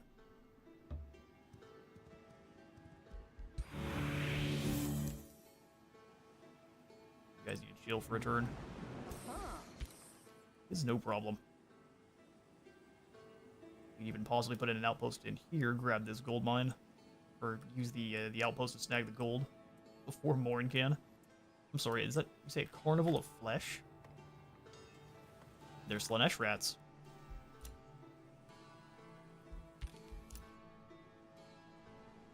We got more lives down here.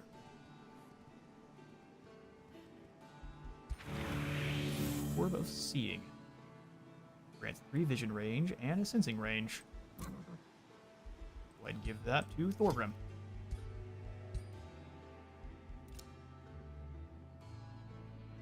Yeah, just having a chance of getting free items, free mounts, all sorts of good free items, gold in production, just with your scouts is glorious.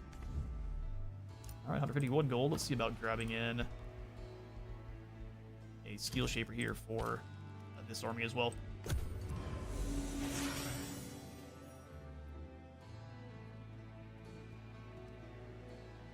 Are you gonna try to take on the Seal army? Be impressed.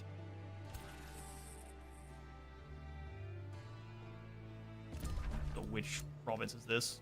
But we need to walk into this one and form an outpost. Okay, you cannot form one adjacent to it already has a city. What about right here? There we are. We'll skirt around the rules somehow. We are the best allies.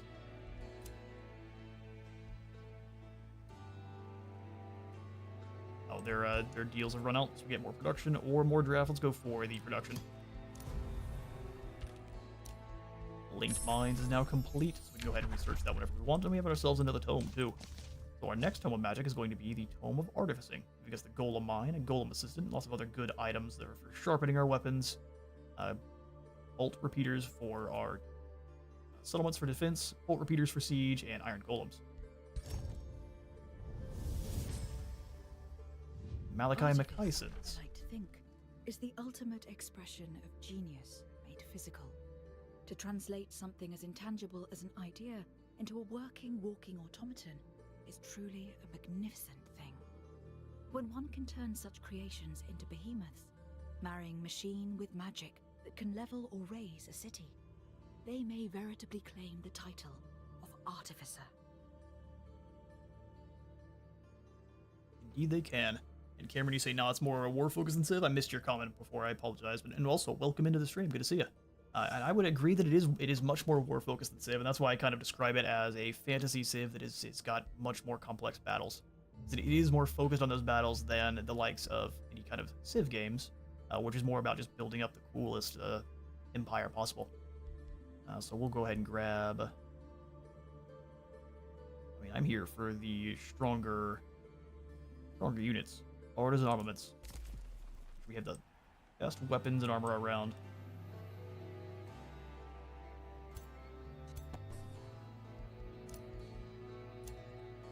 Alright, go ahead and activate the Rune of Industry here on our blue golems. They're not going to cost that much. Scribe them up with some lovely runes of battle, and then we can go ahead and grab the Awakened tools also with Barak Var.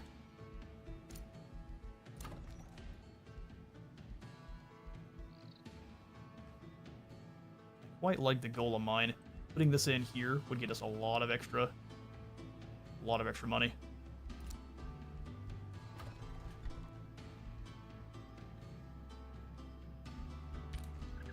So if we were to go ahead and use our Imperium to try to influence one of these other free cities, like the people of Astralonium down here, he is destroying us in terms of vassalizing them.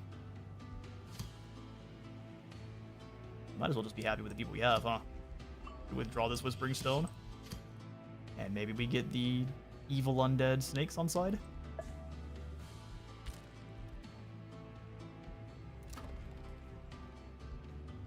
Only be evil for a time. We'll go ahead and attract some population here. Grab in the... in this position. Allowing us to then grab the Golem Mine and make the province actually useful. Beautiful. Alright, so for these armies, we'll go ahead and join up. We'll have this kind of be our final main battle we can do for now. Really low rate. That's going to be a tough one. I'm going to auto-resolve it, but then we'll go ahead and fight it ourselves. Just I'm curious to see how they do. Lose a few units. 3 to be exact. Let's see if we can do any better. Our copper golems are all expendable. But we would also prefer them to be able to evolve and turn into their bigger bronze variants. Alright, Larissa, we'll go ahead and have you... Got so many abilities. You'll advance to here. Shields. Pikemen, we'll go ahead and have them rotate around. Got defensive tactics, compounding defense, and the linked mines. Oh, we don't have the linked mines yet because I haven't researched that. Never mind. Then our Ruthless Loss.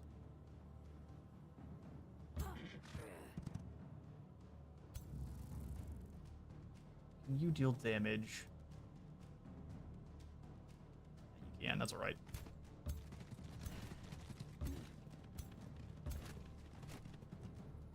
Alright, let's advance everyone up the side here. Copper Golem I don't want all the way up. Your defense is here. Your defense is up front here.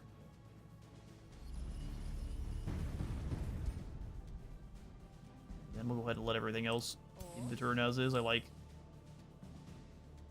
we've done so far. We've got a nice bit of summons here next turn. In this turn, let everyone go into defense mode.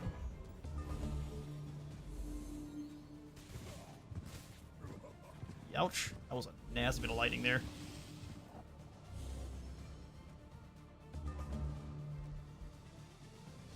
They've split up big time. Those Cosmic Bolts are going to do a good chunk of damage. I'd prefer to get on our summon now, though, so we'll go ahead and pop you on in. We get ourselves a Tide Spirit. Actually, probably the worst one possible against what we're fighting here. Bastion is able to do inspiring and defense. Let's do so in just a moment. Figure out which units we're getting in a position where.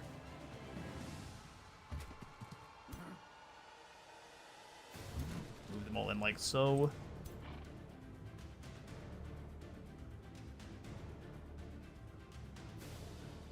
Probably here the other direction. We can have her move up in though and get defensive tactics and extra defenses for everyone here. First, go for the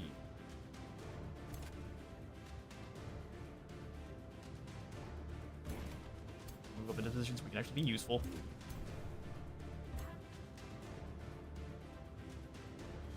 Heal this unit. Go for that compounding defense. Let's do so with the Copper Golem next to.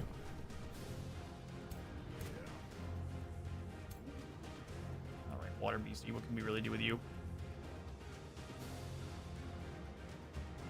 Try to flank these guys is really the answer.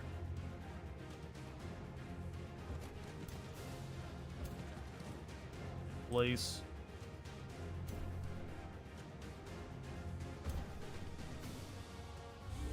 Steel Blast this group. Not gonna get that much damage in, but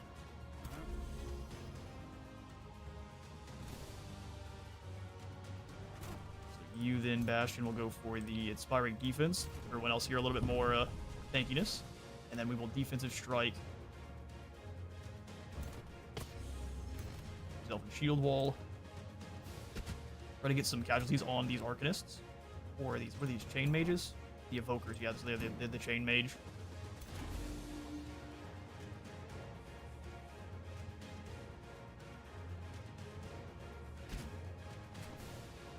probably go for Stone Skin here on whatever unit's up front. Like these guys.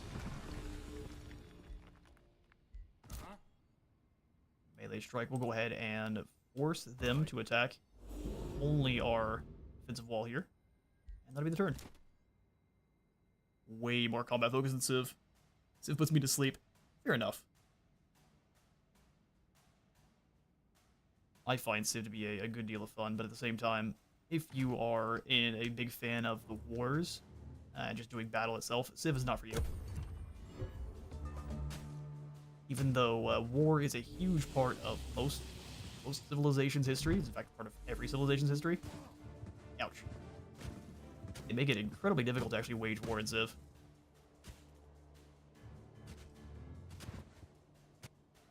Although, with all that smack talk, Civ 7 looks like they've done a good deal of work to make that more fun.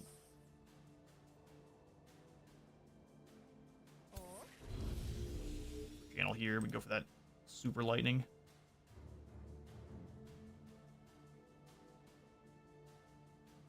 It's not gonna be doing that much.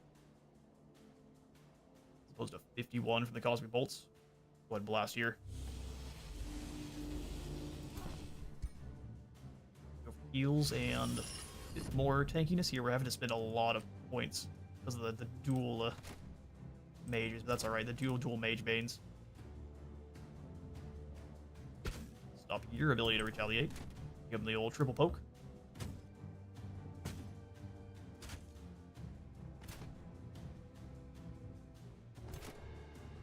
Bastion's kind of in the way, isn't it?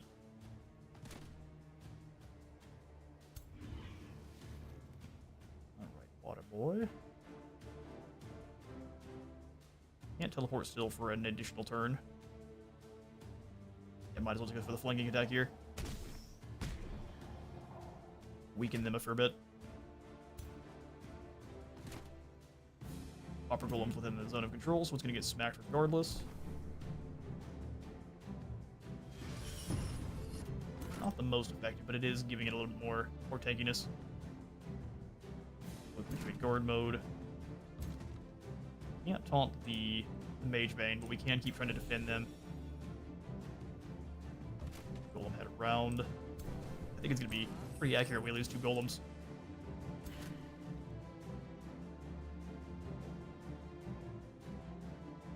That dispels their strengthen, which is great. Need to get these units out of the way so our hero can move in.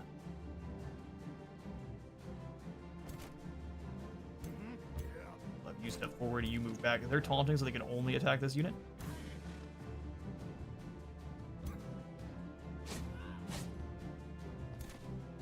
Right them twice.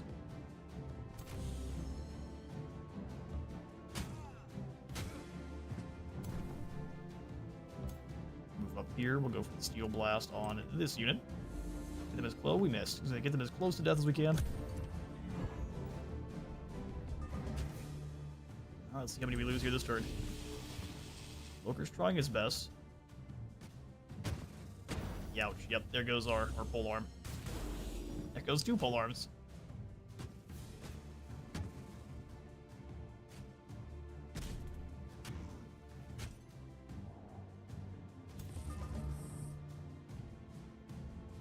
Yeah, 65% chance of hitting. We'll just move to here then, get that 100% chance.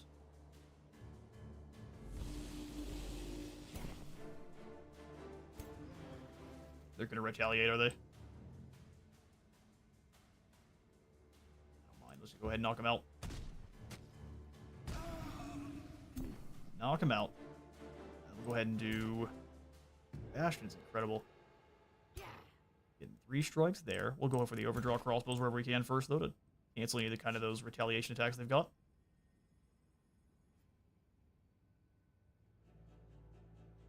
Can't really afford to go for any more spells until we deal with the Mage Breakers anyway. It's called the Mage Breakers, the Mage Banes. Let's go extra resistances here. And then go ahead and heal them up.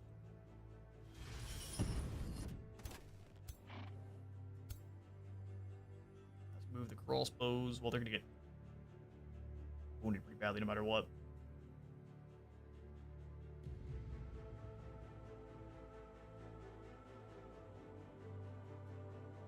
Really bad chance of hitting over here.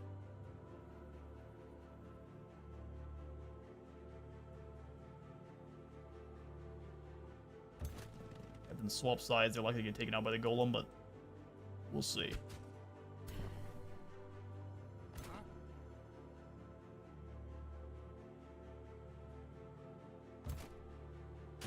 We'll finish off these units there. We can advance, use those defensive tactics.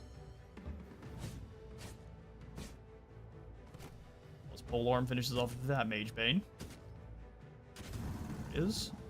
Should have gone for the Polearm pokes first. The result was the same, but I'm gonna get a little bit more damage. Let's go tankiness on you guys.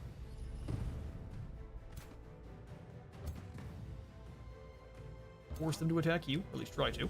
They resisted it, but at least we still get to go into guard mode.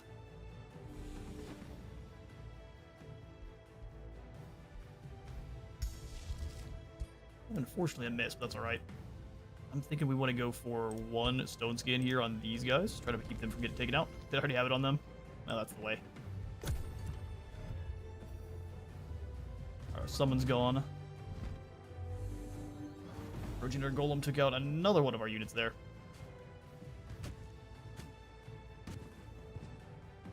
Is Gold Touch major or minor? Gold Touch is actually major. The one that turns your people into gold? I was pretty sure it was major.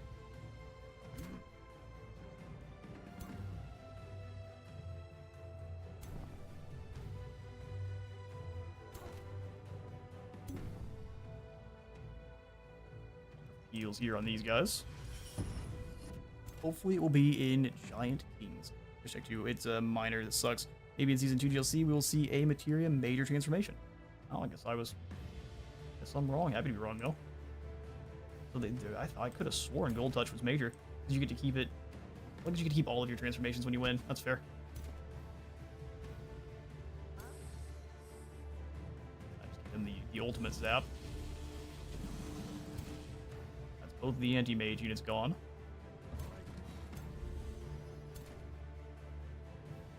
Bastion will go ahead and move to here first.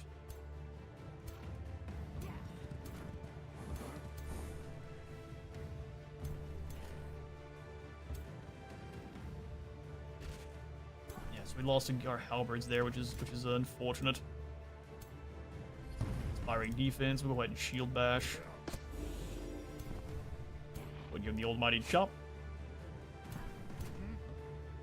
I should have taunted there, but that's alright. A little bit more damage never hurts. Alright, sweet.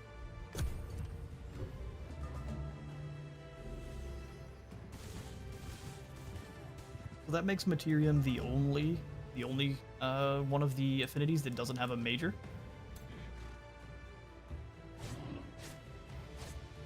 He's a grumpy boy.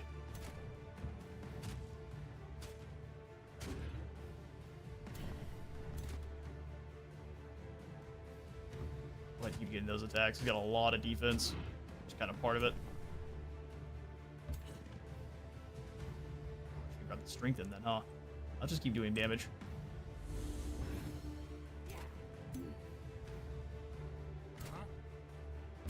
We don't necessarily want to be adjacent. It's also making my troops tankier against both the range attacks and the AoE effect too. So it's one of those where still want to do it either way. We need to get Sundrin over here. Or Larissa, either one. Sundrin and Larissa both being here is incredible. There we go. Cosmic Bolt's so useful. Alright, now what say you now, Protector Golem? Just stands there and lightnings us. How is it? Is it running away? Ooh. There is no fleeing, there's only the void. Looks like we lost about the same number of units they did, but it is our copper golems and all of our copper golems. Sad day, but very expendable. That's another seal claim there, so we've got 2 out of, I'm thinking, so far the ones we've seen, 1, 2, 3, 4. Likely another one up here somewhere. Alright, well that's going to be all the time I have for today's stream. Thank you all so much for stopping by the very first of the second story realm in Empires and Ashes. We have done, I'd say, a pretty good deal, a pretty good job here. With Karak 8 Peaks, covers a crack. Got Bardvar and another outpost over here, whenever we have the Imperium before getting another city. But, like I said, this is all the time I've got for today. Thank you all so much for stopping by. I will see you all next week when we pick up with some more Age of Wonders 4. We'll try to have Age of Wonders be our Wednesday stream, and Friday be about Total War, either Warhammer or Fantasy. Or Fantasy, yeah, obviously. Either Warhammer or over in with Historical. I do have Napoleon and Rome 2 still, so we might have to take a quick look at some of the older Total War titles. But thank you so much for stopping by. I'll see you all next time.